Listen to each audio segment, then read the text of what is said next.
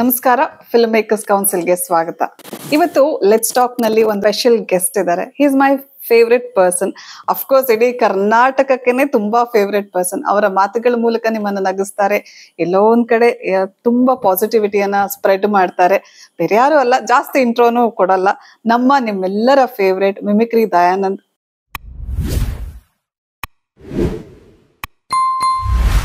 ನಾನು ಅವ್ರನ್ನ ಬರೀ ಒಬ್ರು ಆರ್ಟಿಸ್ಟ್ ಆಗಿ, ಒಬ್ರು ಸೆಲೆಬ್ರಿಟಿ ಆಗಿ ನೋಡಿಲ್ಲ. ಅವರ ಜೊತೆ ಒಂದಷ್ಟು ಸಮಯವನ್ನ ಕಳೆದಿದ್ದೇನೆ. ಸೊ ಆ ಮೆಮೊರಿ ಜೊತೆಗೆ ಸಿನಿಮಾ ರಂಗದಲ್ಲಿ ಅವರು ನೋಡ್ತಾ ಇರುವ ಈ ಸಿಚುವೇಶನ್ ಬಗ್ಗೆ ಅವ್ರು ಹೇಗೆ ಅಡ್ರೆಸ್ ಮಾಡ್ತಾರೆ, ಪ್ಲಸ್ ಈ ಮನೆಯಲ್ಲಿ ಒಂದಷ್ಟು ದಿನಗಳು ಕಳೆದಿದ್ದೀನಿ. ಇಲ್ಲಿ ನಾನು ಇವಾಗಿರೋದು ಕಣ್ಣೂರಿನಲ್ಲಿದ್ದೀನಿ, ಕೇರಳದಲ್ಲಿದ್ದೀನಿ. ದೇಶ ಕಂಡಂತಹ ಒಂದು ದುಸ್ಥಿತಿಯ ಟೈಮ್ ಅಂದ್ರೆ ಕೋವಿಡ್ ಟೈಮ್ ನಲ್ಲಿ ಇಲ್ಲಿ 56 ದಿನ ಕಳೆದಿದ್ದೀನಿ. ಇವ್ರ ಜೊತೆ ಕಳೆದಿದ್ದೀನಿ.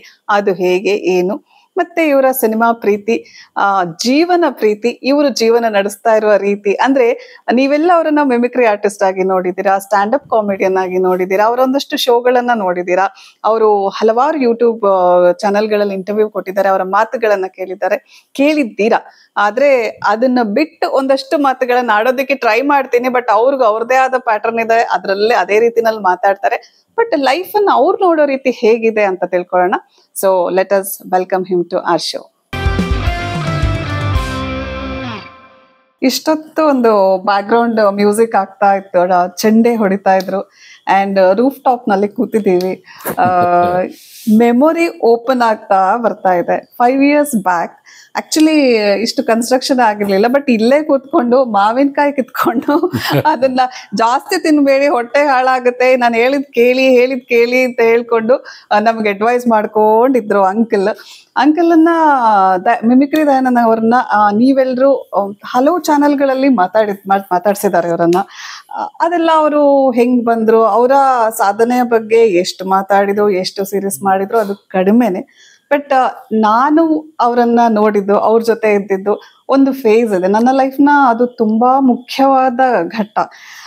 ಬಹುಶಃ ನನ್ನ ಕೊನೆ ಉಸಿರಿರೋ ತನಕ ಒಂದು ಬೆಸ್ಟ್ ಮೆಮೊರಿ ಯಾವುದು, ಒಂದು ಮೆಮೊರಿ ಲೇನ್ ಯಾವುದು ಅಂತ ಹೇಳಿದ್ರೆ ಇಮಿಡಿಯೇಟ್ ಆಗಿ ಓಪನ್ ಆಗುವಂತಹ ಒಂದು ಫೇಸ್ ಅದು. ಅದೆಲ್ಲವನ್ನ ಮಾತಾಡ್ಬೇಕು. So it is privilege. ಒಂದು ಕನ್ಸಿರುತ್ತೆ, ಕೆಲವು ಪರ್ಸನಾಲಿಟಿಗಳ ಜೊತೆ ಮಾತಾಡ್ಬೇಕು, ಅವರನ್ನ ನಾವು ನೋಡೋ ರೀತಿನಲ್ಲಿ ಹೊರಗಡೆ ಪ್ರಪಂಚಕ್ಕೆ ತೋರಿಸ್ಬೇಕು ಅಂತ. ಸೊ ಆಫ್ಟರ್ 5 years ನಿನ್ನೆ ಸುಮ್ಮನೆ ಕ್ಯಾಶುವಲ್ ಕೇರಳಕ್ಕೆ ಬರ್ಬೇಕು ಅಂತ ಪ್ಲಾನ್ ಮಾಡಿದಾಗ ಅಂಕಲ್ಗೊಂದು ಕಾಲ್ ಮಾಡಿದ್ವಿ. ಅಂಕಲ್ ಇದೀರಾ, ಬರ್ಲಾ ಅಂತ ಹೇಳ್ಕೊಂಡು, ನಿನ್ ಮನೆಗೆ ಬರ್ಲಿಕ್ಕೆ ನೀನೇನ್ ಪರ್ಮಿಷನ್ ಕೇಳ್ಕೊಂಡು ಬರ್ತೀಯಾ ಅಂತ ಕೇಳಿದ್ರು. So today we are here. And ಬಂದ ತಕ್ಷಣ ಒಳಗಡೆ ಎಂಟ್ರಿ ಆಗ್ತಿದ್ದಂಗೆನೆ ಹಲವು memories, every corner has a memory. ಅದೇನು ಅಂತ ಹೇಳ್ತೀನಿ. So uncle, welcome to the show. Thank you. And I am very very happy and ತುಂಬಾ ಪ್ರಿವಿಲೇಜ್ ಫೀಲ್ ಆಗ್ತಿದೆ ನನಗೆ ಕೂತ್ಕೊಂಡು ಮಾತಾಡೋದಕ್ಕೆ. So how are you? ಸಂತೋಷವಾಗಿದ್ದೀನಿ, ಯಾವತ್ತೊಂಥರನೂ ಯಾವಾಗಲೂ ಸಂತೋಷವಾಗಿದ್ದೀನಿ. ಇವತ್ತು ಸಂತೋಷವಾಗಿದ್ದೀನಿ. ಆಮೇಲೆ ಎಲ್ಲಿವರೆಗೂ ಇರ್ತೀನಿ ಅಲ್ಲಿವರೆಗೂ ಸಂತೋಷವಾಗಿರ್ತೀನಿ. See, that is the positive vibe you get from him. ಅವ್ರನ್ನ ಮೀಟ್ ಮಾಡಿದ ತಕ್ಷಣ ನಿಮಗೆ ಅದೇ ಒಂದು ಪಾಸಿಟಿವ್ ವೈಬ್ ಸಿಗುತ್ತೆ. ಸೊ ಯಾವ ಶೋ ಮುಗಿಸ್ಕೊಂಡು ಬಂದ್ರಾ ಅಥವಾ ಬಿಸಿ ಇದ್ರಾ? ನಾವು ಬಂದು ಡಿಸ್ಟರ್ಬ್ ಮಾಡಿದ್ವಿ? ಇಲ್ಲ, ಏನು ಡಿಸ್ಟರ್ಬ್ ಇಲ್ಲ. ನಮಗೆ ಯಾವ್ಯಾವಾಗ ಏನೇನು ಬರಬೇಕು ಅದು ಡಿಸೈಡೆಡ್. ಅದೇ ಥರ ಇವಾಗ ನೆಗಡಿ ಬರ್ತಿದೆ, ಡಿಸೈಡೆಡ್.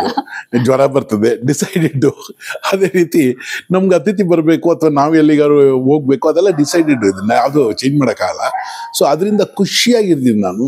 ಇವತ್ತು ಶೋಗಳು ಮೊನ್ನೆ ಅಷ್ಟೇ ಒಂದು ಉತ್ತರ ಕರ್ನಾಟಕದಲ್ಲಿ ಒಂದು ಶೋ ಮಾಡಿದೆ, ಸಿರ್ಸಿ ಮುಗಿಸ್ಕೊಂಡೆ, ಬನವಾಸಿ ಅದು ಮುಗಿಸ್ಕೊಂಡು ಬಂದೆ ಇಲ್ಲಿಗೆ. ನಾನು ಯೂಶಲಿ ಒಂದು ತಿಂಗಳಲ್ಲಿ ಒಂದು 10 ದಿನ ಈ ಕಡೆಗೆ ಬಂದ್ಬಿಡ್ತೀನಿ, ಈ ಮನೆಗೆ ಬಂದ್ಬಿಡ್ತೀನಿ. ಅದು ಯಾಕೆ ಅಂದರೆ ನಾವು ಇಷ್ಟು ವರ್ಷ ಕಷ್ಟಪಟ್ಟಿದ್ದೀವಿ.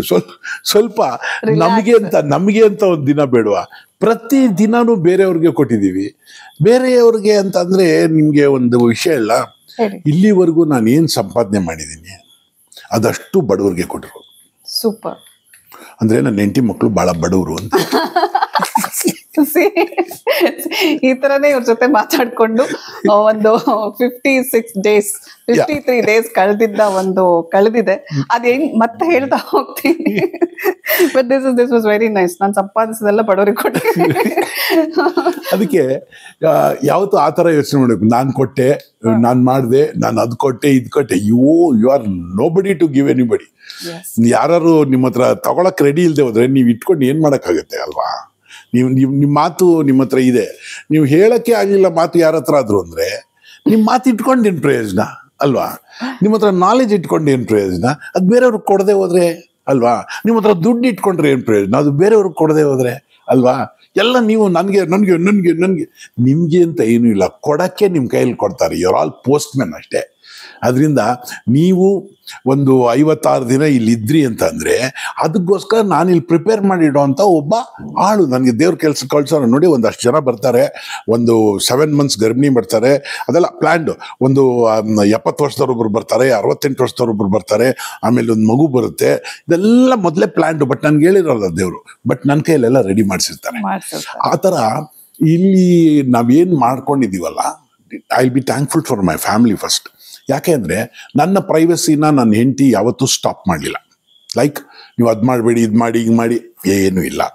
ಯಾಕೆ ಹೇಳಲ್ಲ ಅಂತ ನೀವು ಕೇಳ್ಬೋದು, ಆದರೆ ನಾನು ಹೇಳ್ತೀನಿ, ಅವಳಿಗೆ ಗೊತ್ತಿಲ್ಲ. ಅದಕ್ಕೆ ಅವಳಿಗೆ ಏನು ಮಾಡೋಕ್ಕೆ ಆ ಥರ ಎಲ್ಲ ಗೊತ್ತಿಲ್ಲ. ಹಿಂಗೆ ಮಾಡಿಸ್ಬೇಕು, ಹಿಂಗೆ ಮಾಡಿಸ್ಬೇಕು, ಅದೆಲ್ಲ ಗೊತ್ತಿಲ್ಲ. She is happy, I am happy. ಇನ್ನು ನನ್ನ ಮಗಳು, ನನ್ನ ಇನ್ನೊಂದು ಗ್ರೇಟ್ ಅಚೀವ್ಮೆಂಟ್ ಆಫ್ ಲೈಫ್ ಅಂದರೆ ನನ್ನ ಡಾಟರು ನಾನು ಏನು ಮಾಡಿದ್ರು ಅದನ್ನು ಸಂತೋಷ ಪಡೋದು ವರ್ಲ್ಡಲ್ಲಿ ಫಸ್ಟ್ ಇಸ್ ಮೈ ಡಾಟರ್. ಆಮೇಲೆ ನಾನು ಮೋಸ್ಟ್ ಇಂಟೆಲಿಜೆಂಟ್ ಪರ್ಸನ್, ಸಿಕ್ಕಾಪಟ್ಟೆ ಇದು ಮಾಡ್ತಾರೆ, ಒಳ್ಳೆ ಕೆಲಸ ಮಾಡ್ತಾರೆ ಅಂತ ಅನ್ಕೊಳ್ಳಿ ಪ್ರಪಂಚದಲ್ಲಿ ಒಬ್ಬರೇ ಅದು ನನ್ನ ಮಗ. ಸೊ ಇದಕ್ಕಿಂತ ಬ್ಯೂಟಿಫುಲ್ ವಾಟ್ ಯು ನೀಡ್. ಆಮೇಲೆ ದಯಾನಂದ್ ಸೂಪರ್, ಏನ್ ಮಾತಾಡ್ತಾರೋ ಗೊತ್ತಾ ಅನ್ನೋ ಫ್ರೆಂಡ್ಸು. ಆಮೇಲೆ ದಯಾನಂದ್ ಸರ್ ಮನೆಗೆ ಹೋದ್ರೆ ಒಂದು ಲೋಟ ನೀರಾರು ಕೊಡ್ತಾರೆ, ಟೀನಾರು ಕೊಡ್ತಾರೆ, ಕಾಫಿನಾರು ಕೊಡ್ತಾರೆ, ಇನ್ನೊಂದು ಕೊಡ್ತಾರೆ ಅಂತ ಒಂದು ಕಾನ್ಫಿಡೆನ್ಸ್ ಇರುವಂತ ಫ್ರೆಂಡ್ಸು. ಇದಕ್ಕಿಂತ ಇನ್ನೇನು ಬೇಕು ನಿಮಗೆ? ಯಾವ ರೀತಿ ಒಂದು ಮರ ಮಾವಿನಕಾಯಿ ಕೊಡುತ್ತೋ ಅದೇ ರೀತಿ ನನ್ನ ಫ್ರೆಂಡ್ಸು ಒಂದಷ್ಟು ಸ್ಫೂರ್ತಿ ಕೊಡ್ತಾರೆ ನನಗೆ. ಗುರು, ನೀವು ಯಾವಾಗ ಎಲ್ಲಿ ಹೋಗ್ತಾ ಇದ್ದೀರಾ? ನಾನು ಹಿಂಗೆ ಸಿರ್ಸಿಗೆ ಹೋಗ್ತಾ, ಅಯ್ಯೋ ಚಿಂದಿ ಬಿಡಿ ನೀವು ಅಲ್ಲಿ ಹೋಗ್ಬಿಟ್ರೆ.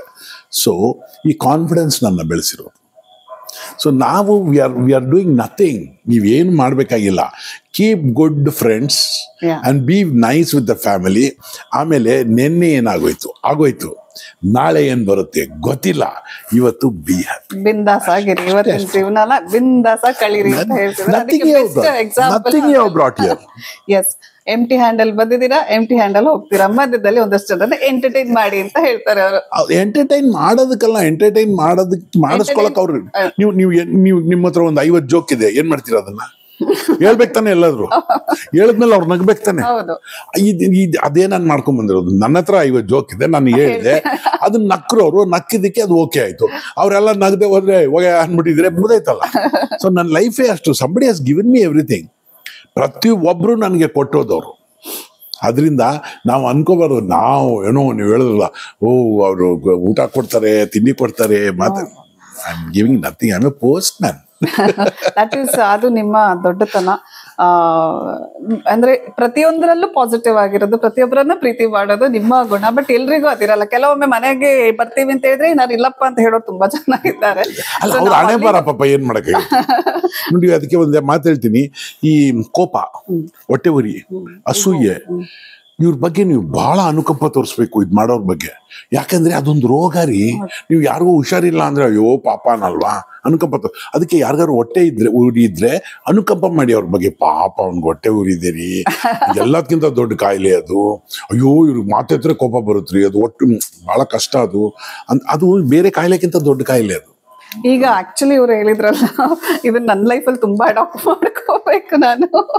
ಬಿಕಾಸ್ ತುಂಬಾ ಫೇಸ್ ಮಾಡ್ತಾ ಇದ್ದೀನಿ. ಅದನ್ನೆಲ್ಲ ಇವ್ರ ಮೂಲಕನೇ ಹೇಳಿಸ್ಬೇಕು ಅಂತ ಇದ್ದೀನಿ. ಬಿಕಾಸ್ ಹೊಟ್ಟೆ ಉರಿ ಪಟ್ಕೊಳ್ಳೋರು, ಕೋಪ ಮಾಡೋರು, ಬೈಯೋರು, ಅಯ್ಯೋ ಚೀ ಇದು ಅಂತ ಹೇಳೋರನ್ನು ಒಂದ್ ರೀತಿನಲ್ಲಿ ಅಯ್ಯೋ ಈಗ ನನ್ಗೆ ಅನ್ಸುತ್ತೆ I feel pity for you ಅಂತ ಹೇಳ್ತಾ ಬ್ಯಾಕ್ ಗ್ರೌಂಡ್ ಮ್ಯೂಸಿಕ್ ಕೂಡ ಶುರುವಾಯ್ತು. ಆಕ್ಚುಲಿ ಟಕ ಟಕ ಟಕ ಅಂತ ಹೊಡಿತಾ ಇದ್ದಾರೆ. ಇಲ್ಲಿ ಬಂದಾಗ ಏನ್ ಮಾಡ್ತೀರಾ ಅಂಕಲ್? ಈ ಮನೆಯಲ್ಲಿ ಬಂದಾಗ ಟೈಮ್ ಇಲ್ಲ ಇಲ್ಲಿ ನನಗೆ. ಇಲ್ಲಿ ಟೈಮ್ ಇಲ್ಲ ನನಗೆ. ಯಾಕೆ ಅಂದರೆ ಫಸ್ಟ್ ಥಿಂಗ್ ನಾವಿಬ್ರು ಎಲ್ಲೋ ಇಂಟರ್ವ್ಯೂದು ಮಧ್ಯ ಓಪನ್ ಮಾಡ್ದಂಗೆ ಮಾತಾಡಿದ್ದೀರಿ. ಐ ಟೆಲ್ ಯು, ಇದು ನನ್ನ ಮನೆ ಅಲ್ಲ, ದಿಸ್ ಈಸ್ ಅಮ್ಮನ ಮನೆ. ಕಾನ್ಸೆಪ್ಟೇ ಅದು, ಅಮ್ಮ. That is the concept. ಅಮ್ಮನ ಮನೆ ಅಂದರೆ ನಮ್ಮಮ್ಮ ಇಲ್ಲಿದ್ರು ದ ಲಾಸ್ಟ್ ಡೇಸಲ್ಲಿ. ಅಫ್ಕೋರ್ಸ್ ಈ ಲ್ಯಾಂಡ್ ಅವ್ರದ್ದೇನೆ, ಬಟ್ ಆಮೇಲೆ ನಾನು ಕ್ರಿಯೇಟ್ ಮಾಡಿದೆ. ನನ್ನ ಬ್ರದರ್ ಅಂದರು ನೀನೇ ಇರೋ ಅಲ್ಲಿ, because you are sufficient there, ಚೆನ್ನಾಗಿರೋ. ನಮ್ಮ ಅಕ್ಕನೂ ಅಂದರು ನೀನೇ ಇರು ಅಂತ. So they had their own ಬೇರೆ ಬೇರೆ ಏನೋ ಇತ್ತು, ಅದರಿಂದ ಇದು ನಾನೇ ತೊಗೊಂಡೆ ಫುಲ್ಲು. ಆಮೇಲೆ ಈ ಅಮ್ಮನ ಮನೆ ಕಾನ್ಸೆಪ್ಟ್ ಏನು ಅಂತಂದರೆ ಯಾರು ಎಷ್ಟು ದುಡ್ಡು ಕೊಡ್ತಾರೆ ಅಂತ ಅಲ್ಲ, ಯಾರಿಗೆ ಏನು ಒಳ್ಳೇದು ಮಾಡೋಕ್ಕಾಗತ್ತೆ ಅನ್ನೋದು. ಯಾರ ಕೈಗೆ ನಾವು ಊಟ ಕೊಡಬೇಕು, ಯಾರ ಕೈಗೆ ತಿಂಡಿ ಕೊಡಬೇಕು, ಯಾವ ರೀತಿ ಜೀವನ ನಡೆಸಬೇಕು ಅನ್ನೋದು ನಮ್ಮಮ್ಮ ನನಗೆ ಕಲಿಸ್ಕೊಟ್ಟಿದ್ದಾರೆ. ಮದರ್ ಅನ್ನೋದೊಂದು ಭಾಳ ಬ್ಯೂಟಿಫುಲ್ ಕ್ಯಾರೆಕ್ಟರ್. ಅದಕ್ಕೆ ನಾನು ಅಂತಲ್ಲ, ಪ್ರತಿಯೊಬ್ಬರಿಗೂ ಎವ್ರಿಬಡಿ ಹ್ಯಾಸ್ ಎ ಮದರ್ ಅಲ್ವಾ. ಒಂದು ಗಿಡಕ್ಕೂ ಕೂಡ ಒಂದು ಮದರ್ ಇದೆ. ಆದರೆ ಈ ಮದರ್ ಅನ್ನೋ ಕಾನ್ಸೆಪ್ಟನ್ನ ಇಟ್ಕೊಂಡು ಈ ಮನೇನ ನಾನು ಇವತ್ತು ನಡೆಸ್ತಾ ಇರೋದು. ನಾನು ಒಂದು 25 ಲಕ್ಷ 50 ಲಕ್ಷ ಅಥವಾ 1 ಕೋಟಿ ಬ್ಯಾಂಕಲ್ಲಿ ಇಟ್ಬಿಟ್ಟು ಇದೆಲ್ಲ ಮಾಡಿಸಿಲ್ಲ. ನಾನು ಹೆಂಗೆ ಅಂದರೆ, ಎಷ್ಟು ಸರ್ ಕಿಟಕಿಗೆ ಎಷ್ಟಾಗುತ್ತೆ? ಕಿಟಕಿಗೆ ಆಗುತ್ತೆ ಸರ್, ಒಂದು 1,40,000 ಆಗುತ್ತೆ. 5-6 ಪ್ರೋಗ್ರಾಮ್ ಮುಗಿಸ್ಕೊಂಡು 4 ಪ್ರೋಗ್ರಾಮ್ ಏನೋ ಮಾಡಿಕೊಂಡು ಆ ದುಡ್ಡು ಎತ್ಕೊಂಡ್ಬಂದು ಇಲ್ಲಿ ಕೊಟ್ಬಿಟ್ಟು ತಿರ್ಗಾ ಇದಕ್ಕೆ ಪಾಲಿಶಿಂಗ್ ಎಲ್ಲ ಎಷ್ಟಾಗುತ್ತೆ ಸರ್? ಅದಕ್ಕೊಂದು 40,000 ಆಗುತ್ತೆ. ಇನ್ನೊಂದು ದಿವಸ ಒಂದು ಪ್ರೋಗ್ರಾಮ್ ತಗೊಂಡ್ಕೊಡು. ಹಂಗೆ ಮಾಡಿರೋದು ಹೊರತು ನಾನು ಸಾಲ ಮಾಡಿಲ್ಲ. ಹೇಳ್ತೀನಿ, ನನ್ನ ಹತ್ರ ಇವತ್ತೂ ₹1 ಸಾಲ ಇಲ್ಲ ನನಗೆ. ಆಮೇಲೆ ನಾನು ಯಾರಿಗೂ ಸಾಲ ಕೊಡೋದು ಇಲ್ಲ. ಯಾಕೆ ಅಂದರೆ ಇದು ಪ್ರಾಬ್ಲಮ್ ಆಗೋದೇ ಅಲ್ಲಿ. ಸೊ ಇದು ಅಮ್ಮನ ಮನೆ ಕಾನ್ಸೆಪ್ಟ್ ಏನಂದರೆ, ನನಗೆ ಯಾರು ಭಾಳ ಇಷ್ಟ ಆಗ್ತಾರೆ, ಆಮೇಲೆ ಅವ್ರಿಗೆ ನಾನು ಭಾಳ ಇಷ್ಟ ಆಗ್ತೀನಿ. ಐ ಡೋಂಟ್ ಮೈಂಡ್, ನನಗೆ ಇಷ್ಟ ಆಗಬೇಕು ಅಂತಿಲ್ಲ, ಅವ್ರು ನನಗೆ ಇಷ್ಟ ಆಗ್ಬಿಟ್ರೆ ಸಾಕು. ನಾನು ಒಪ್ಕೊಂಡ್ಬಿಟ್ರೆ ಅವ್ರನ್ನ ಇಲ್ಲಿ ಕರ್ಕೊಂಡ್ಬಿಡ್ತೀನಿ ಬನ್ನಿ ಅಂತ. ಒಂದಷ್ಟು ಮಾತಾಡ್ತೀವಿ. ಊಟ ಬಿಡಿ, ಎಲ್ಲ ಎಲ್ಲಿದ್ರು ಮಾಡ್ತೀವಿ. ನೀವು ಬಾಯಿ ಕೊಟ್ಟ ಮೇಲೆ ದೇವರು ಊಟ ಕೊಡ್ತಾನೆ. ಸೊ ಊಟ ಮಾಡ್ತೀವಿ, ಅದಲ್ಲ ದೊಡ್ಡ ಪಾಯಿಂಟು. ಭಾಳಷ್ಟು ಮಾತಾಡ್ತೀವಿ. ಅಮ್ಮನ ಮನೆಯಲ್ಲಿ ಏನು ಅಂದರೆ, ಯಾರು ಹೋಗ್ತಾ ಇದ್ರು ಬನ್ನಿ ಇಲ್ಲೇ, ಎಲ್ಲಿ ಹೋಗ್ತಾ ಇದ್ದೀರಾ? ನಾನು ಪೇಟೆಗೆ ಹೋಗ್ತಾ ಇದ್ದೀನಿ. ಊಟ ಮಾಡಿದ್ರಾ? ಇಲ್ಲ, ಬಂದು ಮಾಡ್ತೀನಿ, ಫಸ್ಟ್ ಊಟ ಮಾಡ್ಕೊಂಡು ಹೋಗಿ. ದಿಸ್ ಇಸ್ ಈ ಮನೆ ಕಾನ್ಸೆಪ್ಟ್. ಆಮೇಲೆ ಊಟ ಮಾಡ್ತೀರಾ? ಇಲ್ಲ. ಇವಾಗ ನೀವು ವೆಜ್ಜಾ ನಾನ್ ವೆಜ್ಜಾ? ಸಕ್ಕರೆ ಹಾಕ್ಬೇಕ ಬೇಡವಾ? ಇಲ್ಲಿಂದ ಓಪನ್ ಕತೆ. ಸೊ ಆ ಥರ ಒಂದು ಮನೆ ಇದು. ನಾನು ಇಲ್ಲಿಗೆ ಏನಕ್ಕೆ ಬರ್ತೀನಿ ಅಂತಂದರೆ, ಎಲ್ಲರೂ ಹೇಳ್ಬೋದು ಎಲ್ಲ ಎಂಜಾಯ್ ಮಾಡೋಕ್ಕೆ ಬರ್ತಾ ಇದ್ದೀನಿ, ಲಕ್ಸುರಿ ಮಾಡೋಕ್ಕೆ ಅಲ್ಲ, ಕೆಲಸ ಮಾಡೋಕ್ಕೆ ಇನ್ನಷ್ಟು ಸ್ಫೂರ್ತಿ ಸಿಗೋ ಜಾಗ ಇದು. ಒಂದು ಅಮ್ಮನ ಹತ್ರ ಅಲ್ಲದೆ ಇನ್ನೆಲ್ಲಿ ಸ್ಫೂರ್ತಿ ಸಿಗೋಕ್ಕೆ ಸಾಧ್ಯ ಅಲ್ವಾ? ಸೊ ನೋಡಿ, ಯಾವತ್ತೂ ಯಾವ ಗಂಡು ಮಗನೂ ಅಮ್ಮನ್ನ ಓಡೋಗಿ ತಪ್ಕೊಂಡು ಮಾತಾಡ್ಸಲ್ಲ. ಅವ್ನಿಗೆಲ್ಲ ಪ್ರೀತಿ ಎಲ್ಲ ಎಲ್ಲರಿಗಿಂತ ಜಾಸ್ತಿ ಪ್ರೀತಿ ಇದೆ, ಅದು ಬೇರೆ ವಿಷಯ. ತಪ್ಕೊಂಡೆಲ್ಲ ಮಾತಾಡ್ಸಲ್ಲ. ಆಮೇಲೆ ಆಯ್ತು ಬಿಡು, ನಿನ್ಗೇನು ಗೊತ್ತಾಗಲ್ಲ ಅನ್ನೋದು. ಈ ಗಂಡು ಮಕ್ಳು ಹಂಗೆ ಅಮ್ಮನ ಹತ್ರ ಮಾತಾಡೋದು, ನಿನ್ಗೇನು ಗೊತ್ತಾಗಲ್ಲ ಬಿಡು, ಅಯ್ಯೋ ನೀನು ಏನು ಹೇಳ್ತೀಯ ಅರ್ಥ ಆಗಲ್ಲ ಬಿಡು ಅಂತಾರೆ. ಆದರೆ ಆ ಹುಡುಗನಿಗೆ ಚಿಕ್ಕ ಮಗು ಇದ್ದಾಗ ಅವ್ನು ಏನು ಹೇಳ್ತಾನೋ ಅದನ್ನ ಫಸ್ಟ್ ಅರ್ಥ ಮಾಡ್ಕೊಳ್ತಾ ಇದ್ದಿದ್ದೆ ಅಮ್ಮ. ಹಂಗೆ ನಾನು ಚಿಕ್ಕನ್ನಲ್ಲೇ ಅಮ್ಮನ ಅರ್ಥ ಮಾಡ್ಕೊಂಡಿದ್ದೀನಿ. ಶಿ ವಿಸ್ ಒನ್ಲಿ ಕೊಡೋದು. ಏನು ಕೊಡೋದು? ದುಡ್ಡು ಕೊಡ್ತಾರ? ಇಲ್ಲ. ಒಳ್ಳೆ ಮಾತು. You can give, that is the best thing you can give on earth. ಒಳ್ಳೆ ಮಾತು, ಆಮೇಲೆ ಒಂದಷ್ಟು ಕಾನ್ಫಿಡೆನ್ಸ್. ಆ ಥರ ನಾನು ಇಲ್ಲಿ ಬಂದಾಗ ಒಂದಷ್ಟು ಸ್ಕ್ರಿಪ್ಟ್ ಮಾಡ್ತೀನಿ, ಏನೋ ಒಂದು ಹೊಸ ಏನಾದ್ರು ಕ್ರಿಯೇಟ್ ಮಾಡಿಬಿಟ್ಟು ಅದಕ್ಕೆ ಯಾವುದೊಂದು ಕ್ಯಾರೆಕ್ಟರ್ ಕ್ರಿಯೇಟ್ ಮಾಡ್ಬೋದು. ಒಂದು ನರ್ಸ್ ಕ್ಯಾರೆಕ್ಟರ್ ಮನೆ ಕ್ರಿಯೇಟ್ ಮಾಡಿದೆ ಇಲ್ಲಿ ಕೂತ್ಕೊಂಡು. ಆಮೇಲೆ ಒಂದು ಶಾಕುಂತಲೆ ದುಷ್ಯಂತ ಇಲ್ಲಿ ಕೂತ್ಕೊಂಡು ಕ್ರಿಯೇಟ್ ಮಾಡಿದೆ.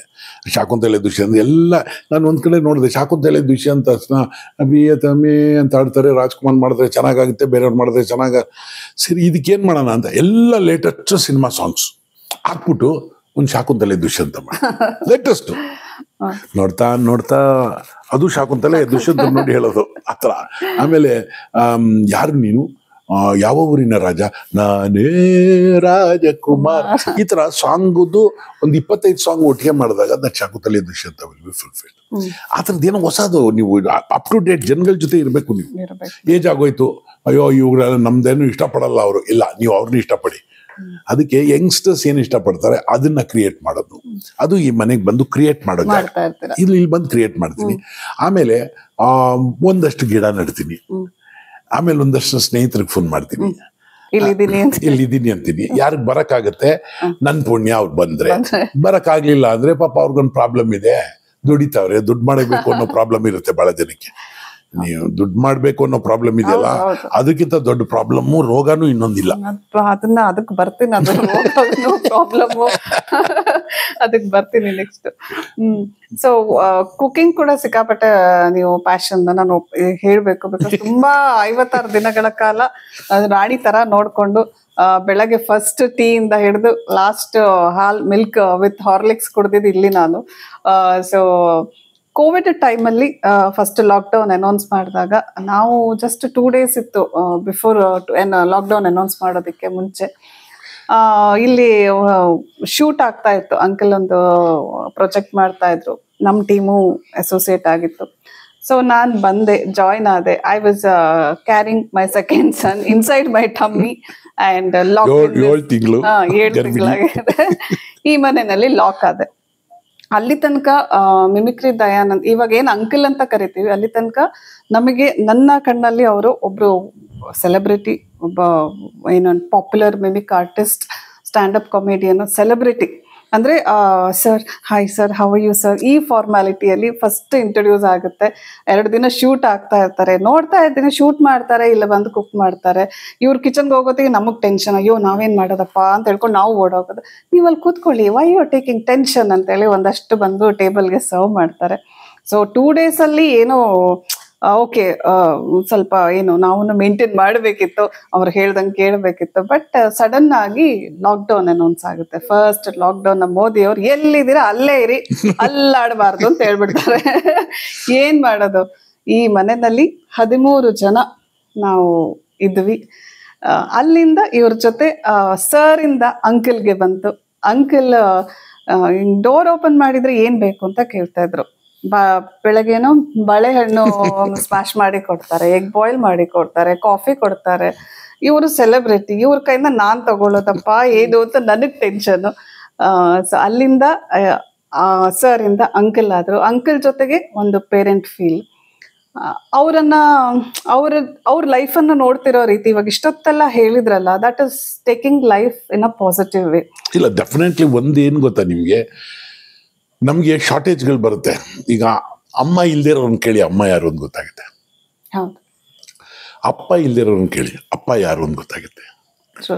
ಊಟ ಸಿಗದೆ ಇರೋನ್ ಕೇಳಿ ಹಸಿವಿರೋನ್ಗೆ ಅವ್ನಿಗೆ ಹೇಳ್ತಾನೆ ಊಟ ಅಂದ್ರೆ ಹೆಂಗಿರ್ಬೇಕು ಏನು ಅಂತ.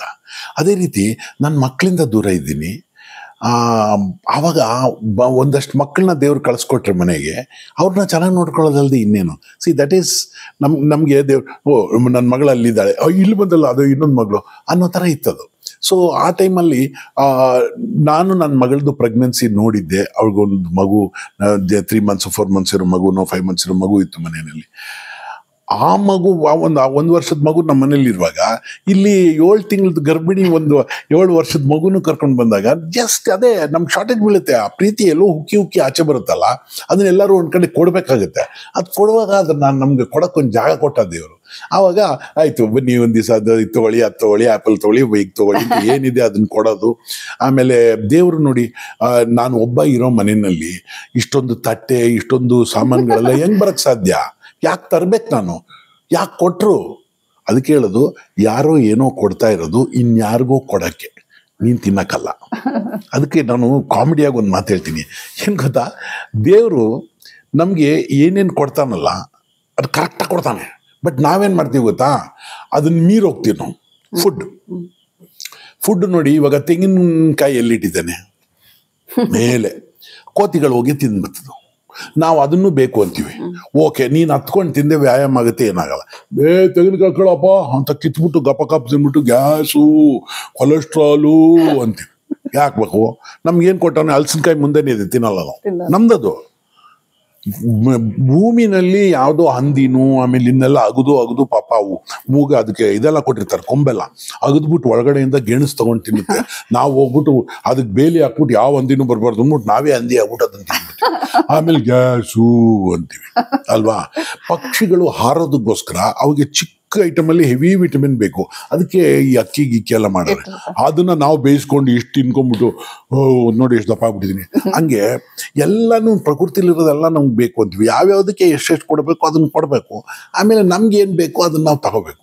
ಅದಕ್ಕೆ ಈ ಕೈ ದೇವ್ರು ನೋಡಿ ಎಷ್ಟು ಕರೆಕ್ಟಾಗಿ ಕೊಟ್ಟಾನೆ, ಹಿಂಗೆ ಕೈ ಕೊಟ್ಟಾನೆ, ಇದನ್ನ ತಗೋತೀವಿ, ಹಿಂಗೆ ತಿಂತೀವಿ. ಬೆರಳು ಒಂದು ಲೆಕ್ಕ ಹಾಕತ್ತೆ ಅದನ್ನ, ಇಷ್ಟಿದೆ ಒಂದು ಆಮೇಲೆ ಬಾಯಿಗೆ ಹೋದ ತಕ್ಷಣ ಮೂಗು ವಾಸನೆ ನೋಡ್ಬಿಡ್ತು ಅಲ್ವಾ, ಆಮೇಲೆ ಅಗಿತೀವಿ. ಅಷ್ಟೊತ್ತಲ್ಲಿ ಅದ್ರ ಹಪ್ಳ ಗಿಪ್ಳ ಆದ್ರೆ ಅದ್ರ ಸೌಂಡು ಕೇಳುತ್ತೆ, ಕಣ್ಣಿಗೂ ಆನಂದ, ಎಲ್ಲ ಇಲ್ಲೇ ಇದೆ. ಇಮ್ಯಾಜಿನ್ ಮಾಡಿ, ಬೇರೆ ಬೇರೆ ಕಡೆ ಇಟ್ಬಿಟ್ಟಿದ್ನಪ್ಪ, ಬಾಯಿ ಎಲ್ಲೋ ಇಲ್ಲಿ ಇಟ್ಟಿದ್ದ, ಕಣ್ಣೆಲ್ಲೋ ಇಲ್ಲಿ ಇಟ್ಟಿದ್ದ, ಮೂಗೆಲ್ಲೋ ಇಲ್ಲಿ ಇಟ್ಟಿದ್ದ, ಹಿಂಗ್ ತಗೊಂಡು ಮೂಗು ವಾಸನೆ ತೋರಿಸಿ ಕಣ್ಣಿಗೆ ತೋರಿಸಿ ಹಿಂಗ್ ಎಷ್ಟು ಕಷ್ಟ ಆಗುತ್ತೆ. ಸೊ ಏನ್ ಕೊಟ್ಟವನೇ ಅದ್ರ ಬಗ್ಗೆ ಹ್ಯಾಪಿಯಾಗಿರ್ಬೇಕು. ದೇವ್ರು ನಮ್ಗೆ ಕೊಟ್ಟವ್ ನೋಡು, ತೆಂಗಿನಕಾಯಿ ಅಲ್ಲಿದೆ ತಿನ್ಬೇಡ, ಎಷ್ಟು ಬೇಕೋ ಅಷ್ಟು ತಿನ್ನು, ಅಥವಾ ದುಡಿ ತಿನ್ನು, ಅಗಿ ಗೆಣಸ್ತಾಗು ತಿನ್ನು. ಆಮೇಲೆ ಇನ್ನೂ ಒಂದು ದೇವ್ರು ಚೆನ್ನಾಗಿ ಕೊಟ್ಟವನು ಏನು ಅಂದ್ರೆ, ನಮ್ಗೆ ವಯಸ್ಸಾದ್ಮೇಲೆ ದೇವ್ರು ಎಷ್ಟು ಕರೆಕ್ಟಾಗಿ ಮಾಡ್ತಾನೆ ನೋಡಿ. ಏನ್ ಮಾಡ್ತಾನೆ ಅಂದ್ರೆ, ಇನ್ಮೇಲೆ ನೀನು ಬೈತಾರೆ ಜನ, ಯಾಕೆಂದ್ರೆ ಬರೀ ಹಳೆಯ ಕತೆ, ನಾನು ಆ ಕಾಲದಲ್ಲೇ ನೋಡಿ ಏನ್ ಮಾಡ್ತಿದ್ದೆ, ಅದು ಇವು ಹಳೆ ಮುದ್ಕ ಶುರು ಮಾಡ್ದಲ್ಲ ಪತ್ರಿಕೆ ಹಳೆ ಪಿಟ್ಟಿಲು ಅಂತ ಹೇಳ್ತಾರೆ. ಅದು ನಮ್ಗೆ ಕೇಳಿಸ್ಕೊಂಡ್ರೆ ನಮ್ಗೆ ಬೇಜಾರಾಗುತ್ತೆ. ಅದಕ್ಕೆ ದೇವ್ರ ಮೆತ್ತ ಕಿವಿ ಕಮ್ಮಿ ಮಾಡ್ತಾರೆ. ನಾವೇನ್ ಮಾಡ್ತೀವಿ, ಇಯರಿಂಗ್ ಹೇಳಾಕೊಂಡು ಕೇಳ್ಬಿಟ್ಟು ಏನ್ ಹೇಳ್ತದ್ ನೋಡು ಅಂತಾರೆ ಅಲ್ವಾ. ಆಮೇಲೆ ಕಣ್ಣು ಸ್ವಲ್ಪ ಮಂಜು ಮಾಡ್ತಾನೆ, ಯಾಕಂದ್ರೆ ಇನ್ಮೇಲೆ ಅದೆಲ್ಲ ನೋಡಕ್ ಹೋಗ್ಬೇಡ, ನಿನ್ ದೇಹ ಯಾವ್ದಕ್ಕೂ ಲಾಯಕ್ಕಿಲ್ಲ, ನೀನ್ ಅಟ್ರಾಕ್ಷನ್ ಎಲ್ಲ ಬೇಡ, ನೀನ್ ಸ್ವಲ್ಪ ಮಂಜು ಮಾಡಿದ್ರೆ ಕನ್ನಡಕ್ಕೆ ಹಾಕೊಂಡು ನೋಡ್ತೀವಿ. ಅವ್ರಿಗೆ ಎಲ್ಲೋದೋ, ಅವನ್ನೆಲ್ಲೋದಾ, ಇವನ್ನೆಲ್ಲೋದಾ, ಇವಳಕಿಲ್ ಬಂದು ಅವ್ರ ಮನೆಯಲ್ಲೇನೋ ಇನ್ನೂ ಲೈಟ್ ಹೊಡಿತಾ ಇದ್ದೆ, ಯಾಕೆ ಬೇಕು ಅದ್ ದೇವ್ರ ಕಣ್ ತೆಗ್ದು ಕನ್ನಡಕ್ಕೆ ಹಾಕೊಂಡು ನೋಡು. ಆಮೇಲೆ ಜಾಸ್ತಿ ಆಹಾರ ತಿನ್ಬೇಡ ನೀನು, ಯಾಕಂದ್ರೆ ಹೊಟ್ಟೆ ಪ್ರಾಬ್ಲಮ್ ಆಗುತ್ತೆ ಅಂತ ಹಲ್ ತೆಗ್ದ್ಬಿಡ್ತಾನೆ ಒಂದೊಂದೇ. ನಾವು ಕಟ್ಟಿಸ್ಕೊಂಡು ಗ್ಯಾಪ್ ಫಿಲ್ ಎಲ್ಲ ಮಾಡಿಸ್ಕೊಂಡು ಹಾಕೊಂಡು ತಿನ್ಬಿಟ್ಟು ಹೊಟ್ಟೆ ನೋವು ಯಾಕೋ ಜೀರ್ಣ ಆಗ್ತಾ ಇಲ್ಲ, ಅದಕ್ಕೆ ದೇವ್ರಿಗೆ ಹಲ್ ತೆಗ್ದಿದ್ದ. ನಿಮ್ಗೆ ಹಂಗೆ ಪ್ರಕೃತಿನಲ್ಲೇ ಎಲ್ಲ ಕರೆಕ್ಟಾಗಿ ಇಟ್ಟವ್ರೆ. ನಾವು ಊರಲ್ಲಿರೋ ಆಸ್ತಿ ಎಲ್ಲ ನಮಗೆ ಬೇಕು ಅಂದಾಗ ಇನ್ಕಮ್ ಟ್ಯಾಕ್ಸ್ ಕಟ್ಬಿಟ್ಟು ಟೆನ್ಷನ್ ಆಗ್ಬಿಟ್ಟು ಜೀವನ ಮಾಡ್ತೀವಿ ನೋಡಿ. ಏನು ಇಲ್ದವ್ರು ಇಷ್ಟು ಟೆನ್ಷನ್ ಇಲ್ಲದೆ ಆರಾಮಾಗಿರ್ತಾನೆ. ಪ್ರಪಂಚದಲ್ಲಿ ಯಾವ್ದಾದ್ರು ಪ್ರಾಣಿ ಮನೆ ಕಟ್ಟಿರ್ತದ ಅವ್ರ ಮಕ್ಳಿಗೋಸ್ಕರ, ನಾವು ಕಟ್ಟಿಡ್ತೀವಿ, ಮಕ್ಕಳು ಮಾರ್ಬಿಟ್ಟು ಹೋಯ್ತಾರೆ ಅಷ್ಟೇ, ಇರಲ್ಲ, ಮಾರ್ಬಿಟ್ಟು ಹೋಯ್ತಾರೆ, ಅವ್ರು ಯಾವ್ದು ಬೇರೆ ಕಡೆ ಇರ್ತಾರೆ. ಅದಕ್ಕೆ what you want God will give. ದೇವ್ರು ಕೊಟ್ಟಿದ್ದಾನೆ, ಅದ್ರಲ್ಲಿ ಸ್ಯಾಟಿಸ್ಫೈ ಆಗ್ಬೇಕು. ಅದು ಬಿಟ್ಬಿಟ್ಟು ಎಲ್ಲ ನಮಗೆ ಬೇಕು, ನಾನು ನಾನು ನಾನು ಅನ್ಕೊಂಡು. ಇದು ನೀವು ಅನ್ಕೋಬೋದು, ದಯಾನಂದ್ ಅವ್ರಿಗೆ ವಯಸ್ಸಾಗ್ಬಿಡ್ತು ಇವಾಗ ಹಿಂಗೆ ಯೋಚನೆ ಮಾಡ್ತಾನೆ. ಇಲ್ಲ, ನಾನು ನನ್ನ ಸ್ಟ್ಯಾಂಡಪ್ ಕಾಮಿಡಿ ಕೆರಿಯರ್ನಲ್ಲೇ ಈ ಥರದ್ದೆಲ್ಲ ಹೇಳ್ಕೊಂಡು ಬಂದಿದ್ದೀನಿ when I was Young also. But ಏನಾಗುತ್ತೆ ಅಂದರೆ, ಈ ಸ್ಟ್ಯಾಂಡಪ್ ಕಾಮಿಡಿ ಸ್ಟಾರ್ಟಿಂಗ್ ಡೇಸ್ನಲ್ಲಿ ನಿಮಗೆ ಇವನು ಮಿಮಿಕ್ರಿ ಮಾಡ್ತೀನಿ ಅಂದರೆ ಏನೇನೋ ಸಿದ್ಧಾಂತ ಹೇಳ್ತಾನಲ್ಲಪ್ಪ ಅಂತ ಹೇಳಿರೋರು ಇದ್ದಾರೆ. ಆಮೇಲೆ ಸರ್ ಆ ಪ್ರೋಗ್ರಾಮ್ನ ತಿರ್ಗಾ ಮಾಡಿ ಸರ್, ನೆಕ್ಸ್ಟ್ ಏನಾದ್ರು ಅವ್ರು ಕರೆದ್ರೆ ನಾನು ಇದೇ ಸರ್ ಏನು ಸರ್ ಇದ್ರದ್ದು ಕೋತಿದ ಬಗ್ಗೆ ಹೇಳಲೇ ಇಲ್ಲ, ಆ ನಾಯಿದು ವಿಷಯ ಹೇಳಲೇ ಇಲ್ಲ, ಆ ತೆಂಗಿನ ಮರದ್ದು ಹೇಳಲೇ ಇಲ್ಲ ಅಂತಾರೆ. Everybody wants it. ಸೊ ಅದಕ್ಕೆ ಯಾಕೆ ನಾನು ಈ ಥರ ಸಿದ್ಧಾಂತ ಮಾತಾಡ್ತೀನಿ ಅಂದರೆ, ಒಂದು ಮರದ್ದು ಮಧ್ಯದಲ್ಲಿ ಒಂದು ಗರ್ಭ ಅಂತಿರುತ್ತೆ, ಅದಿಲ್ಲ ಅಂದರೆ ಆ ಮರನೇ ಅಲ್ಲ. ಅದೇ ರೀತಿ ಒಂದು ಮನುಷ್ಯನಿಗೆ ಒಳಗಡೆ ಒಂದು ಸಿದ್ಧಾಂತ, ಒಂದಷ್ಟು ವಿಷಯಗಳು ಇಲ್ಲದೆ ಹೋದ್ರೆ is a dummy, just showpiece. ಅದಕ್ಕೆ ಬಿ ಯೂಸ್ಫುಲ್ ಟು ಪೀಪಲ್. ಯಾರಿಗೆ ನೀವು ಯೂಸ್ ಆಗಿದ್ರೆ, 4 ಜನಕ್ಕೆ ಯೂಸ್ ಆದರೆ, ಆವಾಗ ನಿಮ್ಮ ಲೈಫು ಸಾರ್ಥಕ. ಇಲ್ಲ ಸುಮ್ಮನೆ ಅದು ಬೇಕು, ಇದು ಬೇಕು, ಮಕ್ಳಿಗೂ ಬೇಕು, ಮೊಮ್ಮಕ್ಕಳಿಗೂ ಬೇಕು, ಎಲ್ಲರಿಗೂ ಬೇಕು. ಯಾಕೆ ಒಬ್ರಿಗೂ ಕೈ ಕಾಲಿಲ್ವಾ? ಕೈ ಕಾಲು ಇಲ್ದಿರೋರೆಲ್ಲ ಊಟವ್ರ ನಿಮಗೆ? ಕೈ ಕಾಲೆಲ್ಲ ಇರೋರಿದ್ರೆ ದುಡ್ಕೊಂಡು ತಿನ್ಕತಾರೆ ಬಿಡಿ ಅಲ್ವಾ. Exactly. So I am happy in that way. ಜನ್ಮ ಕೂತು ತಿನ್ನುವಷ್ಟು ಮಾಡಿಬಿಡ್ಬೇಕು ಅಂತ ಹೇಳೋರಿಗೆಲ್ಲ ಒಂದು ತುಂಬಾ ಚೆನ್ನಾಗಿ ಹೇಳೋ ರೀತಿನಲ್ಲೇ ಹೇಳಿದ್ದಾರೆ. ಏನು ನನ್ಗೂ, ನನ್ನ ಮಕ್ಕಳಿಗೂ, ಮೊಮ್ಮಕ್ಕಳಿಗೂ, ಅವ್ರ ಮಕ್ಕಳು ಕೂತ್ಕೊಂಡು ತಿನ್ನುವಷ್ಟು ಆಸ್ತಿ ಮಾಡ್ಬಿಡ್ಬೇಕು ಅಂತ ಏನು ಟೆನ್ಷನ್ ತಗೊಂಡು ಲೈಫನ್ನು ಲೀಡ್ ಮಾಡೋರಿಗೆ ತುಂಬಾ ಚೆನ್ನಾಗಿ ಹೇಳಿದ್ದಾರೆ. 1-2 ಸತಿ ಹಾಕೊಂಡು ಕೇಳಿಸ್ಕೊಳ್ಳಿ. ನೇಚರಲ್ಲಿ ಹೆಂಗಿರ್ಬೇಕು, ಎಷ್ಟು ಬೇಕು ಅಷ್ಟು ಮಾಡ್ಕೊಂಡು ಖುಷಿಯಾಗಿ 4 ಜನರಿಗೆ ಖುಷಿ ಹಂಚಿಕೊಂಡು ಜೀವನ ನಡೆಸಿ ಅಂತ ಹೇಳ್ತಾರೆ. ಅಂಕಲ್, ನೀವು ಸ್ಟ್ಯಾಂಡ್ ಅಪ್ ಕಾಮಿಡಿ ಬಗ್ಗೆ ಹೇಳ್ತಾ ಇದ್ರಿ. ಹೌದು. ನೀವು ಶುರು ಮಾಡಿದಾಗ ಈಗಿನ ಸ್ಟ್ಯಾಂಡ್ ಅಪ್ ಕಾಮಿಡಿಗೂ ನೋಡಿದಾಗ ಇತ್ತೀಚಿನ ದಿನಗಳಲ್ಲಿ ಏನಾಗುತ್ತೆ, ಕೆಲವು ನೆಗೆಟಿವ್, ನಾನ್ ನೋಡ್ದಂಗೆ ಒಂದಷ್ಟು ಕಾರ್ಯಕ್ರಮಗಳು ಅಂದ್ರೆ ನೆಗೆಟಿವ್ ವಿಷಯಗಳನ್ನ ಇಟ್ಕೊಂಡು ಫನ್ ಮಾಡೋದು. ಈಗ ಆಂಟಿ ಬಂದ್ರು, ಅರ್ಶಿನ ಕುಂಕುಮ ಕೇಳಿದ್ರು, ಅವ್ರನ್ನ ಹೆಂಗ್ ಓಡಿಸ್ದೆ ಅನ್ನೋ ಒಂದು ವಿಚಾರ ಇಟ್ಕೊಂಡು ಕಾಮಿಡಿ ಮಾಡ್ತಾರೆ. ಅಂದ್ರೆ ಹೆಂಗ್ ಓಡಿಸಿದೆ, ಅದ್ರಲ್ಲಿ ಏನ್ ಖುಷಿ ಸಿಗುತ್ತೆ ಗೊತ್ತಿಲ್ಲ. ಆಕ್ಚುಲಿ ಮನೆ ಒಳಗೆ ಬಂದು ಎಷ್ಟ್ ಚೆನ್ನಾಗಿ ಅವ್ರನ್ನ ಕರೆದು ವೆಲ್ಕಮ್ ಮಾಡ್ದೆ ಅಂದಾಗ ಖುಷಿ ಸಿಗೋದು. ಓಡಿಸ್ದೆ ಹೆಂಗೆ ಅನ್ನೋದನ್ನ ಪ್ರಪಂಚದ ಎದುರುಗಡೆ ನಿಂತ್ಕೊಂಡು ಮೈಕ್ ಇಟ್ಕೊಂಡು ಹೇಳಿದಾಗ 100 ಜನ ನಕ್ಕು ಅದನ್ನ ಇದ್ ಮಾಡ್ತಾರೆ. How you define this? ನೋಡಿ, ಒಂದು ಹೇಳ್ತೀನಿ ನಿಮ್ಗೆ, ನಾನು ಯಾವುದೇ ಚಾನಲ್ ಬಗ್ಗೆ ಮಾತಾಡಲ್ಲ. ಯಾವಾಗ ನೀವು ನೆಗೆಟಿವ್ ಥಿಂಗ್ಸ್ ಹೇಳ್ತೀರಿ, ನಾವು ರಿಸೀವ್ ಮಾಡಕ್ ಶುರು ಮಾಡಿದೀವಿ. ಪಾಪ ಅವ್ರು ಏನ್ ಮಾಡ್ತಾರೆ ಚಾನಲ್ನವರು, ಯಾವುದಕ್ಕೆ TRP ಜಾಸ್ತಿ ಸಿಗುತ್ತೋ ಅದನ್ನ ಮಾಡ್ತಾರೆ. ಹೌದು. ನಿಮ್ಗೆ ಯಾರು ಆ ವ್ಯಕ್ತಿ ಸತ್ತ, ಇವನು ಹೊಡೆದ, ಇವನ್ಗೆ ಮರ್ಡರ್ ಆಯ್ತು, ಇವನು ಆ ಹುಡುಗಿನ ಕುಯ್ದ, ಅದನ್ನ ಹಾಕೊಂಡು ನೋಡುವಾಗ ಮಕ್ಕಳಿಗೂ ಹೇಳ್ಬೇಕು ನೋಡ್ಬೇಡ, ನೀವು ನೋಡ್ಬಾರ್ದು. ಮಕ್ಕಳಿಗೆ ಎದ್ದೋಗು ಅಂದ್ಬಿಟ್ಟು ಬಾಗ್ಲಾಕ್ಬಿಟ್ಟು ನೀವು ನೋಡ್ತಾ ಇದ್ರೆ ಅವ್ರಿಗೂ ಅನಿಸುತ್ತೆ ಇದೇನ್ ನೋಡೋಣ ಅಂತ ಅಲ್ವಾ. ಆಮೇಲೆ ಅವ್ರು ಹೇಳ್ತಾರೆ ಅದು ಈ ತರದ್ ನೆಕ್ಸ್ಟ್ ಬಂದ್ರೆ ಕರೀರಿ ನನ್ಗೆ ಅಂತ. ಅದಕ್ಕೆ ಒಂದು ಜೋಕ್ ಇದೆ, ನಮ್ದು ಒಳ್ಳೆ ಜೋಕ್ ಅದು. ಏನು ಅಂದ್ರೆ ಇವ್ ನೋಡ್ಕೊಂಡು ಯಾವ್ದೋ ಒಂದು ಟಿವಿನೆಲ್ಲ ಕಮ್ಮಿ ಬಟ್ಟೆ ಹಾಕೊಂಡಿರೋರು ಬರ್ತಾ ಇರ್ತಾರಲ್ಲ, ಫ್ಯಾಷನ್ ತರ ಏನೋ ಬರ್ತಾ ಇತ್ತು.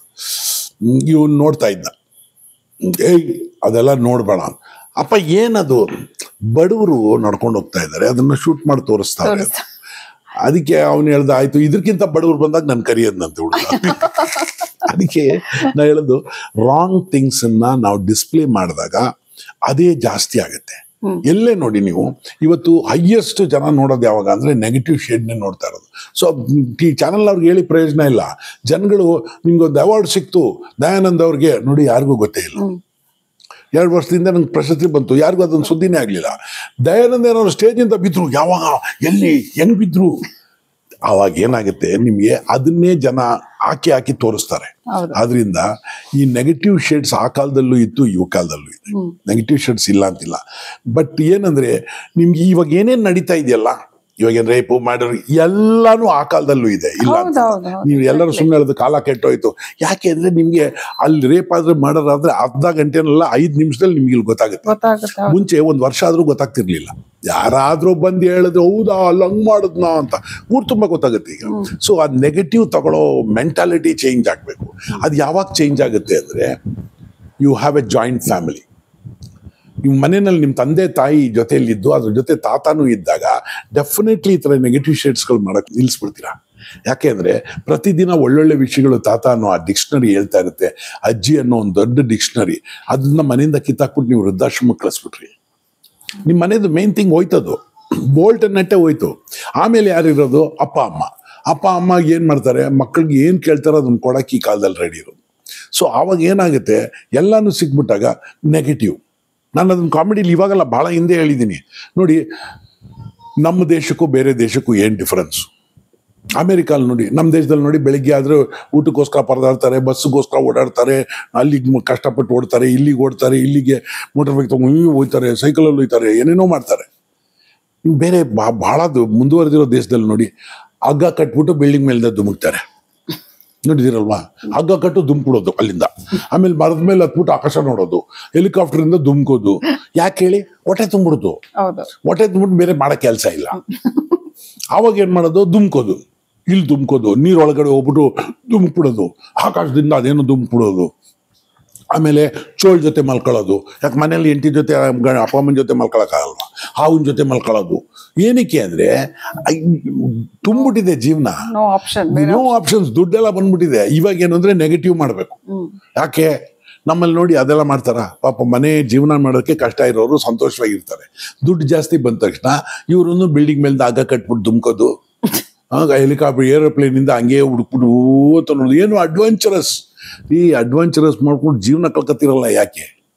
ಅದಕ್ಕೆ ಹೇಳೋದು, ನಮಗೆ ಏನು ಸಿಗ್ತದೆ, ಈ ನೆಗೆಟಿವ್ ಶೇಡ್ಗಳು ಯಾಕೆ ಬರ್ತಾ ಇದೆ? ನಾವು ಪ್ರತಿಯೊಬ್ಬರೂ ಅವ್ರವ್ರ ಕೆಲಸ ಅವ್ರವ್ರು ಕರೆಕ್ಟಾಗಿ ಮಾಡಬೇಕು. ಫಾರ್ ಎಕ್ಸಾಂಪಲ್, ನೀವು ಇವತ್ತು ಒಬ್ಬ ನೆಗೆಟಿವ್ ಪರ್ಸನ್ನ, ಸರ್ ಈ ಮರ್ಡರ್ ಹೆಂಗೆ ಮಾಡಿದ್ರಿ ಸರ್ ನೀವು ಅಂತ ಇರೋರನ್ನ ಕೂರಿಸಿದ್ರೆ ಅಂಥದ್ದೇ ಸಿಕ್ಕಿರೋದಲ್ವಾ? ಈ ಮರ್ಡರ್ ಹೆಂಗೆ ಮಾಡಿದ್ರಿ, ಅವ್ರಲ್ಲಿ ಮರ್ಡರ್ ಹೆಂಗೆ ಮಾಡಿದ್ರಿ? ಇವಾಗ ನೀವು ಪಾವನವ್ರು ಏನು ಕೇಳ್ತಾ ಇದ್ರು ನನಗೆ, ನೀವು ಹಾಸ್ಯ ಹೆಂಗೆ ಮಾಡಿದ್ರಿ, ನಗು ಹೆಂಗೆ ತರಿಸಿದ್ರಿ, ಜೀವನ ಹೆಂಗೆ ಮಾಡಿದ್ರಿ, ಒಳ್ಳೇದು ರೈಟ್ ಹೆಂಗೆ ಯೋಚನೆ ಮಾಡ್ತೀರಾ? ಅದು ಯಾಕೆ ಅಂದರೆ ನೀವು ಅವ್ರು ನೋಡ್ಕೊಂಬಂದಿರ. ಇಲ್ಲ ಅಂದರೆ ಇದಕ್ಕಿಂತ ನಿಮ್ಮ TRP ಜಾಸ್ತಿ ಬರುತ್ತೆ.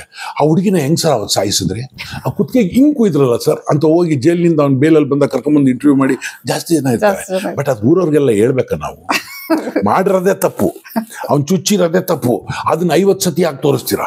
ಯಾವುದೋ ಸೊಸೆ ಅಮ್ಮ ಅತ್ತೆಗೆ ಏನಾದ್ರು ಹೊಡೆದ್ಬಿಟ್ರೆ ಅವ್ರು ಒಂದೇ ಒಂದು ಸತಿ ಹೊಡೆದಿರೋದು ಬೈ ಮಿಸ್ಟೇಕ್ ಏನೋ ಒಂದು, ಅವ್ರನ್ನ ಸರಿಪಡಿಸೋದು ಬಿಟ್ಬಿಟ್ಟು ಇವಳು ಅತ್ತೆಯನ್ನು ಹೊಡೆದ್ರು ಟಚಕ ಸಾಯಂಕಾಲದ ತನಕ ಅದೇ ನೋಡಿ ನೋಡಿ ನೋಡಿ ಸುಮ್ಮನೆ ಕೂತಿರೋ ಅತ್ತೆಗೆ ಹೋಗಿ ಪಟಾರ ಅಂತ ಹೊಡೆದ್ಬಿಡ್ತಾರೆ. ಯಾಕೆ ಅಂದ್ರೆ ಅಲ್ಲಿ ಟಿವಿಯಲ್ಲಿ ನೋಡಿ ನನಗೊಂದು ಆಸೆ ಬಂತು ಹೊಡೆದೆ ಅಂತ. ಅದಕ್ಕೆ ಮೋಟಿವೇಶನ್ ಮಾಡೋದು ಅದು. ಅದಕ್ಕೆ ಹೇಳೋದು, ಕೆಟ್ಟದನ್ನ ಜಾಸ್ತಿ ತೋರಿಸ್ಬೇಡಿ, ಏನು ಅದೇನು ಹೊಸದಲ್ಲ. ನೀವು ನಾನೊಂದ್ಸತಿ ನೋಡಿದೆ, ರೋಡಲ್ಲಿ ಒಂದು ಮನುಷ್ಯ ಅರ್ಧ ಕಟ್ಟೋಗ್ಬಿಟ್ಟಿದ್ದಾರೆ ಆಕ್ಸಿಡೆಂಟ್ ಆಗಿ, ಎಲ್ಲರನ್ನೂ ವಿಡಿಯೋ ತೆಗಿತಾ ಇದ್ದಾರೆ. ಆ ವಿಡಿಯೋ ತೆಗ್ದವ್ರ ಮೇಲೆ ಕೇಸ್ ಹಾಕ್ಬಾರ್ದ? ನೀನ್ ವಿಡಿಯೋ ತೆಗೆದ್ಬಿಟ್ರೆ ಅವ್ನ ಕಾಪಾಡ್ಬೇಕು ತಾನೆ. ಆ ವಿಡಿಯೋ ತೆಗೆದ್ಬಿಟ್ಟು ನಿಮ್ TRP ಜಾಸ್ತಿ ಮಾಡ್ಕೊಳ್ಳೋದ. ಆಮೇಲೆ ಕೆಟ್ಟ ವಿಷಯನ ಪಸರಿಸ್ಬೇಡಿ ಆದಷ್ಟು. ಅದು ಎಲ್ಲಿಗೆ ಆಗೋಯ್ತು ಒಂದು ಘಟನೆ, ನನ್ಗೆ ಯಾರೋ ಬೈದ್ಬಿಟ್ರು ಅಥವಾ ಏನೋ ಆಗೋಯ್ತು, ಅದನ್ನ ಬಂದು ಊರಲ್ಲೆಲ್ಲ ಹೇಳ್ತೀವ ನಾವು. ಇವತ್ತು ಅದೇ ಕೆಲಸ ನಡೀತಾ ಇರೋದು. ಮಾಧ್ಯಮದ ಮುಖಾಂತರ ಊರು ತುಂಬ ಹೇಳ್ತಾ ಇರೋದು ಕೆಟ್ಟ ವಿಷಯನ. ಒಳ್ಳೆ ವಿಷಯನ ಹೇಳಿ. ಒಂದು ದೇವಸ್ಥಾನಕ್ಕೆ ಹೋದ್ವಿ, ದೇವ್ರನ್ನ ನೋಡಿದ್ವಿ, ಒಂದು ವರ ಕೊಟ್ಟರು, ಒಂದು ಪ್ರಸಾದ ಆಯಿತು, ಅದು ಹೇಳಿ. ಈ ದೇವಸ್ಥಾನದಲ್ಲಿ ಪೂಜೆ ಅವ್ರಿಗೆ ಏನು ಮಾಡಿದ್ದಾವೆ ಗೊತ್ತೋ, ದೇವ್ರು ಏನು ಕೊಟ್ಟವ್ರು, ಒಳ್ಳೇದು ಮಾಡೋರು, ನೀನು ಬೇಡವೇ ಮಾಡೋ ನಿಮಗೆ ನೆಗೆಟಿವ್. ಅದಕ್ಕೆ ನಾವು ನಿಮ್ಮ ಕ್ವಶನ್ ನಾನು ಆನ್ಸರ್ ಮಾಡ್ತೀನಿ. ನೆಗೆಟಿವ್ ಏನು ಮಾಡಬೇಕು ಅಂದರೆ ಪ್ರತಿಯೊಬ್ಬರು ಅವ್ರವ್ರ ಕೆಲಸದಲ್ಲಿ ಪ್ರಾಮಾಣಿಕತೆ ತೋರಿಸ್ಬೇಕು. ಇವಾಗ ನಾನು ಕಾಮಿಡಿಯನ್ನು, ನಾನು ಸ್ಟ್ಯಾಂಡಪ್ ಕಾಮಿಡಿಯನ್ನು, ನಾನು ಏನು ಹೇಳ್ತೀನಿ ಸ್ಟೇಜಲ್ಲಿ, ಯಾರು ತಂದೆ ತಾಯಿ, ಯಾರು ಸಾಹುಕಾರರು? ಕೋಟಿ ಇದ್ರೆ ಒಂದು ಸಾಹುಕಾರ ಅಲ್ಲ, 500 ಕೋಟಿ ಇದ್ರೆ ಒಂದು ಸಾಹುಕಾರ ಅಲ್ಲ, 50,000 ಮನೆಗಳಿದ್ರೆ ಒಂದು ಸಾಹುಕಾರ ಅಲ್ಲ. ನಿಜವಾದ ಸಾಹುಕಾರ ಯಾರು ಅಂದರೆ ಹೆತ್ತ ತಂದೆ ತಾಯಿನ ಜೊತೆಲಿ ಇಟ್ಕೊಂಡು ಸಾಕ್ತಾರಲ್ಲ, ಅವನಕ್ಕಿಂತ ದೊಡ್ಡ ಸಾಹುಕಾರ ಯಾರು? ನಾನಿದು 50 ಕಡೆ ಎಲ್ಲ 5,000 ಕಡೆ ಹೇಳ್ತೀನಿ, ಅವಾಗ ಜನ ಕ್ಲಾಪ್ಸ್ ಹೊಡಿತಾರೆ. ಅದನ್ನ ನೋಡಿದಾಗ ಯಾರೋ ಒಬ್ಬ ಚೇಂಜ್ ಆಗ್ತಾನೆ. ನಿಮ್ಮ ಜಾಬಲ್ಲಿ ನೀನು ಪರ್ಫೆಕ್ಟ್ ಮಾಡಿ. ನೀವು ಕ್ಯಾಮ್ರಾಮ್ಯಾನ್ ಮಾಡ್ತೀರಾ, ಕ್ಯಾಮ್ರಾ ಕೆಲಸನ ಒಳ್ಳೆಯವ್ರಿಗೆ ಸರಿ ಹಿಡೀರಿ. ನೀವು ಇಂಟರ್ವ್ಯೂ ಮಾಡೋರು, ನೀವು ಒಳ್ಳೇದನ್ನ ಮಾಡಿ. ನೀವು ಮನೆ ಓನರು, ಒಳ್ಳೆಯವ್ರಿಗೆ ಮನೆ ಕೊಡಿ. ನೀವು ನ್ಯೂಸ್ ಹೇಳೋರು, ಒಳ್ಳೆ ನ್ಯೂಸ್ ಹೇಳಿ ಅಲ್ವಾ? ನಿಮ್ಮ ಕೆಲಸದಲ್ಲಿ ನೀವು ಅಕ್ಕಿ ವ್ಯಾಪಾರ ಮಾಡ್ತೀರಾ, ಒಳ್ಳೆ ಅಕ್ಕಿ ಮಾರಿ ಅಲ್ವಾ?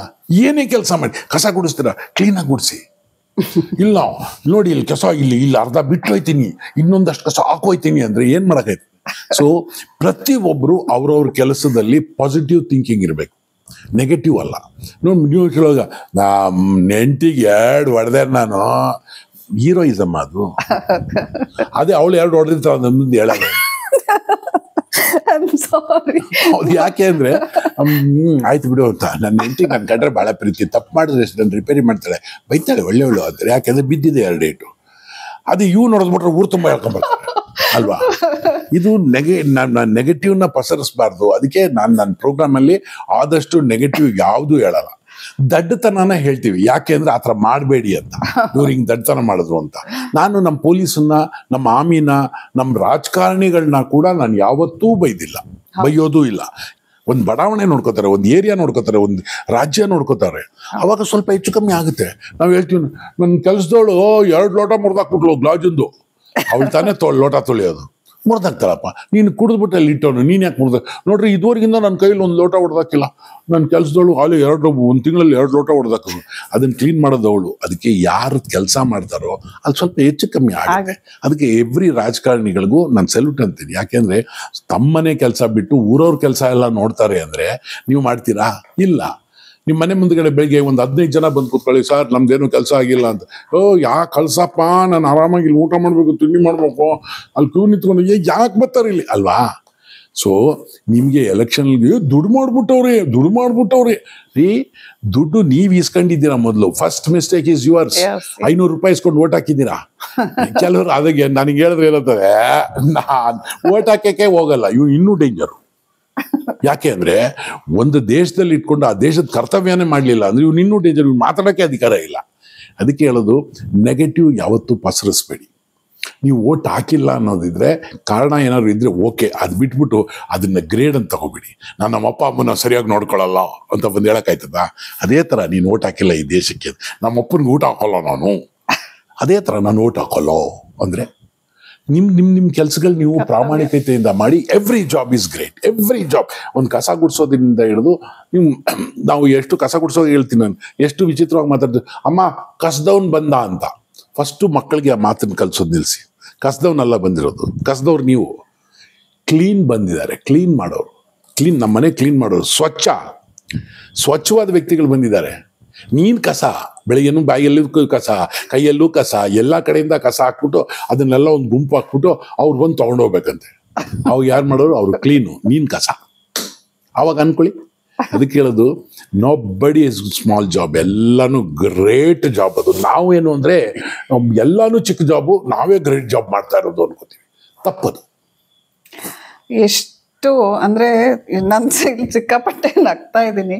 ಬಟ್ ಲೈಫಿಗೆ ಎಷ್ಟು ಅರ್ಥಪೂರ್ಣವಾದ ಮಾತುಗಳು, ಎಷ್ಟು ಕನೆಕ್ಟ್ ಆಗುತ್ತೆ, ಎಷ್ಟು ವಿಚಾರಗಳನ್ನ ಅಡಾಪ್ಟ್ ಮಾಡ್ಕೊಳ್ಬೇಕು ಅನ್ನೋದನ್ನ ಇನ್ನೊಂದ್ಸತಿ ಕೇಳಿದ್ರೆ ಅರ್ಥ ಆಗುತ್ತೆ. ತುಂಬಾ ಏನಂತೀರಿ ಸರ್, ತುಂಬಾ ನಗ್ತಾ ನಗ್ತಾ ಬಟ್ಟೆ ಸುತ್ತಿ ತಗೊಂಡ್ ಪಟ ಪಟ ಪಟ ಕೊಡ್ತಾ ಇದ್ದಾರೆ, ಗೊತ್ತಾಗ್ತಾ ಇಲ್ಲ ಅದು. So I am enjoying it, at the same time it is connecting to me. ನನ್ನ ತಲೆ ಒಳಗಡೆಗೂ ಅದು ಸುಮಾರು ವಿಚಾರಗಳು ಹೋಗ್ತಾ ಇದೆ, ತುಂಬಾ ವಿಚಾರಗಳು ಅಡಾಪ್ಟ್ ಮಾಡ್ಕೋಬೇಕು.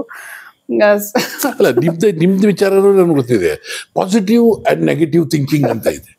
ನಮ್ಗೇನು ಅಂದ್ರೆ ನಮ್ ಪ್ರಾಬ್ಲಮ್ ಏನು ಅಂದ್ರೆ ದುಡ್ಡು ಮಾಡ್ಬಿಡ್ಬೇಕು, ದುಡ್ಡು ಬೇಕು, ಏನು ಸುಮ್ಮನೆ ಕೂತ್ಕೊಂಡ್ರೆ ದುಡ್ಡು ಬರ್ಬೇಕು.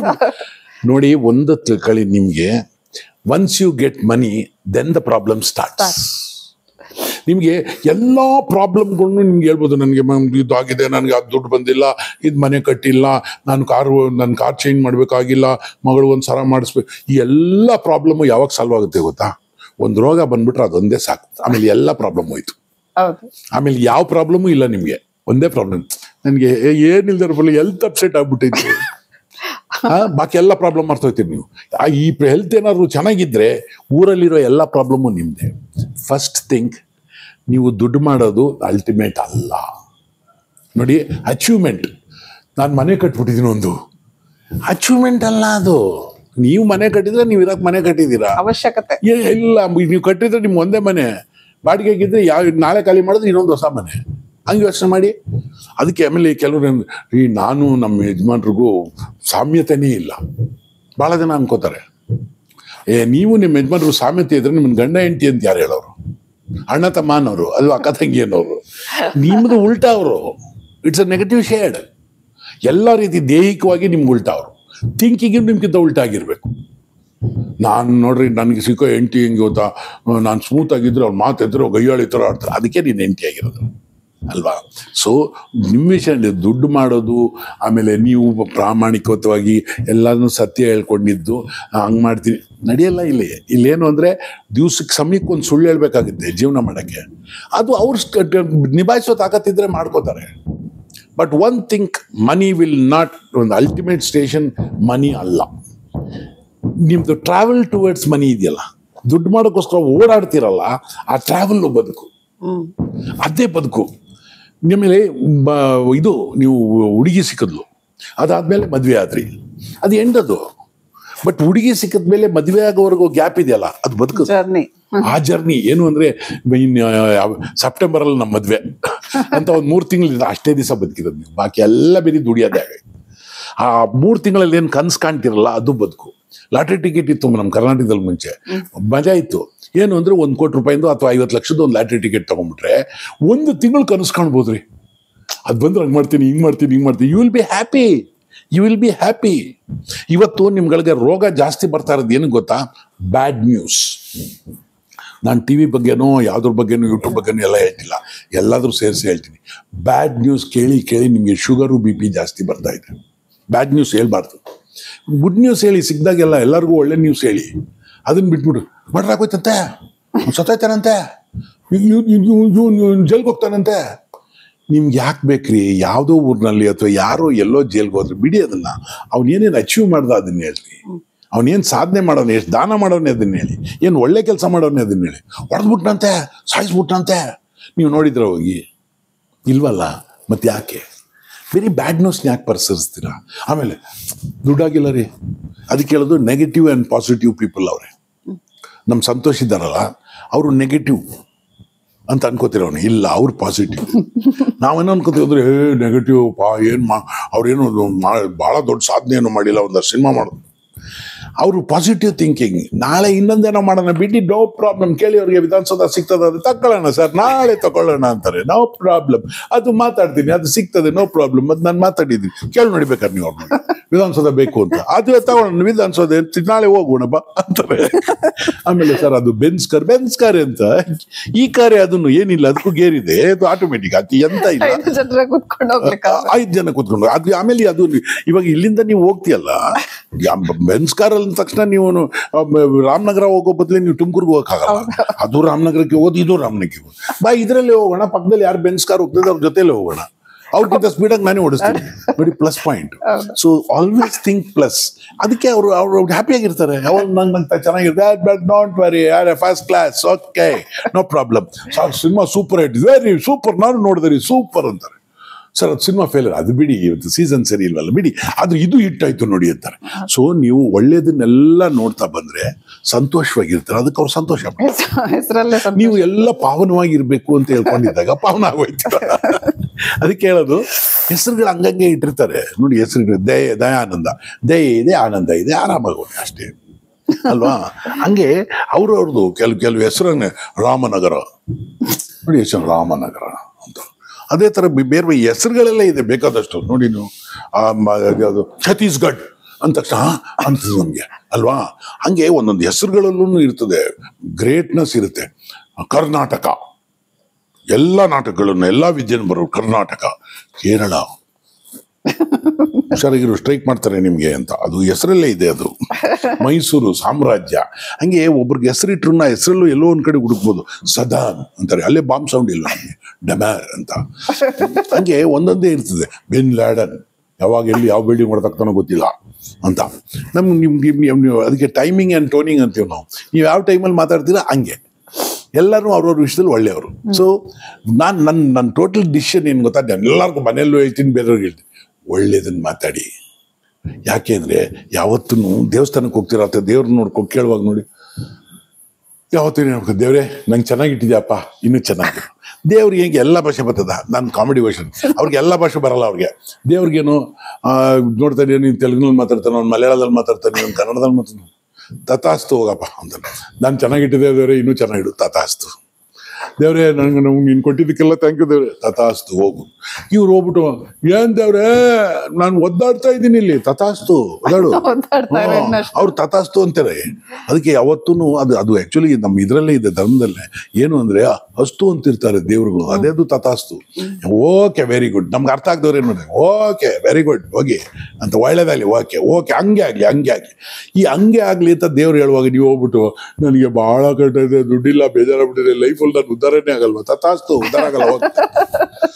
ಅದಕ್ಕೆ ಯಾವತ್ತೂ ದೇವ್ರ ಹತ್ರ ಹೋದ್ರೆ ಏನು ಹೇಳ್ಬೇಕಾಗಿಲ್ಲ. I am happy and thank you, ಏನೇನು ಕೊಟ್ಟಿದ್ರ ಅದಕ್ಕೆ ಧನ್ಯವಾದಗಳು, ಸಂತೋಷವಾಗಿದ್ದೀನಿ ಅನ್ನೋ ತಥಾಸ್ತು ಅಂತಾರೆ. ಇನ್ನೂ ಸಂತೋಷವಾಗಿ ಅಲ್ವಾ? ಪಾಸಿಟಿವ್ ಆಗಿರ್ಬೇಕು, ಯಾವತ್ತು ಪಾಸಿಟಿವ್ ಆಗಿ ಥಿಂಕ್ ಮಾಡಬೇಕು, ಖುಷಿಯಲ್ಲಿರಿ. ಎಲ್ಲನೂ ಖುಷಿಯಲ್ಲಿ, ಏನು ಪ್ರಕೃತಿ, ಯೂನಿವರ್ಸ್, ಆ ಭಗವಂತ ಎಲ್ಲಾನು ನಮಗ್ ಬೇಕಾದನ್ನ ಕೊಟ್ಟೇ ಕೊಡ್ತಾರೆ. ಕೊಡ್ಬೇಕು ಅಂತಿಲ್ಲ, ತಥಾಸ್ತು. ಅದು ಆಸ್ ಎ ಸೆಡ್, ನಮ್ಮ ಮನಸ್ಥಿತಿ ಯಾವ್ದನ್ನ ಆಕ್ಸೆಪ್ಟ್ ಮಾಡ್ತೀವಿ ಪಾಸಿಟಿವ್ ಆಗಿ. ಈಗ ಅಂಕಲ್ ಇಷ್ಟು ಖುಷಿಯಾಗಿದ್ದು, ಈಗ ನಾನೇನೋ ಮಾತಾಡಿದ್ರೆ ಒಳಗಡೆಯಿಂದ ಪಟ ಪಟ ಪಟ ಪಟ ಅಂತ ಬರುತ್ತೆ. ಬಿಕಾಸ್ ಅವ್ರ ಲೈಫ್ ಸ್ಟೈಲ್ ಇದು, ಅವ್ರು ಜೀವಿಸ್ತಾ ಇರೋದು ಹಾಗೆ. ಅದಕ್ಕೋಸ್ಕರ ಎಲ್ಲಾನು ಪಾಸಿಟಿವ್ ಟಾಕ್, ತುಂಬಾ ನಗಸ್ತಾ ನಗಸ್ತಾ ಮಾತಾಡ್ತಾರೆ. ನಕ್ಕು ನಕ್ಕು ಕಣ್ಣಲ್ಲಿ ನೀರು ಬರ್ತಾ ಇದೆ. ನನಗೆ ಒಂದು ವಿಚಾರ ಹೇಳ್ಬೇಕು ಸರ್. ನೀವು ದುಡ್ಡಿನ ವಿಷಯ ಮಾತಾಡ್ತಾ ಇದ್ರಿ. ಜನರಲ್ ಒಂದ್ ಸಿನಿಮಾ ಮಾಡಿ ಹತ್ತು ಇವಾಗ ಸಿಕ್ಕಾಪಟ್ಟೆ ನಗ್ತಾ ಇದ್ದೀನಿ ನಾನು. ಕೆಲವು ಏನು ಈ ಸಿನಿಮಾ ಮಾಡಿದವರ ಪಾಡು ಸರ್, ಫಿನಾನ್ಷಿಯಲ್ ಸ್ಟಕ್ಅಪ್, ಅವ್ರ ಕಡೆಯಿಂದ ಬೈಸ್ಕೊಳ್ಳೋದು, ಮಾನ ಮರ್ಯಾದೆ, ಫೋನಲ್ಲಿ ಬಾಯಿಗೆ ಬಂದಾಗ ಬೈಸ್ಕೊಳ್ಳೋದು. ಸೊ ಏನಾಗುತ್ತೆ, ಲೈಫೇ ಬೇಡ ಅನ್ನೋ ಮಟ್ಟಿಗೆ ಕೆಲವೊಮ್ಮೆ ಅನಿಸ್ಬಿಡುತ್ತೆ. ಬಿಕಾಸ್ ಒಂದು ಸಿನಿಮಾ ಚೆನ್ನಾಗಿರೋ ಪ್ರಯತ್ನ ಮಾಡ್ತೀವಿ, ಆ್ಯಂಡ್ ಸಿನಿಮಾಕ್ಕೆ ಯಾವುದೇ ರೀತಿಯ ಮೋಸನೂ ಮಾಡಿರಲ್ಲ, ಚೆನ್ನಾಗಿ ರಿಲೀಸು ಮಾಡಿರ್ತೀವಿ. ಅನ್ಫಾರ್ಚುನೇಟ್ಲಿ ಈಗಿನ ಸಿಚುವೇಶನ್ಗೆ ನಮಗೆ ಏನು ಕೈ ಹಿಡ್ತಿರಲ್ಲ. ಕಾರಣ ಹಲವು ಇದೆ. ಅಂತ ಟೈಮಲ್ಲಿ ರಿಟರ್ನ್ ಕೊಡ್ಲಿಕ್ಕೆ ಆಗ್ತಿರಲ್ಲ, ಅಥವಾ ಕೊಡ್ತಾ ಇರ್ತೀವಿ, ಏನೋ ಒಂದು ಸ್ಟಕ್ಗಳಿರುತ್ತೆ, ಸಿಕ್ಕಾಪಟ್ಟೆ ಬಯಸ್ಕೊಳ್ತಾ ಇರ್ತೀವಿ. ಸೊ ಈಗ ನನಗೊಂಚೂರು ಮೋಟಿವೇಶನ್ ಬೇಕು ನೋಡಿ. ನೀವು ಅನ್ಕೊಂಡ್ಬಿಟ್ಟಿದೆ ಏನಂದ್ರೆ, ನಾನು ಸಿನಿಮಾ ಮಾಡಿ ಫೇಲಿಯರ್ ಆಗ್ಬಿಡುದು, ಮಾಡಬಾರ್ದಾಗಿತ್ತು ಅಂತ ಅನ್ಸುತ್ತೆ. ಇದು ಹೆಂಗೆ ಅಂದ್ರೆ, ಈ ಕುಡಿಯೋರು ಇದಾರಲ್ಲ, ರಾತ್ರಿ ಎಲ್ಲ ಎಂಜಾಯ್ ಮಾಡಿ ಕುಡಿತಾರೆ, ಬೆಳಿಗ್ಗೆ ಎದ್ಬಿಟ್ಟು ನಾನು ಯಾಕಾರು ಕುಡ್ದು ಇನ್ಮೇಲೆ ಲೈಫಲ್ಲಿ ಮುಟ್ಟಲ್ಲ ಅಂತಾರೆ. ಲೈಫ್ ಬೇಡ ಬೇಡಪ್ಪ ಇವತ್ತಿಂದ ಅಂತ. ಸಾಯಂಕಾಲ 5:30 ಆದ ತಕ್ಷಣ ತಿರ್ಗಿ ಅದನ್ನೇ ಮಾಡ್ತಾರೆ. ಆ ಥರ ನಮಗೆ ಒಂದು ಚಟ ಇರುತ್ತೆ ಸಿನಿಮಾ ಮಾಡಬೇಕು ಅಂತ. ಫಸ್ಟ್ ಆಫ್ ಆಲ್ ಈ ಸಿನಿಮಾ ಇಂಡಸ್ಟ್ರಿ ಅಂತಾರಲ್ಲ, ನಾನು ಪರ್ಸ್ನಲಿ ಹೇಳ್ತಾ ಇದ್ದೀನಿ, ದಯವಿಟ್ಟು ಯಾರು ಬೇಡ. ಸಿನಿಮಾ ಇಂಡಸ್ಟ್ರಿ ಅನ್ನೋ ವರ್ಡ್ ನನ್ನ ಪ್ರಕಾರ ತಪ್ಪು. It is not an industry sir, it's an art. ಅದೊಂದು ಕಲೆ. ಒಂದು ಕ್ಯಾನ್ವಾಸ್ನ ಇಟ್ಕೊಂಡು ನಾನು ಎಷ್ಟು ಸಾವಿರದ್ದು ಪೇಂಟಿಂಗ್ ಮಾಡಲಿ ಅಂತ ಹೇಳೋಕ್ಕಾಗ್ತದೆ ನಿಮಗೆ? It's a canvas. ನಿಮಗೆ ಬ್ರಷ್ ನಿಮ್ಮ ಕೈಯಲ್ಲಿದೆ, ಚಿಂತನೆ ನಿಮ್ಮದು, ನೀವು ಬರಿತಾ ಹೋಗ್ತೀರಾ. ಅದಕ್ಕೆ ಎಷ್ಟು ಕೋಟಿ ಬರ್ಬೋದು, ಅಥವಾ ಪೇಂಟಿಂಗ್ ಸರಿಯಾಗಿ ಆಗದೆ ಇರ್ಬೋದು. ಅದನ್ನು ನೀವು ಫ್ಯಾಕ್ಟ್ರಿ ಥರ ನೋಡ್ಕೋಬೇಡಿ. ಹಂಗೆ ನೋಡಿದ್ರೆ ಯಾವುದ್ರಲ್ಲಿ ಫೇಲ್ ಇಲ್ಲ. ಎಲ್ಲ ರೈತರು ಕೋಟಿಗಟ್ಟಲೆ ದುಡ್ಡು ಮಾಡ್ಬಿಟ್ಟವ್ರ. ಅವ್ರಿಗೂ ಫೇಲಿಯರ್ ಆಗುತ್ತೆ, ಮಳೆ ಬರಲ್ಲ, ಕರೆಕ್ಟ್ ಟೈಮ್ಗೆ ಮಳೆ ಬೀಳಲ್ಲ, ಕರೆಕ್ಟ್ ಟೈಮ್ಗೆ ಇನ್ನೇನೋ ಪ್ರಾಬ್ಲಮ್ ಆಗುತ್ತೆ, ಯಾವುದೋ ಹುಳ ಬಂದ್ಬಿಡುತ್ತೆ. ಅದೇನೇ ಇಂಡಸ್ಟ್ರಿಯಲ್ಲೂ ಆಗುತ್ತೆ, ವ್ಯಾಪಾರ ಆಗಲ್ಲ, ಕೆಲವು ಟೈಮಲ್ಲಿ ಡೀಲ್ ಆಗಲ್ಲ. But every cinema, every failure you are got an experience. ನಿಮ್ಮ ಎಕ್ಸ್ಪೀರಿಯನ್ಸ್ ನಿಮ್ಮನ್ನು ಗ್ರೇಟ್ ಮಾಡುತ್ತೆ. ಸಿನಿಮಾನ ಯಾವತ್ತೂ ನಾವು ದುಡ್ಡು ಮಾಡೋ ವಸ್ತು ಅಂತ ಅಂದ್ಕೊಂಡ್ರೆ ತಪ್ಪು. ಒಂದು ಆರ್ಟ್ ಅದು, ಒಂದು ಕಲೆ ಅದು. ಆ ಕಲೆನ ಭಾಳ ಚೆನ್ನಾಗಿ ನೀವು ಅರ್ಪಿಸ್ಬಿಟ್ರೆ ಅದು ಮುಗಿದೋಯ್ತು. ಬಟ್ ಅದರಲ್ಲೇ ದುಡ್ಡು ಮಾಡ್ತೀನಿ, ಕೋಟಿಗಟ್ಟಲೆ ಮಾಡ್ತೀನಿ ಅನ್ನೋ ಆ ಮೋಟಿವೇಶನ್ನೇ ತಪ್ಪು. ಎಷ್ಟು ಸರ್ ಹಾಕಿದ್ದೀರಾ? ನಾನು 20 ಕೋಟಿ ಹಾಕಿದ್ದೀನಿ, 40 ಕೋಟಿ ಬಂದ್ಬಿಡ್ತದ? ಇದು ಫ್ಯಾಕ್ಟ್ರಿ ಅಲ್ಲ ಸರ್, ದಿಸ್ ಅನ್ ಆರ್ಟ್. ಏನೇ ಮಾಡಿ ನೀವು, ನಾನು ಬ್ಯೂಟಿಫುಲ್ ಆಗಿ ಮಾಡ್ತೀನಿ. ಏನು ಸರ್ ದೇವಸ್ಥಾನಕ್ಕೆ ಬಂದ್ರಿ, ಆ ದೇವ್ರ ಹತ್ರ ಪ್ರಾರ್ಥನೆ ಮಾಡ್ರು, ಕೊಟ್ಬಿಟ್ರಾ? ದೇವ್ರು ಕೊಡಲ್ಲ, ನಾವು ಪ್ರಾರ್ಥನೆ ಮಾಡೋದು ನಮ್ಮ ಕೆಲಸ. ಅದಕ್ಕೆ ಒಳ್ಳೆ ಸಿನಿಮಾ ಮಾಡೋದು ಒಂದು ಪ್ರಾರ್ಥನೆ ಇದ್ದಂಗೆ. ಡೂ ಇಟ್ ವೆರಿ ವೆಲ್, ಮನಸ್ಸು ಬಿಚ್ಚಿ ಚೆನ್ನಾಗಿ ಮಾಡಿ. ಆಮೇಲೆ ಜನ ನೋಡಲಿಲ್ವಾ, ಯಾವತ್ತೋ ಒಂದು ದಿವಸ ರೋಡಲ್ಲಿ ನೀವು ಹೋಗುವಾಗ ನಿಮ್ಮೊಂದು ಕೈ ಮುಗಿತಾರೆ, ಸರ್ ಸಿನಿಮಾ ನೋಡಿದ್ರೆ ಸರ್ ನೀವು ಮಾಡಿದ್ದು ತುಂಬ ಚೆನ್ನಾಗಿತ್ತು ಅಂತ. ಸೊ ಆ ಕ್ರೆಡಿಟ್ ಇದೆಯಲ್ಲ, ಅದು ನಿಮ್ಮ ದುಡ್ಡು ಕರೆನ್ಸಿಯಲ್ಲಿ ಅಲ್ಲ ಬರಬೇಕಾಗಿತ್ತು. ಜನ ನೋಡಿ ಯಾರೋ ಒಬ್ಬ ಆ ಸಿನಿಮಾ ನೋಡಿ ನಾನು ಮೋಟಿವೇಟ್ ಆದೆ ಅಂತಾರಲ್ಲ, ದಟ್ ಈಸ್ ಗ್ರೇಟ್ನೆಸ್. ನಿಮ್ಮ ಹತ್ರ ಒಂದು ಸಿನಿಮಾ ಮಾಡಿದಾಗ ನೀವೇನು ಒಳ್ಳೆ ಕೆಲಸ ಮಾಡ್ತೀರಿ, ಯಾಕ್ರಿ ಮಾಡಬೇಕು ಅಂತಿರಲ್ಲ ಅಂತ ಹೇಳ್ತೀನಿ. ನೀವು ಒಂದು ಸಿನಿಮಾ ಮಾಡಬೇಕಾದ್ರೆ ಒಂದು ಸ್ಕ್ರಿಪ್ಟ್ ಬೇಕೇ ಬೇಕಾ? ಒಂದು 25,000 ರೂಪಾಯಿ ಬಿಡೆ, ಏನು ಅಲ್ಲ, ವೆರಿ ಚೀಪ್. ನೀವು ಹಳೆ ಕಾಲಕ್ಕೆ 25,000 ಕೊಡ್ತೀರಾ ಸ್ಕ್ರಿಪ್ಟ್ಗೆ, ಅವ್ನ ಜೀವನ ಮಾಡೋದನ್ನ. ಅದಾದಮೇಲೆ ನೀವು ಒಂದು ಡೈಲಾಗ್ ಬರೆಸ್ತೀರ, ಒಂದು 4 ಹುಡುಗರನ್ನ ಒಂದು ರೂಮಲ್ಲಿ ಇರಿಸ್ಬಿಟ್ಟು ಅವ್ರಿಗೊಂದು 20 ದಿವಸ ಊಟ ಹಾಕ್ಬಿಟ್ಟು ಒಂದು 20,000 ಪೇಮೆಂಟ್ ಮಾಡ್ತೀರಾ, ಅವ್ರಿಗೆ ಬದುಕು ಕೊಟ್ರ ನೀವು. ಅದಾದಮೇಲೆ ಒಬ್ಬ ಕ್ಯಾಮ್ರಾಮ್ಯಾನ್ ಕರೀತೀರಾ, ಅವನಿಗೊಂದಷ್ಟು ದುಡ್ಡು ಕೊಡ್ತೀರಾ. ಲೈಟ್ಸ್ ಬರ್ತಾರೆ, ಲೈಟಿಗೆ ಬಾಡಿಗೆ ಕಟ್ತೀರಾ. ಲೈಟ್ಸ್ಗಳು ಮಾಡುವಂಥ ಅದ್ರದ್ದು ಆಫೀಸರ್ಸ್ ಇರ್ತಾರೆ, ಅವರು ದುಡ್ಡು ಕೊಡ್ತೀರಾ. ಅದಾದಮೇಲೆ ಆ್ಯಕ್ಟ್ರಿಗೆ ದುಡ್ಡು ಕೊಡ್ತಾರೆ. ಇವರೆಲ್ಲ ಅವ್ರ ಮನೆಗೆ ಹೋಗಿ ಅಡುಗೆ ಮಾಡಿ ಊಟ ಮಾಡ್ತಾರೆ. ಒಂದು ಸಿನಿಮಾದಿಂದ ಎಷ್ಟು ಜನದ ಜೀವನ ನಡೀತಾ ಇದೆ, ಇಷ್ಟು ಜನ ಜೀವನ ಮಾಡಾಯಿತು. ಒಂದು ಕಂಪ್ನಿ ಇದಾದ್ಮೇಲೆ ಪ್ರಾಫಿಟ್ ಬರಲಿಲ್ಲ ಅಂತ ಕೂತ್ಕೊಂಡಿದ್ರ, ಅಥವಾ ಲಾಸ್ ಆಯಿತು ಅಂತ ಆಗುತ್ತೆ. ಬಟ್ ಒಂದು ಎಕ್ಸ್ಪೀರಿಯನ್ಸ್ ಆಯ್ತಾ. ಆಮೇಲೆ ಈ ದುಡ್ಡನ್ನ ತೊಗೊಂಡೋಗಿ ಒಂದು ಬಾವಿಗೆ ಹಾಕಿ ಮುಚ್ಚಿಲ್ಲ ನೀವು, ಅಥವಾ ಒಂದು ಬಾಂಬ್ ಸೃಷ್ಟಿ ಮಾಡಿ ಬೇರೆ ದೇಶಕ್ಕೆ ಹಾಕಿಲ್ಲ, ಅಥವಾ ಯಾವ್ದಕ್ಕೂ ಚಾಕು ತಗೊಂಡು ಹೊಡಿಯಕ್ಕೆ ಮಾಡಿಲ್ಲ. ಹೊಟ್ಟೆ ತುಂಬ ಊಟ ಮಾಡಿದ್ದಾರೆ ನಿಮ್ಮಿಂದ, ಸಾವಿರಾರು ಜನ ಊಟ ಮಾಡಿದ್ದಾರೆ. ಆ ಶ್ರೇಯಸ್ಸು ನಿಮ್ಗಿರುತ್ತೆ. ಆಮೇಲೆ ಈ ದೇಶದಲ್ಲಿ ಖರ್ಚು ಮಾಡಿದ್ರ ದುಡ್ಡನ್ನ, ಈ ರಾಜ್ಯದಲ್ಲಿ ಖರ್ಚು ಮಾಡಿದ್ರ, ಈ ಭಾಷೆ ಖರ್ಚು ಮಾಡಿದ್ರ ದುಡ್ಡನ್ನ. ಎಲ್ಲೋಯ್ತು ದುಡ್ಡು? ಹೋಯ್ತು. ಏನಾಯ್ತು? ಪಿಕ್ಚರ್ ಓಡಲಿಲ್ಲ, ಓಕೆ ಓಡಲಿಲ್ಲ. ಇಷ್ಟು ಜನ ಊಟ ಮಾಡಿಲ್ವ ನಿಮ್ಮ ದುಡ್ಡಲ್ಲಿ? ವಾಪಸ್ ಇವತ್ತಿಲ್ಲ ನಾಳೆ ನಿಮ್ಮ ಎಕ್ಸ್ಪೀರಿಯನ್ಸ್ ನಿಮ್ಗೆ ದುಡ್ಡು ಮಾಡುತ್ತೆ. ಇವತ್ತು ನೀವು 5 ಕೋಟಿ ಹಾಕ್ಬಿಟ್ಟು ದುಡ್ಡು ಬಂದಿಲ್ಲ ಅಂದರೆ, ನಾಳೆ ನೀವು 1 ಕೋಟಿಗೆ ಸಿನಿಮಾ ಮಾಡಿ 50 ಬರ್ತದಲ್ಲ, ಆಗ ಟಿ ವಿಯಲ್ಲಿ ಇಂಟರ್ವ್ಯೂ ಕೊಟ್ಟಿದ್ದೀರಾ ಯಾರಾದರೂ, ಸರ್ ನಾನು 1 ಕೋಟಿ ಹಾಕಿದ್ದು ನನಗೆ 50 ಕೋಟಿ ಬಂತು. ಯಾರು ಹೇಳಲ್ಲ, ಬಾಯಿ ಮುಚ್ಕೊಂಡಿದೆ. ಅದು ಪರವಾಗಿಲ್ಲ ಸರ್, ಸ್ವಲ್ಪ ಬಂತು, ಬಟ್ ಕೆಲವು ಎಲ್ಲ ದುಡ್ಡು ನಮಗೆ ಬರಲಿಲ್ಲ. ಯಾರು ಒಬ್ಬರು ಸ್ಯಾಟಿಸ್ಫೈ ಹೇಳೋರ. ಆಮೇಲೆ ಕೆಲವರು ಇದ್ದಾರೆ, ಏನು ಸಾರ್ 60 ಕೋಟಿ ಸಾರ್, ಬರೀ 6 ಕೋಟಿ ಖರ್ಚು ಮಾಡಿದ್ದು, 60 ಕೋಟಿ ಏನು ಸಂಪಾದನೆ ಮಾಡ್ಬಿಟ್ಟ ಗೊತ್ತಾ? ಅವ್ರು ಬ್ಲ್ಯಾಕ್ ಮನಿ ನಾವು ವೈಟ್ ಮಾಡಿರ್ಬೋದು, ಅಥವಾ ಓಡೇ ಇರ್ಬೋದು, ದುಡ್ಡೇ ಬಂದಿರ್ಬೋದು. ಅವ್ರು ಒಬ್ಬರನ್ನ ಇಟ್ಕೊಂಡು ನೀವು ಪ್ರಪಂಚದವರೆಲ್ಲ ನಮ್ಮದು ಒಂದೇ, ಎಲ್ಲರೂ ತಪ್ಪು ಅಂತ ಹೇಳೋಕ್ಕಾಯ್ತು. ಎಂತೆಂಥ ಸಿನಿಮಾ ಮಾಡಿದ್ರು. ಪೀಪಲ್ ಲೈಕ್ ರಾಜ್ ಕಪೂರ್ ಎಷ್ಟೆಷ್ಟು ಆಗಿನ ಕಾಲಕ್ಕೆ ಲಕ್ಷಾಂತರ ರೂಪಾಯಿ ಕಳೆದ್ರು. ಬಟ್ ಇವತ್ತು ರಾಜ್ ಕಪೂರ್ ಅಂದ ತಕ್ಷಣ ಎದ್ದು ನಿಂತು ಬಿಡ್ತಾರೆ ಜನ ಅಲ್ವಾ? ಅವ್ರ ಮಕ್ಕಳಿಗೆಲ್ಲ ಒಳ್ಳೇದಾಗ್ತಾ ಇದೆ. ಯಾಕೆ? C, that is an experience. Cinema is an experience, it is not A factory. ಅದೊಂದು ದುಡ್ಡು ಹಾಕಿ ಇಸ್ಪೀಟ್ ಆಡ್ಬಿಟ್ಟು ಎಷ್ಟೋ ಜನ ಕಳೆದು ಬಿಡ್ತಾರೆ. ಇವಾಗ ನೀವು 4 ಕೋಟಿ ಕಳೆದ್ರಿ, ಇಷ್ಟು ಜನ ಊಟ ಮಾಡಿದ್ರು. ಒಬ್ಬ ಇಸ್ಪೀಟ್ ಆಡೋರ್ನ 4 ಕೋಟಿ ಕಳೆದಾಗ ಎಷ್ಟು ಜನಕ್ಕೆ ಊಟ ಮಾಡಿಸಿರ್ತಾನೆ? ಇಲ್ವಲ್ಲ? ಇನ್ಯಾರಿಗೋ ಕೊಟ್ಟ, ಅವ್ನು ತಗೊಂಡೋದ ಇನ್ನೆಲ್ಲ ಗುಡ್ದಾಗ ಗಲಾಟೆ ಮೇಲೆ. ಯಾವಾಗ ನಿಮಗೆ ಅನ್ಅಕೌಂಟೆಡ್ ಮನಿ ಬರುತ್ತೆ, there the crime starts. Exactly. Any crime starts when ಜಾಸ್ತಿ ದುಡ್ಡು ಬಂದ್ರೇ ಕ್ರೈಮ್ ಶುರು ಆಗೋದು. ಬಡವನ ಹತ್ರ ಕ್ರೈಮ್ ಆಗಲ್ಲ. ಬಡತನಕ್ಕೋಸ್ಕರ ಕ್ರೈಮ್ ಆಗೋದು ಭಾಳ ಕಮ್ಮಿ. ನೆಸೆಸಿಟಿಗೆ ಆಗಿದೆ, ಬಟ್ ಬಡತನದಲ್ಲ, ಸಿರಿವಂತಿಗೆ ಬಂತ. ಅವನ ಕಾರ್ ತಗೊಂಡ, 5 ಕೋಟಿ ರೂಪಾಯಿನ ಕಾರ್ ತಗೊಂಡ, ಎಲ್ಲೋ ಹೋದ, 4 ಜನ ನೋಡ್ದಾಗ್ದ, ರಾತ್ರಿ ಎಲ್ಲ ಕುಡ್ದ. ಸೊ ಸಿನಿಮಾ ಮಾಡಿದ್ದೀರಾ ಅಂದರೆ be proud of doing A cinema. ಒಂದು ಆರ್ಟ್ ವರ್ಕ್ ಮಾಡಿದ್ದೀರಾ, ಆಯಿತು, ಫೇಲಿಯರ್ ಆಗುತ್ತೆ. ಆಮೇಲೆ ದುಡ್ಡು ಕೇಳ್ತಾರೆ. ಅವ್ರು ದುಡ್ಡು ಕೇಳೋರು ನಿಮ್ಮನ್ನು ಬಂದು ಮರ್ಡರ್ ಮಾಡಿದ್ರ? ಇಲ್ಲ, ಕೊಟ್ರಿ ದುಡ್ಡು ಕೊಟ್ಟವ್ನು ಕೇಳಬಾರ್ದು ಅಂತ ರೂಲ್ ಇದೆಯಾ? ಕೇಳಿ. ನಮ್ಮ ಹತ್ರ ಇಲ್ಲ. ಇವಾಗ ನೀವೇ ಕೇಳಿ, 1 ಕೋಟಿ ಕೇಳಿದ್ ನಮಗೆ, ಕೇಳಿ 1 ಕೋಟಿ. ಇಲ್ಲ ಅಂತೀನಿ, ಕೊಡಬಾರ್ದು, ಕೊಡಲ್ಲ ಅಂತ ಹೇಳಿ ಇಲ್ಲ ಅಂತೀನಿ ಅಷ್ಟೇ. ನಾನು ಇಲ್ಲ ಅಷ್ಟೇ, ಕೊಡೋಣ ಬಂದಾಗ ಕೊಡ್ತೀನಿ ಅಂತೀನಿ ಅಷ್ಟೇ. ಯಾರೇ ದುಡ್ಡು ಕೊಟ್ಟಿದ್ರು ನಿಮ್ಗೇನಾದರೂ ಒಳ್ಳೇದಾಗ್ಬಿಟ್ಟಿದ್ರೆ ಬೇಡ ಅಣ್ಣ, ಅಲ್ಲಿ ಇಟ್ಕೊಳ್ಳಿ ದುಡ್ಡು. ನಿಮ್ಮ ದುಡ್ಡು ಕೆಳಗೆ ಬಂದಿದ್ದ ನಾನು, ಇದಕ್ಕೋಸ್ಕರ ಕೊಟ್ಟಿದ್ದ ನಾನು, ತಗೊಳ್ರಿ ನಿಮ್ಮ ದುಡ್ಡು ವಾಪಸ್ಸು. ಋಣ ತೀರಿಸ್ಬಿಡ್ತೀರ ನಮ್ಮದು. ನೀವು ಗೆದ್ದಿದ್ರೆ ಆ ಮಾತೆಲ್ಲ ಆಡೋರು, ಸೋತ ತಕ್ಷಣ ಆಳ್ಗೊಂದು ಕಲ್ಲಾಗ್ತಾರೆ. ಅದಕ್ಕೆ ಯಾವತ್ತೂ ಯಾರ ಹತ್ರ ಇಲ್ವೋ ಅವನ ಹತ್ರನೇ ಕಿತ್ಕೊಳಕ್ಕೆ ಹೋಗೋದು, ಇರೋರ ಹತ್ರ ಕಿತ್ಕೊಳ್ಳಲ್ಲ. ಒಬ್ಬ ಭಾಳ ದೊಡ್ಡ ಸಾಹುಕಾರ ಸಿನಿಮಾಗೆ ನೀವು ಹೋಗಿ ಒಂದು 50 ಲಕ್ಷ ಹಾಕಿ ಅವನ ಹತ್ರ, ಯಾವಾಗ ಬೇಕ್ರಿ ನಿಮ್ಮ ದುಡ್ಡು? ಅಣ್ಣ ದುಡ್ಡು ಕೇಳಿದ್ ನಾನು, ನಿಮ್ಮ ಹತ್ರ ದುಡ್ಡು ಇದ್ರೆ ದೇವ್ರ ಹತ್ರ ಇದ್ದಂಗೆ ಇರಲಿ ಅಣ್ಣ ಬಿಡು ಅಂತಾರೆ. ಅವ್ನು ನಾಳೆಗೆ ಹೋಗ್ತಾನೆ, ನಾಳೆಯಿಂದ ಎಲ್ಲ ಲಾಸ್ ಆಗ್ತಾ ಇದೆ ಅಂದ್ರೆ ನನ್ನ ಕೂಡ ಅಂದ್ಬಿಡ್ತಾರೆ. ಇದು ಸಾಧಾರಣ. ಸಿನಿಮಾದಲ್ಲ ಇನ್ನೊಂದರಲ್ಲಿ ಲಾಸ್ ಆಗೋದು ಅನ್ನೋದು ಭಾಳ ಸಹಜ. ನೀವೆಲ್ಲನೂ ಪ್ರಾಫಿಟ್ ಆಗಬೇಕು ಅಂತ ಹೇಳೋಕ್ಕಾಗಲ್ಲ. ನೀವು ಸುಮ್ಮನೆ ಕೂತ್ಕೊಳ್ತೀರಲ್ಲ, ಈಗ ಮನೆ ಬಂದು ಕೂತ್ಕೊಳ್ತೀನಿ, ಕೆಲವು ಇರುವೆ ಹೋಗ್ತಾವ ನೋಡಿ, ಭಾಳ ಕ್ಷಮೆಯಿಂದ ನೋಡಿ ನೀವು. ಅದರಲ್ಲೂ ರಾಕೆಟ್ ಇರುತ್ತೆ, ಮೋಟರ್ ಬೈಕ್ ಇರುತ್ತೆ, ಆ್ಯಂಬುಲೆನ್ಸ್ ಇರುತ್ತೆ, ರಿಸರ್ಚ್ ಡೆವಲಪ್ಮೆಂಟ್ ಬೇರೆ ಇರುವೆಗಳಿದೆ, ಎಲ್ಲ ಇದೆ. ಅವರೆಲ್ಲರೂ ಸಕ್ಕರೆ ತಗೊಂಡು ರೂಮ್ಗೆ ಹೋಗ್ತಾ ಇಲ್ಲ. ಅವರು ಕೆಲವು ಸುಮ್ಮನೆ ಸುತ್ತಾಡ್ಬಿಟ್ಟು ಹೋಗ್ಬಿಡ್ತವೆ. 5 ನಿಮಿಷ ಆದ್ಮೇಲೆ 25 ಜನ ಬರ್ತಾರೆ ಅಲ್ಲಿ ಸಕ್ಕರೆ ಇದೆ ಅಂತ. ಯಾರು ಇನ್ಫಾರ್ಮೇಷನ್ ಕೊಟ್ಟಿದ್ದು? ಅದೇ ರೀತಿ ನೀವೊಂದು ಎಕ್ಸ್ಪೀರಿಯನ್ಸ್ ಮಾಡ್ತಾ ಇದ್ದೀರಾ, ನಾಳೆ ಏನು ಬೇಕಾದ್ರೂ ಆಗ್ಬೋದು. You will be the richest person ಆಗ್ಬಿಡ್ಬೋದು. ಆಮೇಲೆ ದುಡ್ಡು ತೊಗೊಂಡು ಏನು ಮಾಡ್ತೀರಾ? ತಿರ್ಗಾ ಅಷ್ಟೇ ಊಟ ಮಾಡೋಕ್ಕಾಗದ, ಅಷ್ಟೇ ತಿನ್ನೋಕ್ಕಾಗದ? ಸಾಲಗಳಾಗತ್ತೆ. ಯಾರಿಗಾಗುತ್ತೆ? ಹಗಲು ರಾತ್ರಿ ದುಡಿಯೋನಿಗೆ ಸಾಲ ಆಗೋದು. ಸುಮ್ಮನೆ ಕೂತವನಿಗೆ ಸಾಲ ಆಗತ್ತಾ? ಇಲ್ಲ. ನೀವು 4 ಜನಕ್ಕೆ ಊಟ ಹಾಕಿದ್ದೀರಾ, ಸಿನಿಮಾ ತೆಗೆದಿದ್ದೀರಾ, ಭಾಳಷ್ಟು ಚಿಂತನೆ ಮಾಡಿದ್ದೀರಾ, ಒಂದು ಸಿನಿಮಾ ಮಾಡ್ಬೇಕಾದ್ರೆ ಏನೇನು ಯೋಚನೆ ಮಾಡಿದ್ದೀರಾ, ಎಷ್ಟು ಜನ ಡಬ್ಬಿಂಗ್ ಆರ್ಟಿಸ್ಟ್ ಬಸ್ಕೊಂಡ್ರು, ಎಷ್ಟು ಸ್ಟುಡಿಯೋಗೆ ಬಾಡಿಗೆ ಬಂತು, ಎಷ್ಟು ಕ್ಯಾಮ್ರಾಗೆ ಬಾಡಿಗೆ ಬಂತು, ಇದೆಲ್ಲ ಬಂದಿದೆ ಸರ್, ಕೊಡ್ತೀವಿ. ನಿಮ್ಮ ದುಡ್ಡು ಎಲ್ಲೂ ಹೋಗಲ್ಲ, ಕೊಡ್ತೀವಿ. ಅದಕ್ಕೆ ದುಡ್ಡಿದೆ ಅಂದವ್ರ ಹತ್ರ ಕೇಳಲ್ಲ ರೀ, ಇಲ್ಲದೆ ಇರೋರ ಹತ್ರನೇ ಕೇಳೋದು. ಬೇಜಾರು ಮಾಡ್ಕೋಬೇಡಿ. ತುಂಬಾ ಬ್ಯೂಟಿಫುಲ್ ಆಗಿ ಹೇಳಿದ್ರು. ತುಂಬಾ ಸಿನಿಮಾ ಮೇಕರ್ಸ್ಗೆ ನಾನು ಇದನ್ನ ನಮ್ಮ ಎಡಿಟರ್ ಜೊತೆ ಹೇಳಿ ಸಪ್ರೇಟ್ ಆಗಿ ಕಟ್ ಮಾಡಿ ಹಾಕಿಸ್ತೀನಿ. ಬಿಕಾಸ್ ತುಂಬಾ ಮೋಟಿವೇಶನ್ ಬೇಕಾಗುತ್ತೆ.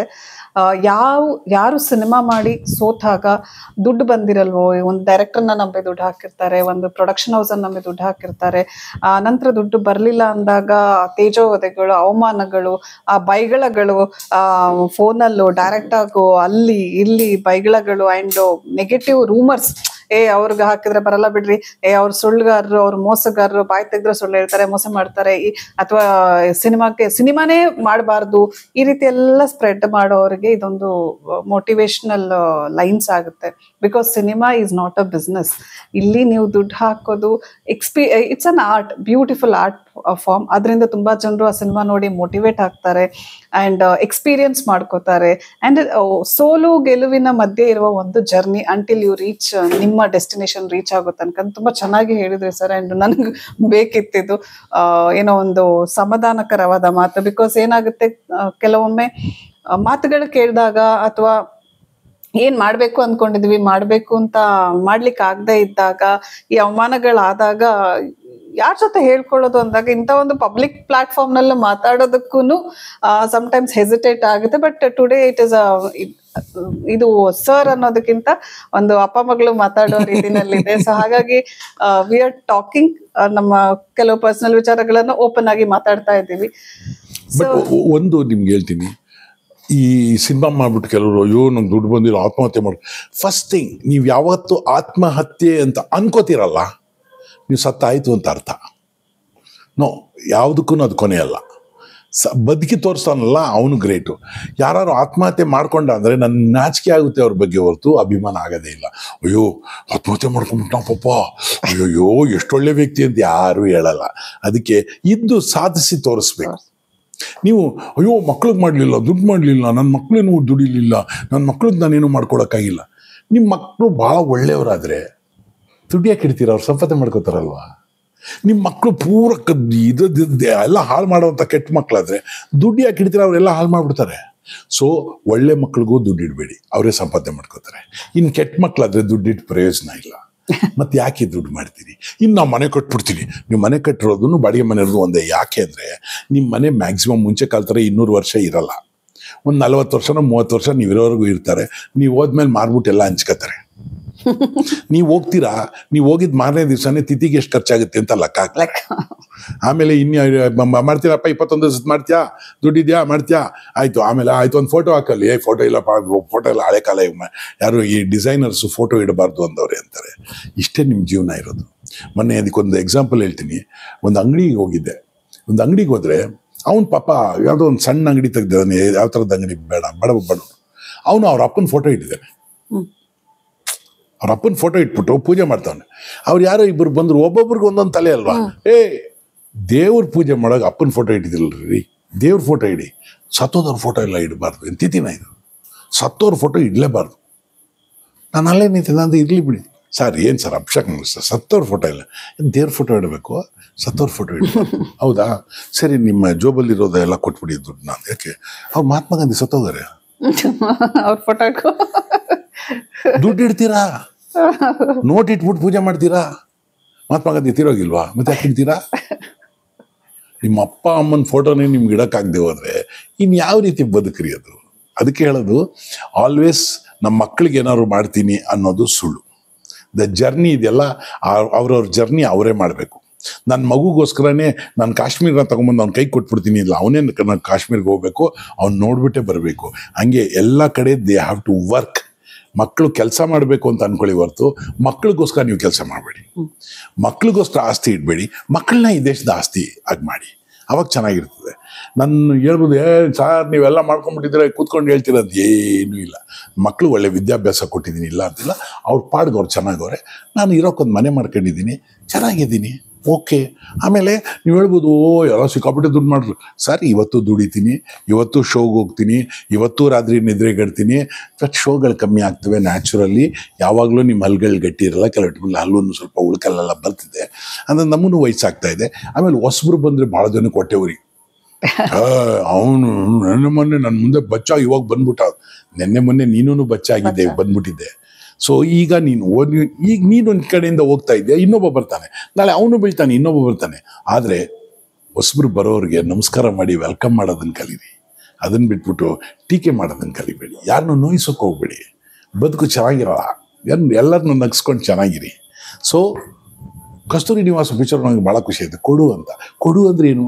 ಅದ್ರಲ್ಲಿ ಎಲ್ಲದ್ರಲ್ಲೂ ನೋಟ್ಗಳು ಕೊಡ್ತಾರ ಅವರು. ಇಲ್ಲ, ಒಂದ್ಸತಿ ಪಾರ್ವಾಳನೇ ಕೊಟ್ಟ, ಹೆಂಡ್ತಿನೇ ಕೊಟ್ಟ, ಗರ್ಲ್ ಫ್ರೆಂಡ್ನೇ ಬಿಟ್ಬಿಟ್ಟ, ಎಲ್ಲವನ್ನೂ ಕೊಡ್ತಾ ಹೋದ್ರು. ಅದು ಸ್ವಲ್ಪ ಅತಿಯಾಗಿ ತೋರಿಸ್ತಾವ್ರೆ. ಬಟ್ ರಿಯಲಿ ಏನು ಅಂದರೆ, ಏನು ಕೊಡೋಕ್ಕಾಗದಿರೋ ಪರವಾಗಿಲ್ಲ, ಒಂದು ನಗು ಕೊಟ್ಬಿಡಿ ಅಷ್ಟೇ.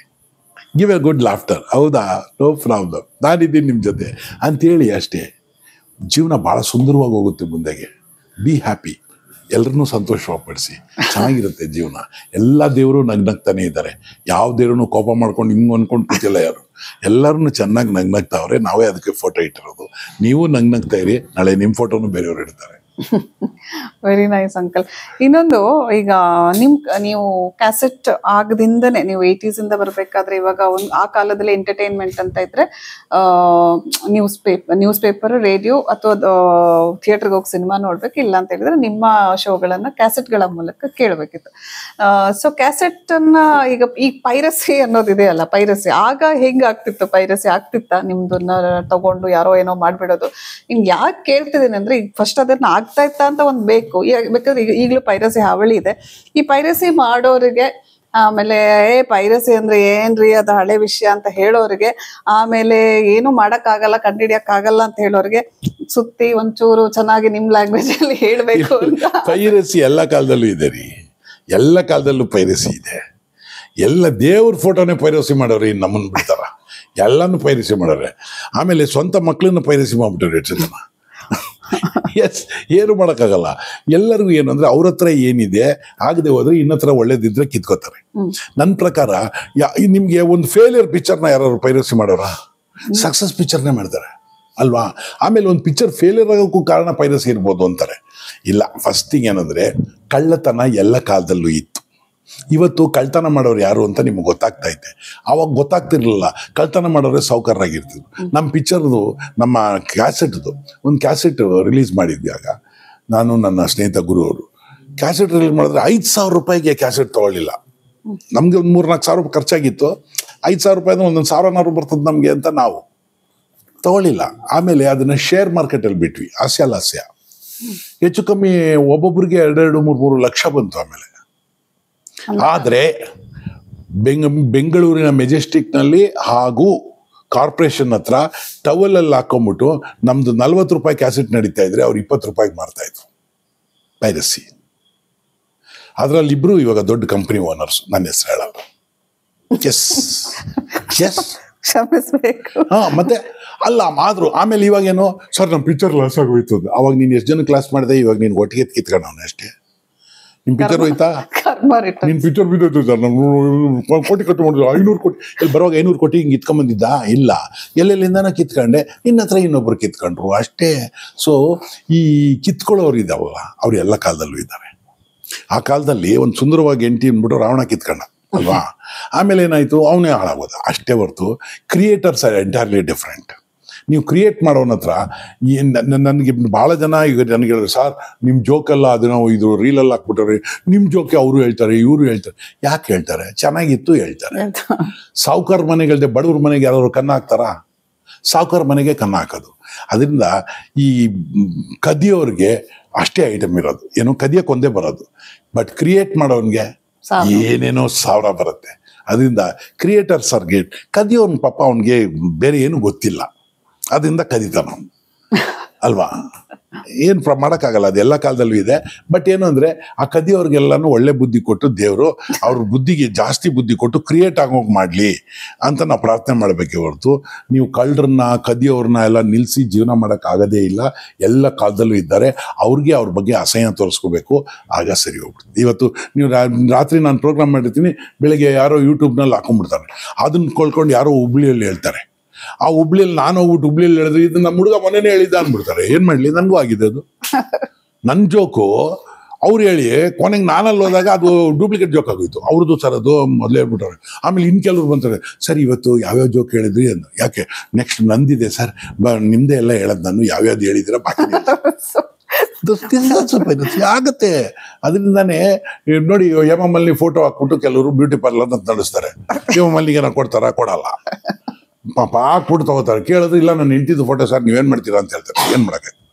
ಅದಕ್ಕೆ ಈ ಥರ ತಪ್ಪು ಮಾಡೋರು ಆಮೇಲೆ ಕದಿಯೋರು ಅವ್ರಿಗೆ ಅಸಹ್ಯ ಅನ್ನಿಸ್ಬೇಕೇ ಹೊರತು ಬೇರೆಯವ್ರಿಗೆ ಎಣಿಸಿ ಏನು ಪ್ರಯೋಜನ ಇಲ್ಲ ಅಲ್ವಾ.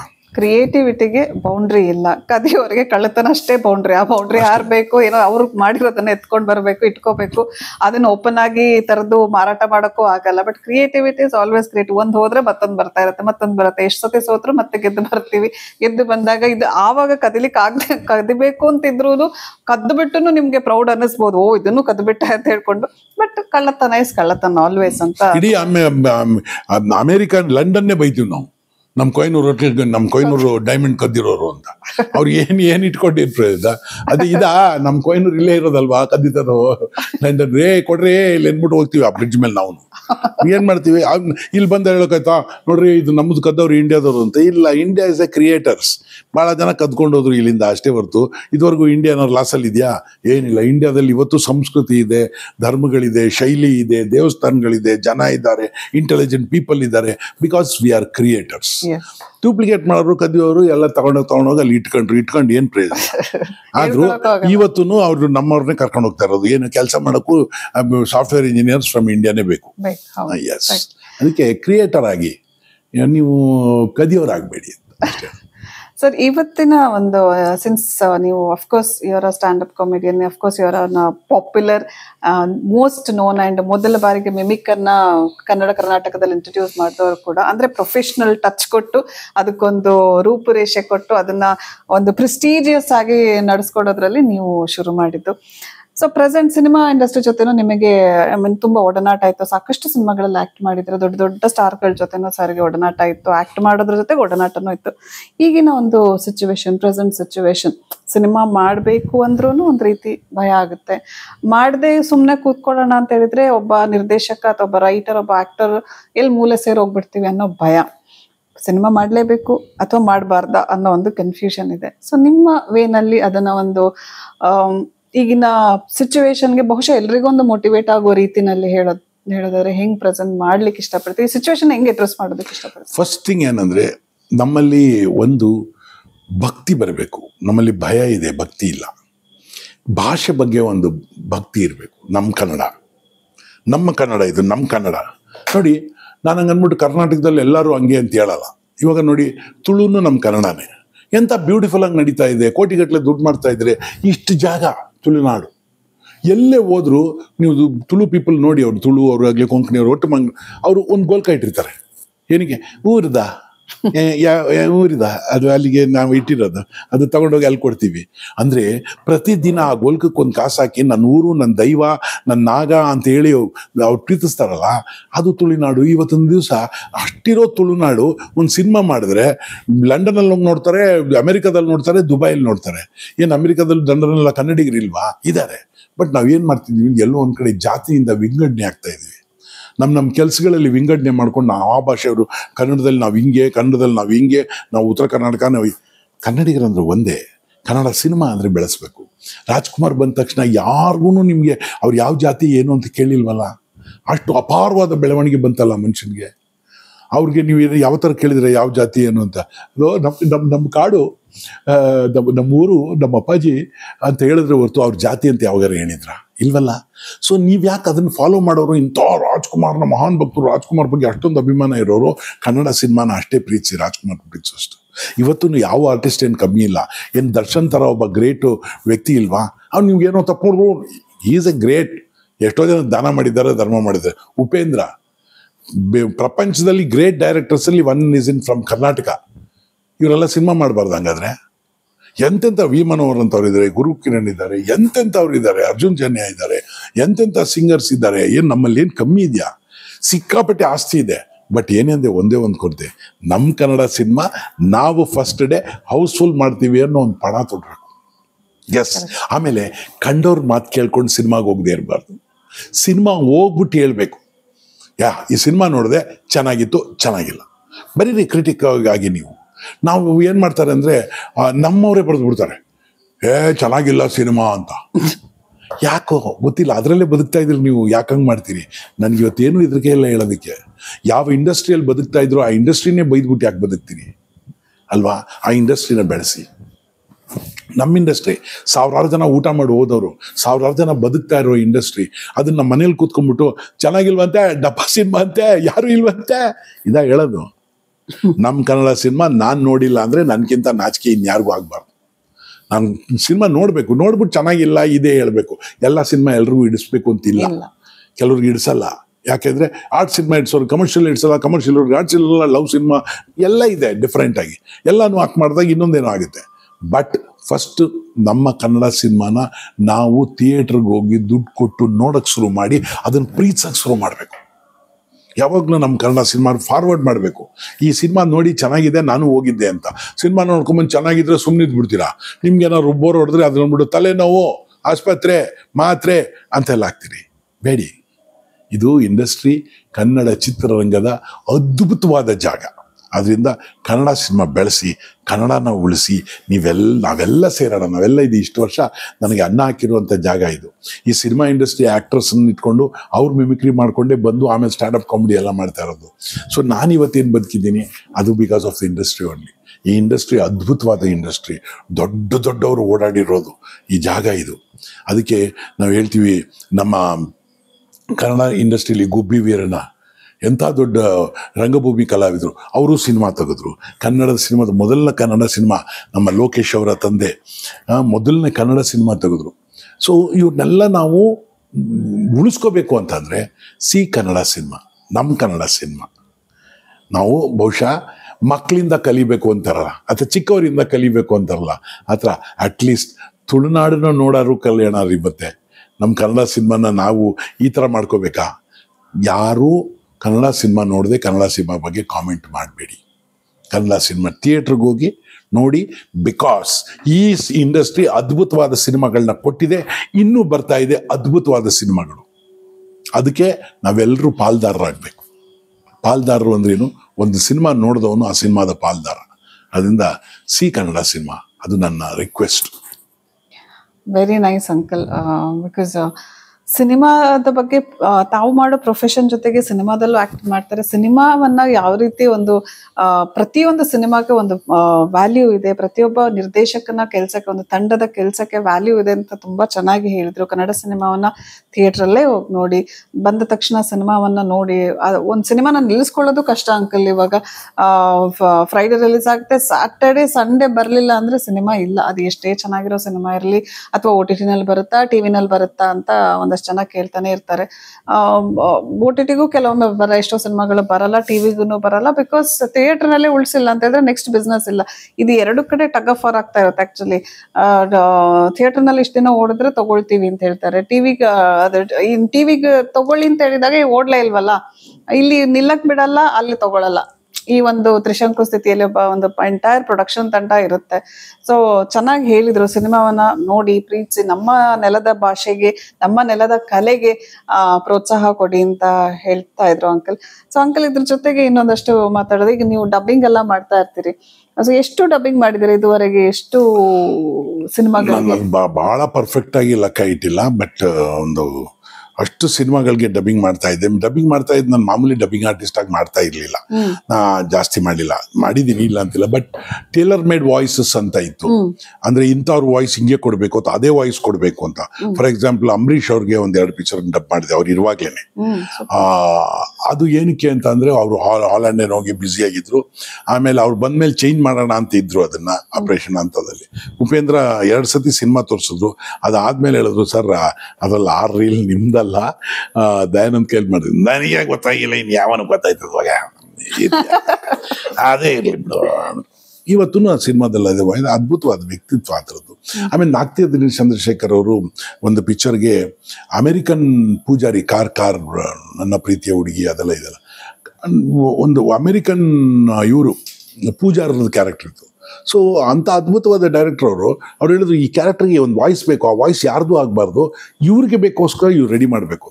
ಸೊ ಇಂಗ್ಲೀಷ್ ಮಾತಾಡೋ ಪೂಜಾರಿ ಇರಬೇಕು, ಆ ಏಜ್ ಗ್ರೂಪು ಹೇಳಿ, ಹಂಗೆ ಈ ಏಜ್ಗೆ ಈ ವಾಯ್ಸ್ ಇರಬೇಕು, ಈ ವಾಯ್ಸಲ್ಲಿ ಅದು ಇಂಗ್ಲೀಷ್ ಮಾತಾಡಬೇಕು. ಅದರಲ್ಲಿ ಬ್ರಾಹ್ಮಣಕ್ಕೆ ತಿದ್ದು ಆ ಬ್ರಾಹ್ಮಣರು ಮಾತಾಡ್ತಾರಲ್ಲ, ಹೌದೇನೋ ಆಗುತ್ತೆ ಅನ್ನೋದಿದೆಲ್ಲ, ಅದನ್ನ ಹಾಕೊಂಡು but what to do Detroit this is ಅದು ಹಿಂಗೆ ಅಂದ್ಕೊಂಡು ಆ ಚಾಮರಾಜಪೇಟೆನ ಮಧ್ಯೆ ತಂದು ಹಂಗಾಕಿ ಆ ಟೇಲರ್ ಮೇಡ್ ವಾಯ್ಸ್ ಮಾಡಿದೆ ಅದನ್ನ. ಅದೇ ಅದು ನೋಡಿ ಆ ಪಿಕ್ಚರಲ್ಲಿ ಇದೆ, ಗಣೇಶನ್ಗೆ 5 ತಲೆ ಯಾಕೆ, ಅವನ್ ಯಾವನ ಹತ್ರ ಮರ ಇತ್ತು ಕೆತ್ಬಿಟ್ಟ, ನಾನೇನ್ ಮಾಡ್ಲಿ ಅನ್ಕೊಂಡಿರೋದಲ್ಲ, ಆ ವಾಯ್ಸ್ನ ಮಾಡಿದ್ದು. ಆಮೇಲೆ ಮುಗ್ಯಾಂಬೋಗೆ ಮಜಾ ಬಂತು, ಇಡೀ ಪಿಕ್ಚರ್ಗೆ ಡಬ್ ಮಾಡಿದೆ ಒಂದು ನೈಟಲ್ಲಿ. ಕ್ಯಾಪ್ಟನ್ ರಾಜುಗೆ ಡಬ್ ಮಾಡಿದೆ. ಅವಾಗೆಲ್ಲ ಹೆಂಗೆ ಅಂದ್ರೆ it was A troupe work. Sarvamangala first dub ಮಾಡಿ ತೋರಿಸಿ ನಾನು ಕೊಡ್ತಾ ಇದ್ರು, ಆ ಥರ ಎಕ್ಸ್ಪರ್ಟ್ ಸರ್ವಮಂಗಳ ಅವರು. ಹಂಗೆ ಆ ಥರ ಡಿಫ್ರೆಂಟ್ ಪುನೀತ್ ಸರ್ಗೆ ವಾಯ್ಸ್ ಕೊಟ್ಟೆ. ಆ ಥರ ಡಿಫ್ರೆಂಟ್ ವಾಯ್ಸಸ್ಗೆ ಹೋಗ್ತಾ ಇದ್ದೆ. ಟೇಲರ್ ಮೇಡ್ ಅಂತೀವಿ ಇದಕ್ಕೆ. ಸೊ ಇದು ನೋಡಿ ಸರ್, ಇವ್ರು ವಾಯ್ಸ್ ಮಾಡಬೇಕು ಹೆಂಗಿರುತ್ತೆ, ಅಲ್ಲಿ ಬರುತ್ತಾ, ಇಲ್ಲ ಅಲ್ಲಿ ಬರುತ್ತೆ, ಅಲ್ಲಿ ಬರುತ್ತಾ, ಇಲ್ಲ ಸರ್ ಅದು ಮಲ್ಲಿಕಾರ್ಜುನ್ ಖರ್ಗೆ ಥರ ಆಗ್ಬಿಡ್ತಾರೆ, ಸ್ವಲ್ಪ ಕಮ್ಮಿ ಬನ್ನಿ ಅಂತಾರೆ. ಹೌದು ಯಾಕೆ ಅಂದ ತಕ್ಷಣ ಮಲ್ಲಿಕಾರ್ಜುನ್ ಖರ್ಗೆ ಹೋಗ್ತದೆ. ವಾಟ್ ಹಸ್ ಹ್ಯಾಪನ್, ಗುಬಚ್ಚಿಗಳ ಮುಗ್ಯಾಂಬೋಗೆ, ಇದು ಎಲ್ಲಿಂದ ಅಂದರೆ ಹಮ್ಜದ್ ಖಾನ್ ವಾಯ್ಸ್ನ ತೆಗೆದೆ. ಆಮೇಲೆ ಕ್ಯಾಪ್ಟನ್ ರಾಜು ವಾಯ್ಸ್ ತೆಗೆದೆ. ಕ್ಯಾಪ್ಟನ್ ರಾಜು ಮಲಯಾಳಂ ಮಾಡಿದ್ದಾರೆ, ಅದನ್ನ ವಾಯ್ಸ್ನ ಹಾಕಿ ಕೇಳಿಸಿ, ഞാൻ അവരോട് പറഞ്ഞതൊന്നും നടന്നില്ല എന്നാ പിന്നെ എന്താണോ ചെയ്യാ, ಆ ವಾಯ್ಸ್ನಲ್ಲಿ ನಾನು ನಿಂಗೆ ಹೇಳ್ತೀನಿ ಗುಬಚ್ಚಿಗಳ ಹಂಗೆ ವಾಯ್ಸ್ ಕೊಟ್ಟು. ಇನ್ನೋಸೆಂಟು, ಕೇರಳದ ಇನ್ನೋಸೆಂಟ್ ಡಮ್ಮೇ ಅಂತಿತ್ತು, ಅದನ್ನೇ ಕನ್ನಡದಲ್ಲಿ ಮಾಡಿ ಒಂದು ಟೈಗರ್ ಅನ್ನೋ ಪಿಕ್ಚರ್ ಕೊಟ್ಟೆ. ಈ ಥರ ಆಮೇಲೆ ಬೇರೆ ಬೇರೆ ಭಾಷೆಗಳು, ಇಂಗ್ಲೀಷು ನಮ್ಮಲ್ಲಿ ಒಂದು ಪ್ರಾಬ್ಲಮ್ ಇತ್ತು, ಬಹಳ ಒಳ್ಳೆ ಇಂಗ್ಲೀಷ್ ಬಂದ್ಬಿಟ್ರೆ ಡಬ್ಬಿಂಗ್ ಆರ್ಟಿಸ್ಟ್ಗಳಲ್ಲಿ ಭಾಳ ಜನಕ್ಕೆ ಆಗ್ತಿರಲಿಲ್ಲ. It happens, it may make the problem, but still it's an achievement that I can do it. ಅಂದರೆ ನಿಮಗೆ ಅದು ಡಬ್ ಮಾಡೋಕ್ಕೆ ಕಷ್ಟ ಆಗ್ತಿತ್ತು. ಅದನ್ನ ಆ ಥರದನ್ನೆಲ್ಲ ನಾನು ಹಲವಾರು ಪಿಕ್ಚರಲ್ಲಿ ಮಾಡಬೇಕಾಯ್ತು. So what happens those are the problem. ಎಲ್ಲರೂ ಅನ್ಕೊಂಡ್ಬಿಡ್ತೀವಿ ನಮ್ಗೆ ಇಂಗ್ಲೀಷ್, ಅಮೆರಿಕನ್ಸ್ಗೆಲ್ಲ ವರ್ಲ್ಡಲ್ಲಿರೋರಿಗೆಲ್ಲ ಇಂಗ್ಲೀಷ್ ಬರ್ತದೆ, ಎಷ್ಟೋ ಕಡೆ ಇಂಗ್ಲೀಷ್ ಬರಲ್ಲ. ಸೊ ಅವಾಗ ಅವರು ಆವಾಗ ಅವ್ರದ್ದು ಅದೇ ವಾಯ್ಸ್ ಕೊಡ್ಬೇಕಾಗುತ್ತೆ. ಸೊ ಈ ಬಣ್ಣ ಕಪ್ಪಿರುವಂಥ ಜನಕ್ಕೆ ಅವ್ರದ್ದು ವಾಯ್ಸ್ ಏನು. ಸೊ ಈ ಥರ ಟೇಲರ್ ಮೇಡ್ ಕೆಲಸಗಳು ಮಾಡ್ತಾ ಇದ್ವಿ. ದಟ್ ವಾಸ್ ಇನ್ ಡಬ್ಬಿಂಗ್ ಬಹಳ ಇಂಪಾರ್ಟೆಂಟ್ ಆಗಿತ್ತು, ವಾಯ್ಸ್ ಚೇಂಜಿಂಗ್ ಆ್ಯಂಡ್ ವಾಯ್ಸ್ಗಳಲ್ಲಿ. ಅಮಿತಾಬ್ ಬಚ್ಚನ್ ಆಜ್ ತುಮಾರೆ ಸಾಮ್ನೆ, ಸಂಜೀವ್ ಕುಮಾರ್ ಬರ್ತಾರೆ, तुम ये नहीं कर सकते, हमारे सामने ऐसी कोई बात नहीं थी. जीवन ಬಂದಾಗ ಅಮ್ಮ तुम जानते हो शार्प ಬಂದ ತಕ್ಷಣ ನಮ್ಮ ಅಜಿತ್ हमने तो दुनिया को पहले से कह चुका है ನೋಡಿ ಅದೇ ವಾಯ್ಸಲ್ಲಿ ನಾನು ಇನ್ನೊಂದು ವಾಯ್ಸ್ ಹೇಳ್ತೀನಿ ನಿಮಗೆ ನಮ್ಮ ಮೋದಿ ಅವ್ರದ್ದು. भारत में आज हम देखेंगे हर कंकर में शंकर है ना भाइयों. ಅದು ಒಂದೇ ವಾಯ್ಸ್ ಅದು. ಅಜಿತ್ತು ಹಂಗೆ ಇದೆ ಹಂಗೆ. ಆಮೇಲೆ ಅಂಬರೀಷ್ ನಾನು ನಿನಗೆ ಅಂತಾರಲ್ಲ ಅವಾಗ ರಾಜ್ಕುಮಾರ್ದು ಯಾವುದಕ್ಕೂ ಹೋಲಿಕೆನಿಲ್ಲ. ಬಿಕಾಸ್ ನಮ್ಮ ಅನಿಸಿಕೆಗಳನ್ನೆಲ್ಲ ಅದು ಇನ್ನು ಯಾವ ರೀತಿ ಹೇಳಕ್ ಸಾಧ್ಯ ಅಲ್ವೇ. ಅಷ್ಟೇ ನನಗೇನು ನಮ್ಗೆ ಅದ್ರ ಅರಿವಿಲ್ಲ. ಯಾಕೆ ಅಂದ್ರೆ ಅವರು ಅಣ್ಣವ್ರು ಒಂದ್ಸತಿ ಹೇಳಿದ್ರು, ಅಲ್ರಿ ಆ ಎಂಜಲ್ ನುಂಗೋದು ಕೂಡ ಬಿಡೋದಿಲ್ವಲ್ಲ, ಅದನ್ನು ಕೂಡ ಮಾಡ್ಬಿಟ್ರಲ್ಲ ನೀವು ಅಂದ್ರು. ಯಾಕೆ ಅಂಥವ್ರು ಸಿಗಲ್ಲ ನಿಮ್ಗೆ. ಯಾಕೆಂದ್ರೆ ಅವ್ರ ವಾಯ್ಸ್ನ ಅವರೇ ಖುಷಿ ಪಟ್ಟು ಎಂಜಾಯ್ ಮಾಡಿ ಅವರೇ ಸ್ಟೇಜಿಗೆ ಕರ್ಕೊಂಡೋಗಿ ಮಾಡಿಸ್ತಾರೆ ಅಂದ್ರೆ ಬಹುಶಃ ವರ್ಲ್ಡ್ ರೆಕಾರ್ಡ್ ರಾಜ್ಕುಮಾರ್ ಅದ್ರಲ್ಲಿ. ಬೇರೆಯವ್ರಿಗೆ ಕೋಪ ಬರ್ತದೆ ನಂದೆಲ್ಲ ಮಾಡಬೇಡ್ರಿ ಅಂತ, ಅಂಥದ್ರಲ್ಲಿ ಅವರೇ ಮಾಡಿಸೋರು. ಅದು ವೆರಿ ರೇರ್ ಕ್ಯಾರೆಕ್ಟರ್ಸ್ ಅದು ಆ ಥರದ್ದು. ನಾನು ಹೆಚ್ಚು ಕಮ್ಮಿ ಆ ಹೀರೋಗಳದೆಲ್ಲ ಅಂಬರೀಷ್ ಮಾಡಿದೆ, ವಿಷ್ಣುವರ್ಧನ್ ಮುಂದೆ ನನ್ನ ನಾಡು ಅಂತ ವಿಷ್ಣುವರ್ಧನ್ ಮುಂದೆ ಮಾಡಿದೆ. ಅದು ನಮ್ಗೆ ಆವಾಗ ಧೈರ್ಯನೂ ಇತ್ತು. ಯಾಕೆ ಧೈರ್ಯ ಇತ್ತು ಅಂದರೆ ಸ್ವಲ್ಪ ಮಂಡತನ ನಮಗೆ ಅದ್ರ ಪರಿಣಾಮಗಳು ಗೊತ್ತಿರಲಿಲ್ಲ. ಆಮೇಲೆ ನಮ್ಮನ್ನು ಯಾರು ಹಾಳು ಮಾಡಕ್ಕೆ ಮಾಡಲಿಲ್ಲ. ಸೊ ಈಗ ಇಷ್ಟೆಲ್ಲ ವಾಯ್ಸ್ಗಳನ್ನ ತೋರಿಸಿದ್ರಲ್ವಾ, ಇದೆಲ್ಲ ಇನ್ಬಿಲ್ಟ ಒಳಗಡೆಯಿಂದ ಹಿಂಗ್ ಬರುತ್ತಾ ಅಥವಾ ಅದಕ್ಕೋಸ್ಕರ? ಇಲ್ಲ, ಪ್ರಯತ್ನ ಪಡಲೇಬೇಕು. ಇಟ್ ಈಸ್ ಏನು ಅಂದರೆ ನಿಮ್ಮ ಅದರಲ್ಲಿ ತಲ್ಲೀನರಾಗೋದು. ಒಂದು ವ್ಯಕ್ತಿಯನ್ನು ನೋಡಿ ತಲ್ಲೀನರಾಗಿ ಅವ್ರನ್ನ ಪ್ರೀತಿಸಿದಾಗ ಅವ್ರ ಒಳಗಡೆ ಬಂದು ಮಾತಾಡ್ತಾರೆ ಅಂತೇಳಿ. ಇವಾಗ ಶ್ರೀನಾಥ್ದೆಲ್ಲ ಮಾಡ್ಬೇಕಾರೆ ನೀವು ಯಾವ ವಾಯ್ಸಲ್ಲಿ ಮಾಡ್ತೀರಾ? ಅದೆಲ್ಲೂ ಸಿಗಲ್ಲ. ಅವರು ನಾನು ನಿನ್ನ ಬೇಡ ಅನ್ನಕ್ಕಾಗತ್ತಮ್ಮ ಅಂದ ತಕ್ಷಣ ಇದು ಬಾಡಿ ಲ್ಯಾಂಗ್ವೇಜ್, ಕಣ್ಣು ಅದೆಲ್ಲ ಸಿಗುತ್ತೆ. ಸೊ ದಟ್ ಈಸ್ ಇನ್ವಾಲ್ವ್ಮೆಂಟಲ್ಲಿ ಭಾಳಷ್ಟು ಇನ್ವಾಲ್ವ್ಮೆಂಟ್ ವಾಯ್ಸ್ಗಳಿದೆ ನಿಮಗೆ. ಅದು ಮಾಡ್ಬೇಕಾದ್ರೆ ಶತ್ರುಘ್ನ ಸಿನ್ಹಾ ಹಮ್ ಜಾನ್ತೆ ಹೈ ಕೆ ತುಮ್ಹಾರೆ ಸಾಮ್ನೆ ನಾಯ್ ಅನ್ನುವಾಗ ಅದೆಲ್ಲ ಸ್ಟೈಲಿಶ್ ಆಗಿ ಬರಬೇಕು. ಆಮೇಲೆ ಬೇಕಾದಷ್ಟು ಲೈಕ್ ಈ ಕೇರಳದ ಅಚ್ಯುತಾನಂದಂದು ಮಾಡಿದೆ, ಎಂದಿನ ನಡು ಇಡಿಕರೆಯಬಲ್ಲು ಅಂತ. ಭಾಳ ಈಸಿ ಅವೆಲ್ಲ ವಾಯ್ಸ್ ಮಾಡೋಕ್ಕೆ. ಯಾಕೆಂದರೆ ಅದು ಭಾಳ ಬೇಸ್ ವಾಯ್ಸ್. ನಿಮಗೆ ದಿನೇಶ್ ಎರಯ್ಯ ಚೆನ್ನಾಗಿದೆಯಾ ನೋಡಿ, ಅದೇ ಒರಿಜಿನಲ್ ವಾಯ್ಸ್ ಯಾವುದು ಗೊತ್ತಾ? ಶಿವಾಜಿ ಗಣೇಶನ್ ಎದ್ದೈಪಾರ್ ಖಡ್ಗಳಿಪಾರ್ ಉರಗತೆ ಪಾಕು ಮುಡಿಯುವ ಖಡ್ಡ. ಆ ಥರ ವಾಯ್ಸ್ಗಳು ಭಾಳಷ್ಟು ಸಾಮ್ಯತೆ ಇರೋದಿದೆ. ಅದರ ಟೈಮಿಂಗ್ ಚೇಂಜ್ ಇದೆ. ಸಂಗೀತದಲ್ಲಿ ಅಂದರೆ ಸಾ ಅಂದರೆ ಷಡಜು, ರೀ ಅಂದರೆ ರಿಷಬ್ದು, ಗಾ ಅಂದರೆ ಗಾಂಧಾರು, ಮಾ ಅಂದರೆ ಮಧ್ಯಮ, ಪಾ ಅಂದರೆ ಪಂಚಮ, ಅದನ್ನೇ ವಾಯ್ಸಲ್ಲೂ ಇದೆ. ಬಟ್ ನಾವು ಅದನ್ನು ಹೆಂಗೆ ತಗೊಂಡು ಆಟ ಆಡಬೇಕು ಅದಕ್ಕೆಲ್ಲ ಪಂಡಿತರು ಬರೆದುಗಳು ಇಟ್ಟಿದ್ದಾರೆ, ದೊಡ್ಡ ದೊಡ್ಡ ವಿದ್ವಾಂಸರು. ನಮಗೆ ಈ ವಾಯ್ಸ್ನಲ್ಲಿ ಬರೆದಿಟ್ಟಿಲ್ಲ ಅಷ್ಟೇ ಹೊರತು everything has got a rules and regulations to run. ಯಾಕೆ ಇದನ್ನ ಇಷ್ಟು ಡೀಟೇಲ್ ಆಗಿ ಹೇಳಿದೆ ಅಂತ ಹೇಳಿದ್ರೆ, ಅಂಕಲ್ ಇವಾಗ ಮಾತಿಗೆ ಪ್ರತಿಯೊಬ್ಬರು ಹೇಳ್ತಾರೆ I am a dubbing artist, I am an voice over artist, ನಾನು ಎಷ್ಟೋ ವಾಯ್ಸ್ ಕೊಟ್ಟಿದ್ದೀನಿ, ಅದು ಹಿಂದಿಗೆ ಮಾಡಿದ್ದೀನಿ, ಕನ್ನಡಕ್ಕೆ ಮಾಡಿದ್ದೀನಿ, ಇಂಗ್ಲೀಷ್ ಮಾಡಿದ್ದೀನಿ, ಏನೇನೋ ಹೇಳ್ತಾರೆ. ನಾವು ಕರೆದು ಅವ್ರನ್ನ ನಂಬ್ಕೊಂಡು ಒಂದು ಅವ್ರ ಟೈಮು ತಗೊಂಡು ಲಾಕ್ ಮಾಡಿ ಮಾಡಿದಾಗ ಅಂಕಲ್ ವಿ ಹ್ಯಾವ್ ಟು ಎಷ್ಟೋ ಸತಿ ಸ್ಟುಡಿಯೋನೇ ಕ್ಯಾನ್ಸಲ್ ಮಾಡಿಬಿಡ್ಬೇಕಾಗಿದೆ. ಬಿಕಾಸ್ ಆಫ್ ಅವ್ರು ಹೇಳೋ ಪ್ರಕಾರ 1000 ಸಿನಿಮಾಗಳಿಗೆ ಮಾಡಿರ್ತಾರೆ. ಬಟ್ ನೀವು ಹೇಳ್ತಿರಲ್ಲ ರಿದಮ್, ನಮಗೆ ನಾವು ನಿಮ್ಮ ಮುಂದೆ ತುಂಬಾ ಬಚ್ಚಾಗಳು. ಬಟ್ ವೆನ್ ನಮ್ಮ ಪ್ರಾಜೆಕ್ಟ್ ಅಂದಾಗ ನಮಗೊಂದು ಡಿಸೈನ್ ಇರುತ್ತೆ ಹಿಂಗ್ ಬೇಕು ಅಂತ, they cannot fulfil it. So ದಯವಿಟ್ಟು ಅಂತವ್ರು ಕಾಂಟ್ಯಾಕ್ಟ್ ಮಾಡಿ, ಅಂಕಲ್ ಅಂತವ್ರನ್ನ ಕಾಂಟ್ಯಾಕ್ಟ್ ಮಾಡಿ, ದೇ ವಿಲ್ ಗೈಡ್ ಯು. ಇವಾಗಿದೆ ಗೋಲ್ಡನ್ ವಾಯ್ಸ್ ಅಂತೆಲ್ಲ ಇದೆ, ಅವ್ರು ಮಾಡ್ತಾ ಇದ್ದಾರೆ, ಪ್ರಯತ್ನ ಪಡ್ತಾರೆ. ಇಲ್ಲಿ ಏನಾಗುತ್ತೆ ಅಂದ್ರೆ ಎಲ್ಲಾನು ನೀವು ಕಲ್ಸ್ಕೊಡಕ್ಕಾಗಲ್ಲ, ಕೆಲವುದು ಇನ್ವಾಲ್ವ್ಮೆಂಟು. ಇವಾಗ ನಾನು ನಿಮ್ಮ ಮನೆಗೆ ಬರ್ತೀನಿ, ನಿಮ್ಮ ಅಮ್ಮ ಇದ್ದಾರೆ ತಾನೆ ಅಲ್ಲಿ, ನಾನು ನಿಮ್ಮ ಮನೆಗೆ ಬರ್ತೀನಿ, ನಿಮ್ಮ ಅಮ್ಮ ಇದ್ದಾರೆ ತಾನೆ ಅಲ್ಲಿ, ನಾರ್ಮಲ್ ನಾನು ನಿಮ್ಮ ಮನೆಗೆ ಬರ್ತೀನಿ, ನಿಮ್ಮ ಅಮ್ಮ ಇದೆ, ಇಲ್ಲ ಇನ್ವಾಲ್ವ್ಮೆಂಟ್, ನಾನು ನಿಮ್ಮ ಮನೆಗೆ ಬರ್ತೀನಿ, ನಿಮ್ಮ ಅಮ್ಮ ಇದ್ದಾರೆ ತಾನೆ ಅಲ್ಲಿ, ನಂಗೆ ನೋಡ್ಬೇಕು ಅಂತ ಆಸೆ. ಈ ವರ್ಷನ್ ಅಲ್ಲಿ ಡಬ್ ಮಾಡಿದಾಗ ಆಟೋಮೆಟಿಕ್ ಕಣ್ಣಲ್ಲಿ ಅದು ಯಾಕೆ ಇನ್ವಾಲ್ವ್ಮೆಂಟು. ನನಗಾಗಿರೋ ನೋವು ಇನ್ಯಾರಿಗೂ ಆಗ್ಬಾರ್ದ್ರಿ. ಸಂತೋಷ, ನೀವೇ ದೊಡ್ಡವರಾಗಿರಿ, ನಾವೆಲ್ಲ ಚಿಕ್ಕ ಜನ, ಏನು ಹೇಳಿದ್ರು ಅನ್ನಿಸ್ಕೋತೀವಿ. ಈ ಇನ್ವಾಲ್ವ್ಮೆಂಟು ನಿಮಗೆ ಡಬ್ಬಿಂಗಲ್ಲೂ ಬೇಕು, ಆ್ಯಕ್ಟ್ ಮಾಡೋರು ಮಾತ್ರ ಅಲ್ಲ. ಥಿಯೇಟರ್ಸ್ನಲ್ಲಿ ನಮಗೆ ಕೊಟ್ಟಿದ್ದಾರೆ ಅದನ್ನು. ಥಿಯೇಟರ್ಸಿಂದ, ಕಮರ್ಷಿಯಲ್ ಥಿಯೇಟರ್ಸಿಂದ ಎಲ್ಲ ಕಲಿತಾಗ ನಿಮಗೆ ಈ ಇನ್ವಾಲ್ವ್ಮೆಂಟ್ ಸಿಗುತ್ತೆ. ನಿಮ್ಗೆ ಲಿರಿಸನ್ ಬೇಕಾಗಿರೋ ಆಳಕ್ಕೆ ಏನೂ ಬೇಕಾಗಿಲ್ಲ. ಆ ಇನ್ವಾಲ್ವ್ಮೆಂಟ್ ಬರಬೇಕು ಒಳಗಡೆ. You become that character. ಆವಾಗ ನಿಮಗೆ ಕಣ್ಣಲ್ಲಿ ನೀರು ಎಲ್ಲ ಬರುತ್ತೆ, ಸಿಕ್ಕಾಪಟ್ಟೆ ಎಮೋಷನ್ ಆಗ್ಬೋದು, ಕೋಪ ಬರೆಸ್ಬೋದು. ನಮಗೆ ಉಪ್ಪಿ ಟೂನಲ್ಲಿ ಉಪೇಂದ್ರ ಅವರು ಒಂದು ದೊಡ್ಡ ಅಂಡೆ ಇದ್ದಲ್ಲ, ದೊಡ್ಡದು ಅಂಡೆ ತರೋದು, ಅದನ್ನು ತರಿಸ್ಬಿಟ್ಟು ಒಂದು ಬಕೆಟ್ ನೀರು ಇಟ್ಬಿಟ್ಟಿದ್ರು. ಏನು ಅಂದರೆ ಅಂತ ಒಂದು ಶಾಟ್ ಬರಬೇಕು, ಅದು ಕ್ಯಾಕ್ಟು ಬರ್ತಾಯಿತ್ತು.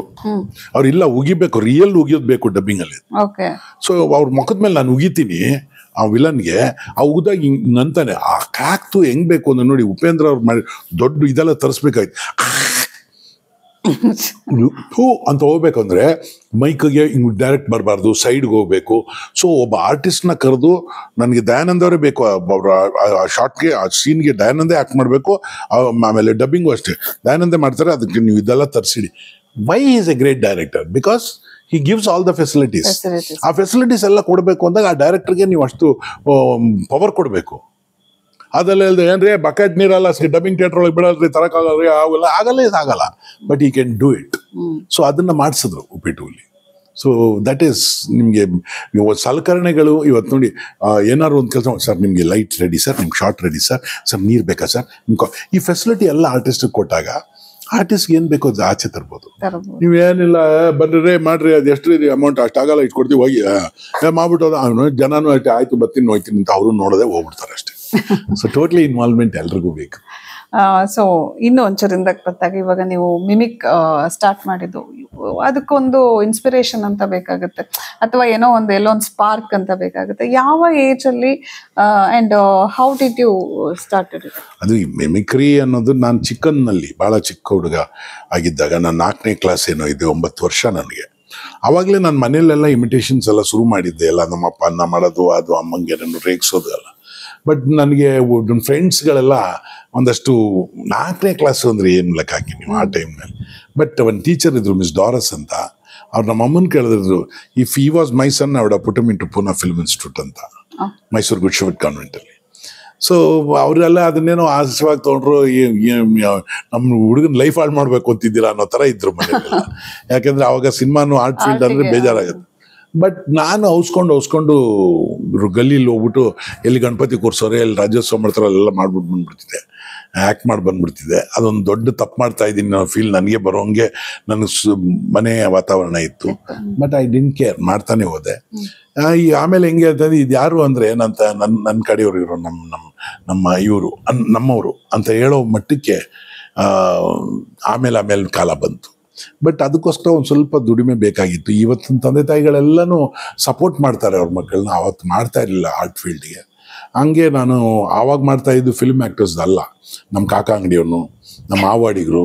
ಇಲ್ಲಿ ಏನಾಯ್ತೆ ಗೊತ್ತು, ಇದು ಹಾವು ಇಲ್ಲ, ಈ ಹಾವು ಬಾಯ್ ಬಿಡ್ತದೆ, ಇದು ರಾತ್ರಿ 12 ಗಂಟೆಗೆ ಬಾಯ್ ಬಿಟ್ಟು ಹಾಲು ಕುಡಿದ್ಬಿಟ್ಟು ಮಲ್ಕೊಂಡ್ಬಿಟ್ರೆ ಮರ್ರೆ ಅಮಾವಾಸ್ಯೆಗೆ ಮಾತ್ರ ಎದ್ದೇಳೋದು ಗೊತ್ತು ಅಂತ ಹೇಳಿದಾಗ ಆ ಕ್ಯಾರೆಕ್ಟರ್ದು ಏನೈತೆ ವಾಯ್ಸ್ ಅದು. ಆ ಕಾಕ ಅಂಗಡಿ, ನಾನು ನಿನಗೆ ಹೇಳಿಲ್ವಾ ಇಲ್ಲಿ ಬರಿಬೇಡ ಅಂದ, ನೀನು ಇಲ್ಲಿ ಸೋಪು ತಗೊಂಡಕ್ಕೆ ಬಂದರೆ ನಾನು ನಿನಗೆ ಹೊಡ್ತೇನೆ, ಅದೆಲ್ಲ ಆ ಕನ್ನಡ ಬೇರೆ ಈ ಕನ್ನಡ ಬೇರೆ. ಅದನ್ನೆಲ್ಲ ವಿಂಗಡ್ಸ್ ಮಾತಾಡಿದಾಗ ಮೂತ್ರ ಕರ್ನಾಟಕದ್ದು ಕೊಡಂಗಿಲ್ಲ ರೇ ರೊಕ್ಕನ ಕೊಡೋದಿಲ್ಲ, ಕಾರಣ ಚಾನ ಕೊಡೋದು, ಏನು ಮಾಡ್ತಿಲ್ಲ ಮಂಗಿರ ಮಗನ ಅಂತ. ಸೊ ಅದೆಲ್ಲ ಆ ಕನ್ನಡಗಳನ್ನೆಲ್ಲ ತೋರಿಸಿ ಈ ಊರಿನಲ್ಲಿ ಹಿಂಗೆ ಮಾತಾಡ್ತಾರೆ ಅಂತೆಲ್ಲ ಹೇಳಿದಾಗ ಆವಾಗ ದಟ್ ವಾಸ್ ದ ಮಿಮಿಕ್ರಿ. ಆವಾಗ ಫಿಲ್ಮ್ ಆ್ಯಕ್ಟರ್ಸ್ ವಾಯ್ಸ್ ಅಲ್ಲ. ಆಮೇಲೆ ಅದನ್ನೇ ಸ್ಟ್ಯಾಂಡಪ್ ಕಾಮಿಡಿ ಅಂತ ಕರೆದಿದ್ದಾಗ ನಾನು ಅಮೆರಿಕಾಗೆ ಹೋದ್ಮೇಲೆ ಗೊತ್ತಾಯ್ತು ನನಗೆ. ಸೊ ನಾನು ಮಾಡ್ತಾ ಇರೋದು ಸ್ಟ್ಯಾಂಡಪ್ ಕಾಮಿಡಿ ಅಂತ. ಅದಕ್ಕೆ ಅಲ್ಲಿ ಅಮೆರಿಕನ್ ಇದರಲ್ಲಿ ಇಂಟರ್ವ್ಯೂ ಮಾಡಿದ್ರು ನನಗೆ, when did you start stand up comedy? When I knew that I was already doing it ಅಂತ. ಹಂಗೆ ನಮಗೆ ಅದಕ್ಕೋಸ್ಕರ ಒಂದು ಸ್ಟೇಜು ಜಾಗ ಏನೂ ಇಲ್ಲ. ಯಾರ್ದೋ ಮನೇಲಿ ಏನೋ ಫಂಕ್ಷನ್ ನಡೀತಾ ಇದೆ ಅಂದ ತಕ್ಷಣನೇ ಮೈಕ್ ಕೊಟ್ಬಿಟ್ರೆ ಹೋಗ್ಬಿಟ್ಟು ಮಾಡ್ಬಿಟ್ಟು ಬಂದ್ಬಿಡ್ತಿದ್ವಿ. ಒಂದು ದಿವಸ ಏನೋ ದೇವ್ರನ್ನ ಕೂರ್ಸೋರು ಅಂದ್ಬಿಟ್ಟು ನಾನು ಹೋಗಿ ಎಲ್ಲ ಮಾಡಿದೆ. ಆಮೇಲೆ ನೋಡಿದ್ರೆ ಅಲ್ಲಾಡ್ತಾ ಇದೆ. ನೋಡಿದ್ರೆ ಅವ್ರೇನೋ ಆ ಥರದ ಫಂಕ್ಷನ್, ಅದು ಮಗಳು ಅವ್ರ ಮನೇಲಿ ದೊಡ್ಡವರಾಗಿದ್ದಾರೆ, ಅದಕ್ಕೆ ಫಂಕ್ಷನ್ ಮಾಡೋರೆ, ನಾನು ಹೋಗಿ ಮಿಮಿಕ್ರಿ ಮಾಡ್ಬಿಟ್ಟು ಹೋಗ್ತಾನಿದ್ದೆ. ಇನ್ನು ಸದ್ಯ ಒಂದು ಕರೆದಿಲ್ಲ, ಏನು ನಮ್ಮಪ್ಪ ತಿರೋಗ್ಬಿಟ್ಟವ್ರೆ, ಮಣ್ಣು ಮಾಡಕ್ಕೆ 2 hours ಲೇಟ್ ಆಗುತ್ತೆ, ಅಲ್ಲಿವರೆಗೂ ಮಿಮಿಕ್ರಿ ಮಾಡಿ ಅಂತ ಇನ್ನೂ ಅಂದಿಲ್ಲ ಅಷ್ಟೇ. ಬಾಕಿ ಎಲ್ಲದಕ್ಕೂ ಮಾಡಾಗ ಹೋಗ್ಬಿಟ್ಟು. Very nice uncle. ಈಗ ಒಂದು ಪ್ರಶ್ನೆ, ಈಗ mimic, dubbing, actor, stand up comedian, ಇದೆಲ್ಲವನ್ನ ಹೊರಗಡೆ ಇಟ್ಟರೆ what are you and what is life for you? ಏನಿಲ್ಲ, one thing is a person, ಎಲ್ಲ ಮನುಷ್ಯನಿಗೂ ಏನೋ ಬೇಕು ಅನಿಸುತ್ತೆ, ಕಲಿಬೇಕು ಅನಿಸುತ್ತೆ. Once you say I know it, you are dead end of the knowledge. ಅದೇನೆ ನನಗೆ ಗೊತ್ತಿಲ್ಲ ಅಂದರೆ you are going to start something new. ನನಗೆ ಗೊತ್ತು ಅಂದರೆ ಯು ವಿಲ್ ಬಿ ನೈಟ್. ಯಾವತ್ತು ನಿಮಗೆ ನನಗೆಲ್ಲ ಗೊತ್ತು ಅಂತೀರಾ, ಯುವರ್ ನಾಲೆಜ್ ಪೀಕ್ ಅಲ್ಲಿ ಮುಗಿದೋಯ್ತು. ಇಲ್ಲ ನನಗೆ ಹೇಳಿ ಗೊತ್ತಿಲ್ಲ, ನನಗೆ ಇದನ್ನು ಕಲಿಬೇಕು ಅಂತಿದ್ದೀನಿ ಅಂದಾಗ always you are a student, you will be growing. So ಅಷ್ಟೇ ಇದೆ. ಬಾಕಿದೆಲ್ಲ ನಿಮಗೆ ಏನೇ ಪ್ರೊಫೆಷನ್ ತಗೊಳ್ಳಿ, first thing to learn, surrender to learn. ಅದಕ್ಕೆ ವಿನಯ, ವಿದ್ಯೆಗೆ ವಿನಯ ಭೂಷಣ ಅಂತ ಏನಂತಾರಲ್ಲ, ಆ ಥರ ಯಾವುದೇ ವಿದ್ಯೆ ಕಲಿಬೇಕಾದ್ರೆ ಫಸ್ಟು ವಿನಯವಾಗಿರಬೇಕು. ಆಮೇಲೆ ವಿದ್ಯೆ ಕಲ್ತ ಮೇಲೂ ಅದಕ್ಕೆ ಇರೋ ವಿನಯತೆ ನಾವು ತೋರಿಸ್ಲೇಬೇಕು. ಬಟ್ ನಮ್ಮ ಸ್ಟ್ಯಾಂಡಪ್ ಕಾಮಿಡಿ ಮಿಮಿಕ್ರಿಯಲ್ಲಿ ಸ್ವಲ್ಪ ಒಂದು ಚೇಂಜ್ ಇದೆ. ನಾವು ಸ್ವಲ್ಪ ಅಹಂಕಾರ ಬರೆಸ್ಕೋಬೇಕು. ಯಾವಾಗಂದರೆ ಸ್ಟೇಜ್ಗೆ ಹೋಗೋದಕ್ಕಿಂತ ಮುಂಚೆ ಯಾರು ಕೇಳಿಸ್ಕೊತಾನೆ ಇಲ್ಲ, ಎಲ್ಲ ಅವ್ರ ಪಾಡಿಗೆ ಅವ್ರು ಮಾತಾಡ್ತವ್ರೆ. ಒಂದು 20,000 ಆಡಿಯನ್ಸ್ ಇದ್ದಾರೆ, ಡಿಸ್ಟರ್ಬ್ ಇದ್ದಾರೆ. ಆಗ ಒಳಗಡೆ ಒಂದು ಅಹಂಕಾರ ಬರೋಕೆ, ಈಗ ಸ್ಟೇಜ್ ಮೇಲೆ ಹೋಯ್ತು ನೋಡುವ ಎಲ್ಲರನ್ನೂ ಚಿಂದಿ ಮಾಡಕ್ಕೆ ಬರ್ತೀವಿ, ನನ್ನ ಕಡೆ ನೋಡ್ಬೇಕು, ಹಂಗೆ ಮಾಡ್ತೀನಿ ಅಂತ ಒಂದು ಕಾನ್ಫಿಡೆನ್ಸ್ ಬರುತ್ತೆ. ಅಲ್ಲಿ ಹೋಗ್ಬಿಟ್ಟು ಆ ಕಾನ್ಫಿಡೆನ್ಸ್ ತೊಗೊಂಡು ಎಲ್ಲರೂ ಫುಲ್ ನಗ್ಸಾದ್ಮೇಲೆ ಅವ್ರು ಫುಲ್ ನಗದು ಚಪ್ಪಾಳಿ ಹೊಡಗ I am nothing yes uh you are great ಅಂದ್ಬಿಟ್ಟು ಬರಬೇಕು. ಆಮೇಲೆ ಅಲ್ಲೇ ಆ ಅಹಂನ ತೆಗೆದುಬಿಡ್ಬೇಕು, ಆ ಅಹಂ ಹುಟ್ಟಿಸ್ಕೋಬೇಕು.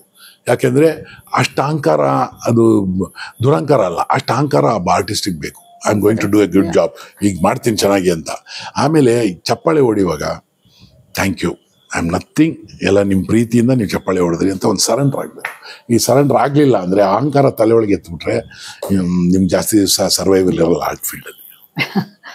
ತುಂಬ ಇಟ್ಸ್ ಅ ವೆರಿ ವೇಟೇಜ್ ಇರುವಂಥ ವರ್ಡ್, ತುಂಬ ಮೀನಿಂಗ್ಫುಲ್. ಜೀವನದಲ್ಲಿ ನಾಟ್ ಓನ್ಲಿ ಆರ್ಟಿಸ್ಟ್, ಪ್ರತಿಯೊಬ್ಬರು ಅಳವಡಿಸಬೇಕಾದಂತಹ ಒಂದು ವಿಷಯ.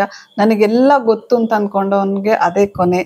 ನನಗೆ ಇನ್ನೂ ಕಲಿಯೋದಿದೆ ಅಂತ ಹೇಳಿದಾಗ ಪ್ರತಿಯೊಂದು ಹೊಸ ಹೊಸ ವಿಷಯನೂ ಓಪನ್ ಆಗ್ತಾ ಹೋಗುತ್ತೆ. ಅದ್ರ ಜೊತೆಗೆ ಏನೇ ಮಾಡಬೇಕಾದ್ರೆ ಕಾನ್ಫಿಡೆನ್ಸ್ ಇರಬೇಕು.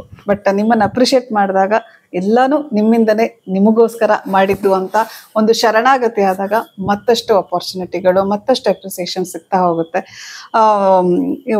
ಎಷ್ಟು ತುಂಬ ವಿಷಯಗಳನ್ನು ಮಾತಾಡಬೇಕು. ಅಂಕಲ್ ಬಗ್ಗೆ ಅಂದರೆ ಮಿಮಿಕ್ರಿ ದಯಾನಂದ್ ಅವರ ಬಗ್ಗೆ ಪ್ರತಿಯೊಬ್ಬರಿಗೆ ತುಂಬ ಜನರಿಗೆ ಗೊತ್ತಿದೆ, ತುಂಬ ಇಂಟರ್ವ್ಯೂಸ್ಗಳಾಗಿವೆ. ಸೊ ನಾನು ಅವರು ಹೆಂಗೆ ಬಂದರು, ಅವರ ಜರ್ನಿ ಏನು, ಹೆಂಗೆ ಎಲ್ಲಿದ್ರು ಅದೆಲ್ಲ ಕೇಳೋಕೆ ಹೋಗಲ್ಲ, ಬಿಕಾಸ್ ತುಂಬ ಮಾತಾಡಿದ್ದಾರೆ ಅವರು. ನನಗೆ ನಾನು ಅವರನ್ನು ನೋಡಿರೋ ಪರ್ಸೆಪ್ಷನ್ನೇ ಬೇರೆ. ಒಬ್ಬ ತಂದೆಯಾಗಿ ನೋಡಿದ್ದೀನಿ, ಒಬ್ಬ ಕೇರಿಂಗ್ ಪರ್ಸನ್ ಆಗಿ ನೋಡಿದ್ದೀನಿ. ಏನಂತಾರೆ, ತುಂಬ ಭಾವುಕರು ಕೂಡ ಅವರು, ತುಂಬ ಎಮೋಷ್ನಲ್ ಪರ್ಸನ್. ಒಳಗಡೆ ನಿಮ್ಮನ್ನೆಲ್ಲ ನಗಿಸ್ತಾರೆ, ಒಳಗಡೆ ಏನೋ ಒಂದು ಅವರನ್ನು ಏನೋ ಕಾಡ್ತಾ ಇರ್ಬೋದು. ಐ ಆಮ್ ನಾಟ್ ಸೇಯಿಂಗ್ ಏನೋ ಕಾಡ್ತಾ ಇದೆ, ಏನೋ ಸಿಕ್ಕಾಪಟ್ಟೆ ಏನೋ ಸಮಸ್ಯೆ ಇದೆ ಅಂತಲ್ಲ. But every human has that ಒಂದು ಮನಸ್ಸೊಳಗೆ ಏನೋ ಒಂದು ಇರುತ್ತೆ. ಹಾಗಿದ್ರೂ ಪ್ರತಿಯೊಂದು ವಿಷಯದಲ್ಲೂ ಪಾಸಿಟಿವಿಟಿಯನ್ನು ಹುಡುಕ್ತಾರೆ. ಪ್ಲಸ್ ಪ್ಲಸ್ ಪ್ಲಸ್ ಅಂತಾನೆ ಹೇಳ್ತಿರ್ತಾರೆ. ಯಾಕೆ ಏನಾದರೂ ಅಂಕಲ್ ಹುಷಾರಿಲ್ಲ, ತಲೆನೋವು ಅಂತ ಹೇಳಿದ್ರೆ, ನೋವು ತಾನೇ, ತಲೆನೇ ಏನು ಹೋಗಿಲ್ವಲ್ಲ ಅಂತ ಹೇಳಿ ನಿಮ್ಮ ತಲೆನೋವನ್ನು ಗುಣಪಡಿಸುವ ಒಂದು ಏನು ಮಾತು ಅವರಲ್ಲಿದೆ, ಆ ಪಾಸಿಟಿವ್ ಪರ್ಸನಾಲಿಟಿ ಅವರಲ್ಲಿದೆ. ನಾನು ಸ್ಟಾರ್ಟಿಂಗಲ್ಲಿ ಹೇಳಿದೆ, ಈ ಪ್ಲೇಸು ಇಲ್ಲಿ ಒಂದಷ್ಟು ದಿನ ಕಳೆದಿದ್ದು. So it was first lockdown ಅನ್ನೋ ಒಂದು ಕಾನ್ಸೆಪ್ಟೇ ನಮ್ಮ ದೇಶಕ್ಕೆ ಬಂದ ಟೈಮ್. ನಾವೇ ಕೇಳಿರಲಿಲ್ಲ. ಬಟ್ ಬಹುಶಃ ಅಂಕಲ್ ನಾವು ನೀವು ನಮ್ಮ ಜನ್ರೇಷನ್, ಒಂದಷ್ಟು ಜನ್ರೇಷನ್ನು ಈ ಎಕ್ಸಾಮ್ ಅನ್ನೋದು ಕ್ಯಾನ್ಸಲ್ ಆಗಿಬಿಟ್ರೆ, ಈ ಒಂದು 10 ಕೇಳ್ದೆ ಸರ್ಕಾರ ಒಂದಷ್ಟು ದಿನ ರಜಾ ಕೊಟ್ಬಿಟ್ರೆ ಹಿಂಗಿರುತ್ತೆ ಅಂತ ಹೇಳಿ ಮ್ಯಾನಿಫೆಸ್ಟ್ ಆದಂಥ ಒಂದು ಲಾಕ್ಡೌನ್ ಅಂತ ಅನ್ಸುತ್ತೆ ಅದು. ಆ ಒಂದು ಪೀರಿಯಡ್ ಅಂತ ಹೇಳ್ಬೋದು. ಆ ಪೀರಿಯಡ್ ಅಲ್ಲಿ ನಾವಿಲ್ಲಿ ಏನು ನಮ್ಮ ಪ್ರಧಾನಮಂತ್ರಿಗಳೆಲ್ಲ ಹೋಗ್ಬಾರ್ದು, ಎಲ್ಲಿದ್ದೀರ ಅಲ್ಲೇ ಇರಬೇಕು ಅಂತ ಹೇಳಿದಾಗ, ಇವತ್ತು 8 ಗಂಟೆವರೆಗೆ ಮಾತ್ರ ಟೈಮು, ನೋಡಿ ನಾನು ಸೆಲೆಬ್ರಿಟಿ, ಈ ಮನೆಯಲ್ಲಿ ನಾನು ಎಲ್ಲರನ್ನ ಇಟ್ಕೊಳಕ್ಕಾಗಲ್ಲ, ಹೋಗ್ತಾ ಇರಿ, ಅಥವಾ ವೆಹಿಕಲ್ ಬುಕ್ ಮಾಡಿಬಿಡ್ತೀನಿ, ಹೋಗ್ಬಿಡಿ ಅಂತ ಕಳಿಸದೆ 56 ದಿನನೂ ಬೆಳಗ್ಗೆ ಟೀಯಿಂದ ರಾತ್ರಿ ಹಾರ್ಲಿಕ್ಸ್ ಕುಡಿತಿದ್ರೆ ಅಲ್ಲಿ ತನಕನೂ 13 ಜನರನ್ನ ಏನು ರಾಜೇಂದ್ರ ಥರನೋ ಅಥವಾ ಆ ಒಂದು ರಾಯಲ್ ಟ್ರೀಟ್ಮೆಂಟ್ ಕೊಟ್ಟು ಆ ಒಂದು ಪೀರಿಯಡ್ ಒಂದು ಡ್ರಾಸ್ಟಿಕ್ ಪೀರಿಯಡ್ ಅದು. ಕೋವಿಡ್ ಅಂತ ಹೇಳಿದ್ರೆ ಬಹುಶಃ ಈಗ ನಾವೆಲ್ಲ ಮರ್ತಿದ್ದೀವಿ ಅಂಕಲ್. ಬಟ್ ಈ ಮನೆ ಒಳಗಡೆ ನಾವು ತುಂಬ ಸೆಕ್ಯೂರ್ಡ್ ಇದ್ವಿ. ಆದರೆ ನನ್ನ ಮುಂದೆ ಅಂತೂ ಟಿವಿನೇ ಆನ್ ಮಾಡ್ತಿರ್ಲಿಲ್ಲ, ಬಿಕಾಸ್ ಐ ವಾಸ್ ಕ್ಯಾರಿಂಗ್.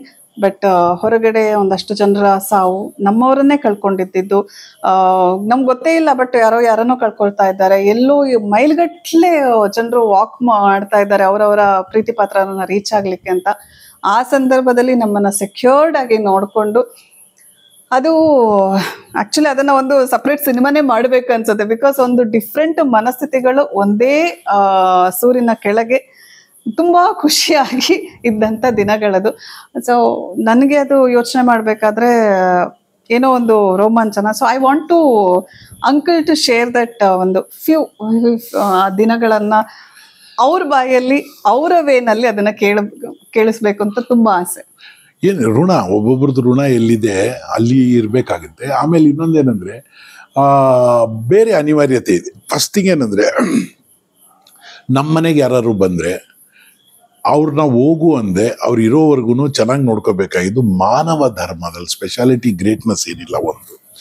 ಎರಡನೇದು, ನಮ್ಮ ಕೈಯಲ್ಲಿ ಯೋಗ್ಯತೆ ಇರೋದ್ರಿಂದಾನೇ ಇಲ್ಲಿ ಕಳಿಸಿರ್ತಾನೆ ಎಲ್ಲರಿಗೂ. ಇವಾಗ ನಮ್ಮ ಕಷ್ಟ ಬಂತು ಅಂದ ತಕ್ಷಣ ಏನಕ್ಕೆ ಕಷ್ಟ ಕೊಡ್ತಾನೆ ಗೊತ್ತಾ? You can withstand. ನಾನು ಇದಕ್ಕೆ ಇನ್ನೊಂದು ವರ್ಡ್ ಹೇಳ್ಬಿಟ್ಟು ಆಮೇಲೆ ಹೇಳ್ತೀನಿ ಅದಕ್ಕೆ ಉತ್ತರ. ಏನು ಅಂದರೆ, ಒಬ್ಬ ನನ್ನ ಫ್ರೆಂಡು, ಅವ್ರಿಗೆ ಮಗು ಸ್ವಲ್ಪ ಸ್ಪೆಷಲ್ ಮಗು ಹುಟ್ಟಿತ್ತು. ಸೊ ಆಲ್ವೇಸ್ ಎಲ್ಲರೂ ನನಗೆ ಹೋಗಿ ಹೋಗಿ ಹಿಂಗೆ ಕೊಟ್ಬಿಟ್ಟವನೇ ದೇವರು, ನಮಗೆ ಜೀವನದಲ್ಲಿ ಮಗ ಒಬ್ಬ ಹಿಂಗಾಗ್ಬಿಟ್ಟವನೆ, ಮಗಳು ಚೆನ್ನಾಗಿ ಕೊಟ್ಟವ್ರೆ, ಮಗನ ಹಿಂಗೆ ಕೊಟ್ಬಿಟ್ಟವ್ರೆ ಅಂತ ಹೇಳಿದೆ. ದೇವರು ಏನೇನೋ ಸೃಷ್ಟಿ ಮಾಡ್ತಾನೆ, ಎಲ್ಲರೂ ಕೊಡ್ತಾನೆ, ತಗೊಂಡಾಗ ಅಂತ ಕೊಡ್ತಾನೆ. ಬಟ್ ಯಾವುದೋ ಒಂದು ಭಾಳ ಡೆಲಿಕೇಟ್ ಕ್ರಿಯೇಟ್ ಮಾಡಿದ್ದು ಯಾರು ತೊಗೊಂಡೋಗೋಕ್ಕಲ್ಲ, ಇದು ಹೊಡೆದಾಕ್ಬಿಡ್ತಾರೆ. ನನಗೆ ಬೇಕಾಗಿರೋನು ಸೇಫಾಗಿ ಬೈಲಿ, ಇವ್ರು ವೆರಿ ಇಂಟೆಲಿಜೆಂಟ್ ಬಾಯ್, ನನಗೆ ಭಾಳ ಬೇಕಾದ್ರು ಯಾರ ಕೈ ಕುಕ್ಕೋಬೇಡ, ಹುಷಾರಾಗಿ ತೊಗೊಂಡೋಗು, ಬೇರೆಯವ್ರು ಕೊಟ್ಟರೆ ಹೊಡೆದಾಕ್ಬಿಡ್ತಾರೆ ಅಂತ ಆ ಗಾಜಿನ ಮೋಲ್ಡನ್ನು ಅಥವಾ ಗಾಜಿನ ಬೊಂಬೆನ ಅವ್ರಿಗೆ ಬೇಕಾಗಿರೋರನ್ನ ಕರೆದು ಕೊಡ್ತಾರೆ. ಅದೇ ಥರ ನೀನು ಭಾಳ ರೆಸ್ಪಾನ್ಸಿಬಲ್ ಪರ್ಸನ್ನು, ಇದನ್ನು ಚೆನ್ನಾಗಿ ನೋಡ್ಕೊತೀಯ ಅಂತ ನಿನ್ನ ಕೈಲಿ ಕೊಟ್ಟವನಿ. ಅವಾಗೇನಾಗುತ್ತೆ ಹೇಳಿ? ನ್ಯಾಚುರಲಿ ಅವ್ನು ಹೇಳೋದು, ಭಾಳ ಫೀಲ್ ಇತ್ತು ಕಣ, ಈಗ ಸರಿ ಹೊಡ್ತು ನನಗೆ, ಬರ್ತೀನಿ ಅಂತ ಹೋದ. ಸೊ ಅಷ್ಟು ಮಾಡೋಕ್ಕಾಗದೆ ಹೋದರೆ ಇನ್ಯಾಕಿರಬೇಕು ಅಂಥದ್ರಲ್ಲಿ. ಒಂದು ಲಾಕ್ಡೌನ್ ಬಂತು ಅಂದ ತಕ್ಷಣ ಏನೋ ಬಂತು ಅಂದರೆ ಆಯ್ತು, 10 ದಿನ ಪ್ರತಿ ಸತಿ ಎಕ್ಸ್ಟೆಂಡ್ ಆದಾಗ ನಮ್ಮಲ್ಲಿರೋರು ಯಾರೋ ಬೇಕಾದ್ರೆ ಊರಿಗೆ ಹೋಗ್ಬೇಕು ನಾವು. ಅರೆ ಇರ್ರಿ, ಅದು ಯಾಕೆ ಹೋಗ್ತೀರ? ಅಲ್ಲಿ ಹೋಗಿ ಏನು ಮಾಡ್ತೀರಾ? ಅಲ್ಲೋದ್ರೂ ಮನೆಯೊಳಗೆ ಕೂತ್ಕೋಬೇಕು. ಇಲ್ಲ ನೋಡ್ಬೇಕಾ, ವಿಡಿಯೋ ಕಾಲ್ ಮಾಡಿ ನೋಡಿ ಮಾತಾಡಿ, ಇದು ಹೋಗೋದ್ರಲ್ಲೂ ಅರ್ಥನೇ ಇಲ್ಲ ಅಂತ ಕೋಪ ಮಾಡ್ಕೊಂಡಿದ್ದೀನಿ ಹೊರತು ಹೋಗ್ತೀನಿ ಅಂದವ್ರಿಗೆ ನಾನು ಇರಬೇಡ ಅನ್ನೋಕ್ಕೆ ಯಾರು? ಈಗ ಇಲ್ಲಿ ಎಲ್ಲರಿಗೂ ಅವ್ರವ್ರಿಗೆ ಇರೋಕ್ಕೆ ಯೋಗ್ಯತೆ ಇರೋ ಜಾಗ. ಆಮೇಲೆ ದುಡ್ಡು, ಫುಡ್ಡು, ಇದು ನನ್ನ ಕೈಗೆ ದೇವ್ರು ಕೊಡ್ತಾನೆ, ಎಲ್ಲಿಂದಾನು ಕೊಟ್ಟಿದ್ದಾನೆ. ನಾನು ಯಾರ ತನೋ ದುಡ್ಡು ಕೊಡಿ ಇಷ್ಟು ದಿವಸ ಆಗೋಯ್ತು ನಂತ ದುಡ್ಡಿಲ್ಲ ಅಂತ ಏನು ಹೇಳಲೇ ಇಲ್ಲ. ಆಮೇಲೆ ಏನೇನು ಬರ್ತದೆ ಅದ್ರ ಮಧ್ಯ ಒಂದು ಗ್ರೇಟ್ನೆಸ್ ಏನಂದ್ರೆ, ಈ 13 ಜನದನ್ನು ಒಬ್ರನ್ನ ನೋಡಿ ಜಗಳ ಮಾಡ್ಕೊಳ್ದೆ, ಒಬ್ಬರ ಗಬ್ಬೆ ಅಸಮಾಧಾನ ಮಾಡದೆ, ಎಲ್ಲರೂ ಒಬ್ರನ್ನೊಬ್ರು ಪ್ರೀತಿಸಿ ಹಾಡು ಹೇಳ್ಕೊಂಡು, ಸಾಯಂಕಾಲ ಆದರೆ ಸ್ಟೋರಿ ಟೆಲ್ಲಿಂಗು, ಕಾಮಿಡಿಗಳು ಮಾಡಿಕೊಂಡು, ನಗಿಸ್ಕೊಂಡು, ನಗ್ತಾ ಎಲ್ಲರೂ ಸಂತೋಷವಾಗಿದ್ರಲ್ಲ. ಅದು ಕಾರಣ ಬಿಕಾಸ್ ಎಲ್ಲರೂ ಒಳ್ಳೆಯವರಾಗಿದ್ರು, ಅದರಲ್ಲಿ ಒಬ್ಬ ಕೆಟ್ಟವನಾಗಿದ್ರು ಆಗಲ್ಲ. ಆಮೇಲೆ ಹೊರಗಡೆ ಎಷ್ಟೋ ಜನ ಆ ಟೈಮ್ನಲ್ಲಿ ಅನ್ಕೊಂಡವ್ರೆ, ಈ ಮನೇಲಿರೋರಿಗೆಲ್ಲ ಕರೋನಾ ಬಂದ್ಬಿಟ್ಟಿದೆ, ಅದಕ್ಕೆ ಆಚೆ ಎಲ್ಲೂ ಬರ್ತಾ ಇಲ್ಲ ಅಂತ ಹಂಗೂ ಅನ್ಕೊಂಡವ್ರಿದ್ದಾರೆ. ಚೀಲ್ಗಟ್ಲೆ ಆಹಾರ ಬರೋದಿಲ್ಲಿ. ಇವಾಗಲೂ ನಿಮಗೆ ಅದನ್ನ ನೀವು ವಿಶ್ಲೇಷಣೆ ಮಾಡೋಕ್ಕಲ್ಲ. ಏನೋ ದುಡ್ಡಿತ್ತು, ಕಾಯ್ತು, ಹೋಯ್ತು, ನನಗೇನು ನಾನಿನ್ನು ದಿವಸ ಹೋಗಿ ಪ್ರೋಗ್ರಾಮ್ ಮಾಡ್ಕೊಂಡ್ಬರ್ತಿದ್ನಾ? ಇಲ್ವಲ್ಲ.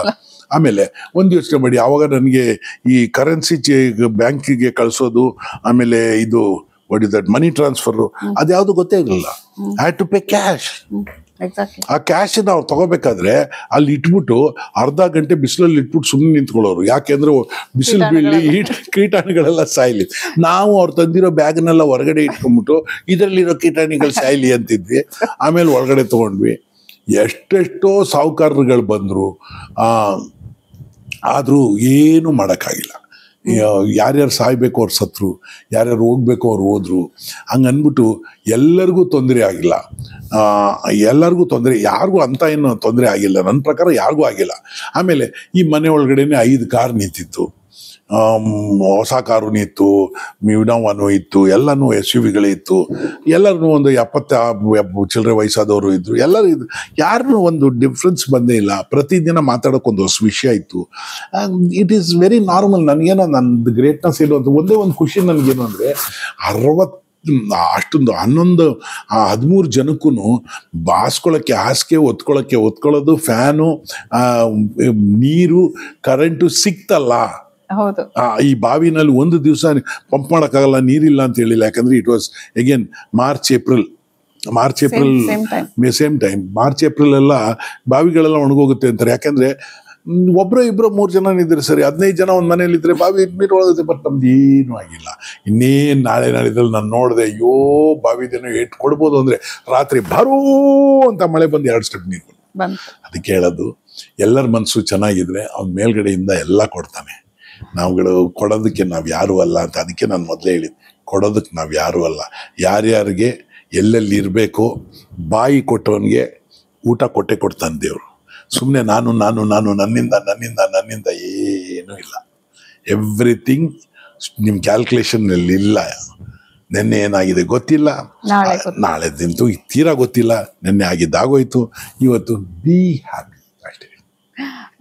ಬಿಕಾಸ್ ಯಾಕೆ ನಾನು ಈ ವಿಚಾರನ ಕೇಳಿದೆ ಅಂತ ಹೇಳಿದ್ರೆ, ಆ ಒಂದು ಟೈಮಲ್ಲಿ ನಾವು ಒಂದು ಸ್ಟ್ರಿಕ್ಟ್ ರೂಲ್ ಇತ್ತು, ಏನು ಎಲ್ಲರೂ ಒಟ್ಟಿಗೆ ಇರಬಾರ್ದು. ಅಷ್ಟು ಜನ ಇದೇ ಮನೆಯಲ್ಲಿ ಇದ್ವಿ. ಅದರಲ್ಲೂ ಒಂದು ಏಜ್ ರಿಸ್ಟ್ರಿಕ್ಷನ್ ಇತ್ತು.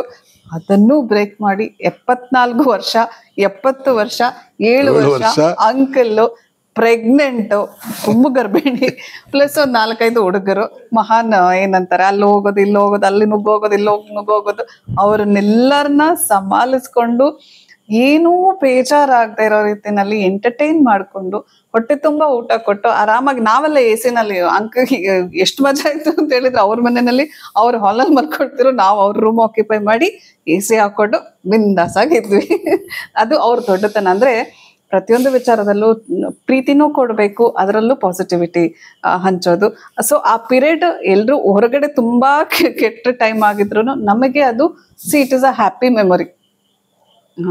ಸಿಕ್ಕಾಕೊಂಡು ಅನ್ನೋದೊಂದು ಇತ್ತು ಹೊರತು ನಮಗೆ we were locked in a safe and secured place with uncle who makes us to laugh every day. ಖುಷಿ ಕೊಡ್ತಾ ಇದ್ರು ಅವರು.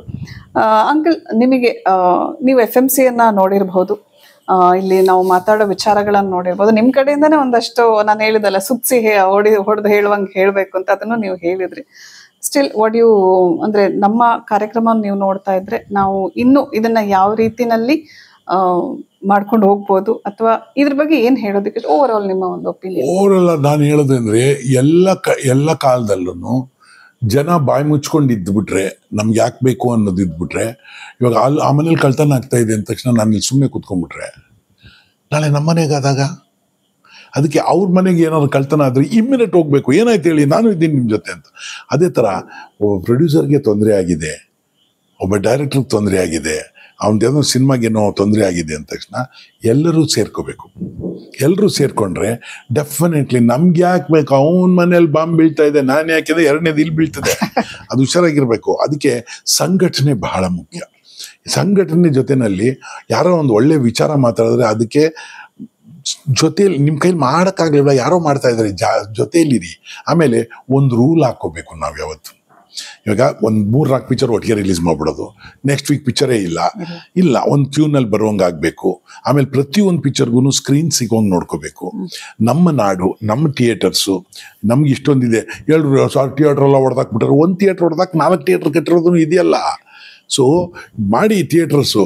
ಆಮೇಲೆ ಸಿನಿಮಾನ ಕೊಂಡುಕೊಂಡು ನೋಡೋ ದಿನ ಬರುತ್ತೆ ನೋಡಿ. ನೀವು ಇಟ್ಸ್ ನಾಟ್ ಗೋಯಿಂಗ್. ಇವತ್ತು ಹೇಳ್ತೀನಿ ನಿಮ್ಗೆ, ಸರ್ ನಿಮ್ಮ ಸಿನಿಮಾ ನನ್ನ ಮನೆಗೆ ಕಳಿಸಿ ಸರ್, ನಾನು ಪೇ ಮಾಡ್ತೀನಿ ನಿಮಗೆ ಅನ್ನೋದು ಬರುತ್ತೆ. ಅದು ನಿಮಗೆ OTT ಅಂತೆಲ್ಲ ಅದು ಮಾತ್ರ ಅಲ್ಲ, ಡೈರೆಕ್ಟ್ಲಿ ನಾವು you can pay and see cinema. ಅಂಥ ಟೈಮಲ್ಲೂ ನಾವು ಕನ್ನಡ ಸಿನಿಮಾನ ಕದ್ಕೊಂಡು ನೋಡೋದು ಅಂದರೆ ಯಾಕೆ? ಯಾವುದೋ ಯೂಟ್ಯೂಬು ಮಾಡಿ, ಯೂಟ್ಯೂಬ್ ಎಲ್ಲ ಓಕೆ, ಎಷ್ಟೋ ಜನಕ್ಕೆ ಜೀವನ ಕೊಡ್ತಿದೆ, ಸಂತೋಷ ಆಗಿದೆ, ಎಷ್ಟೋ ಜನ ಜೀವನ ಮಾಡ್ತಿದ್ದಾರೆ. ಆದರೆ ಬೇರೆಯವ್ರ ಜೀವನನ ಕಸ್ಕೊಳ್ಳೋದಕ್ಕಲ್ಲ ಅದಿರೋದು, ಬೇರೆಯವ್ರ ಜೀವನ ಬೆಳೆಸೋಕ್ಕೋಸ್ಕರ.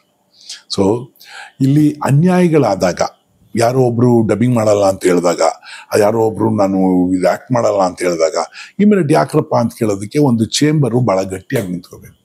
ಆ ಚೇಂಬರ್ ನಿಂತ್ಕೊಂಡು ಪಾಪ ನೀವು ಯಾರು ನಮ್ಗೆ ಯಾಕೆ ಬೇಕು ಅಂತಿದ್ರೆ ಒಂದು ರೂಲ್ಸನ್ನು ಫಾಲೋ ಮಾಡಬೇಕು.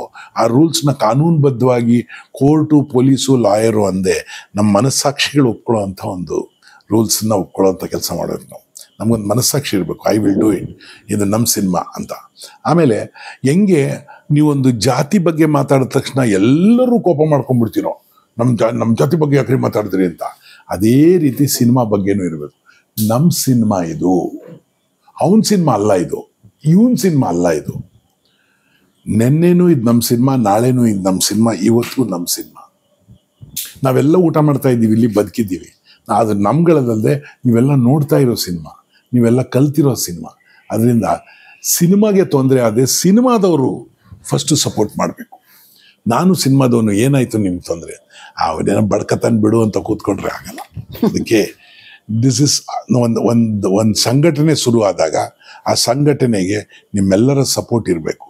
ಕಾಮೆಂಟ್ ಮಾಡಿ, ಸುಮ್ಮನೆ ಕೇಳಿ, ಕಾಮೆಂಟ್ ಮಾಡಿ, ರೀ ನೀವು ಮಾತಾಡಿದ ತಪ್ಪು ಅಂತೇಳಿ, ಅವಾಗ ನಿಮ್ಮ ಇಂಟೆಲಿಜೆನ್ಸಿ ಒಪ್ಕೊಳ್ಳೋಣ.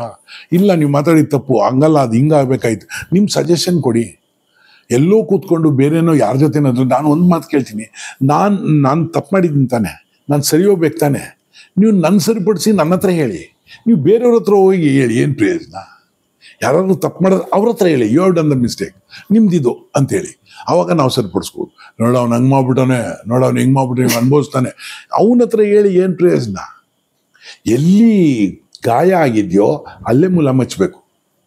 ಇಲ್ಲಿ ಗಾಯ ಮಾಡ್ಬಿಟ್ಟು ನೀವು ಅಲ್ಲೋಗಿ ಮುಲಾಮ್ ಹಚ್ಚಿದ್ರೆ ಏನು ಪ್ರಯೋಜನ? ಅದಕ್ಕೆ ಈ ಸಂಸ್ಥೆ ಏನು ಮಾಡ್ತಾ ಇದ್ದಾರೆ ಅದು ಒಳ್ಳೆ ಕೆಲಸ. ನಾನು ನೀವು ಮಾತಾಡೋದೆಲ್ಲ ನೋಡ್ತೀನಿ.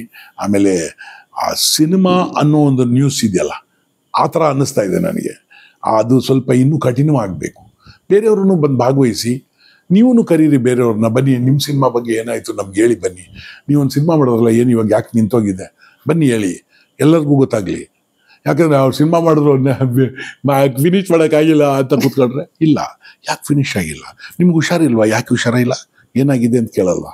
ಅದೇ ರೀತಿ ಸಿನಿಮಾನ ಕೇಳಿ, ಯಾಕೆ ನಿಂತೋಯ್ತು, ಯಾಕೆ ಡಬ್ಬಿಂಗ್ ಆಗಿಲ್ಲ, ಯಾಕೆ ಫೈನಾನ್ಸರ್ ಸಿಕ್ಕಲಿಲ್ಲ, ಯಾಕೆ ಪ್ರೊಡ್ಯೂಸರ್ ಬೈದರು, ಯಾಕೆ ಇವರು ಸ್ಟೇ ಆರ್ಡರ್ ತಂದವ್ರೆ ಕೇಳಿ, ಅದನ್ನು ಸರಿಪಡಿಸಿ ಮಾತುಗಳಲ್ಲಿ ಗಂಟುಗಳನ್ನು ಬಿಡಿಸಿ ಸುಲಭವಾಗಿ ಹೋಗಬೇಕು. ಜಟಿಲವಾದ ವಿಷಯಗಳನ್ನು ಸ್ಪಷ್ಟವಾಗಿ ವಿವಿಧ ರೀತಿಯ ಜನಾಂಗಕ್ಕೆ ನಿರೂಪಿಸಬೇಕಾದಾಗ ಒಂದು ಭಾಷೆ ಮುಖ್ಯ.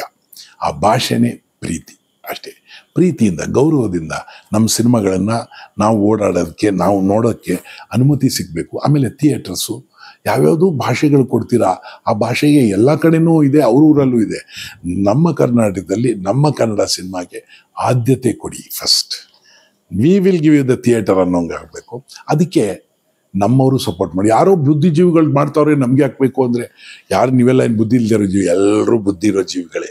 ಅದರಿಂದ ಬುದ್ಧಿಜೀವಿಗಳು ಮಾತ್ರ ಅಲ್ಲ, ಎಲ್ಲ ಬುದ್ಧಿ ಇರೋ ಜೀವಿಗಳು ಸೇರಿ ನಮ್ಮ ಇಂಡಸ್ಟ್ರಿನ ಉಳಿಸೋಣ, ಈ ಥರ ಒಂದು ಸಂಸ್ಥೆಗಳನ್ನು ಬೆಳೆಸೋಣ. Thank you uncle, thank you so much. ತುಂಬ ಖುಷಿ ಆಗುತ್ತೆ. ಕೆಲವು ಎಪಿಸೋಡ್ಗಳು ನಾನು ಹೇಳಿದ್ನಲ್ಲ, ಈ ಅಂಕಲ್ ಜೊತೆ ನಮ್ಮ ಈ ಮನೆ ಜೊತೆ ಒಂದು ಮೆಮೊರಿ ಇದ್ದಂಗೆ ಈ ಎಪಿಸೋಡ್ ನನ್ನ ಲೈಫ್ನ ನನಗೆ ತುಂಬ ಖುಷಿ ಕೊಡೋ ಎಪಿಸೋಡ್. ಆ್ಯಕ್ಚುಲಿ ತುಂಬ ವಿಷಯಗಳು ಮಾತಾಡಬೇಕು, ಅವರ ಹಳೆಯ ವಿಚಾರಗಳು ಕೆದಕ್ತಾ ಹೋಗ್ಬೇಕು, ಚಟಾಪಟ ನಗಾಡ್ತಾ ಹೋಗ್ಬೇಕು. ಬಟ್ ಅದು ಇನ್ನೊಂದು ಎಪಿಸೋಡ್ ಸ್ಪೆಷಲ್ ಆಗಿ ಮಾಡ್ತೀವಿ ಅಂಕಲ್ ಜೊತೆ. ವಿತ್ ಅವರ ಕುಕಿಂಗ್ ಪ್ಯಾಷನ್ ಜೊತೆನೆ ನಾನು ಬರ್ತೀನಿ, ಅದೊಂದು ಎಪಿಸೋಡ್, ಅದು ಬೇರೆನೇ ಮಾಡ್ತೀನಿ. ಬಟ್ ಈ ಎಪಿಸೋಡ್ ರಿಲೇಟೆಡ್ ಟು ಸಿನಿಮಾ ಮಾತಾಡಿದ್ವಿ. ಅವ್ರ ಮೂಲಕ ಏನ್ ತಿಳಿಸ್ಬೇಕು, ಅವ್ರ ಸ್ಟೈಲ್ ನಲ್ಲಿ ಏನ್ ತಿಳಿಸ್ಬೇಕು, ಅದಕ್ಕೋಸ್ಕರ ಮಾಡಿದಂತಹ episode. Thank you uncle for joining me. I am very very happy and honour to have you as my guest. ಏನಿಲ್ಲ, ಇದನ್ನ ನೋಡಿದ್ರೆ ದೇವ್ರು ಒಳ್ಳೇದ್ ಮಾಡ್ಲಿ. ಒಂದು ಏನು ಅಂದ್ರೆ, ಇದನ್ನ ನೋಡ್ತಿರಲ್ಲ, ನೋಡ್ಬಿಟ್ಟು ಮಾತಾಡೋಣ ಅಲ್ಲ, ಏನು ಅನಿಸ್ತು ಅಂತ ಹಾಕಿ, ನಾನು ಓದ್ತೀನಿ, ಕಾಮೆಂಟ್ ಮಾಡ್ತೀನಿ, ವಾಪಸ್ ಉತ್ತರನೂ ಕೊಡ್ತೀನಿ. Super super uncle, thank you.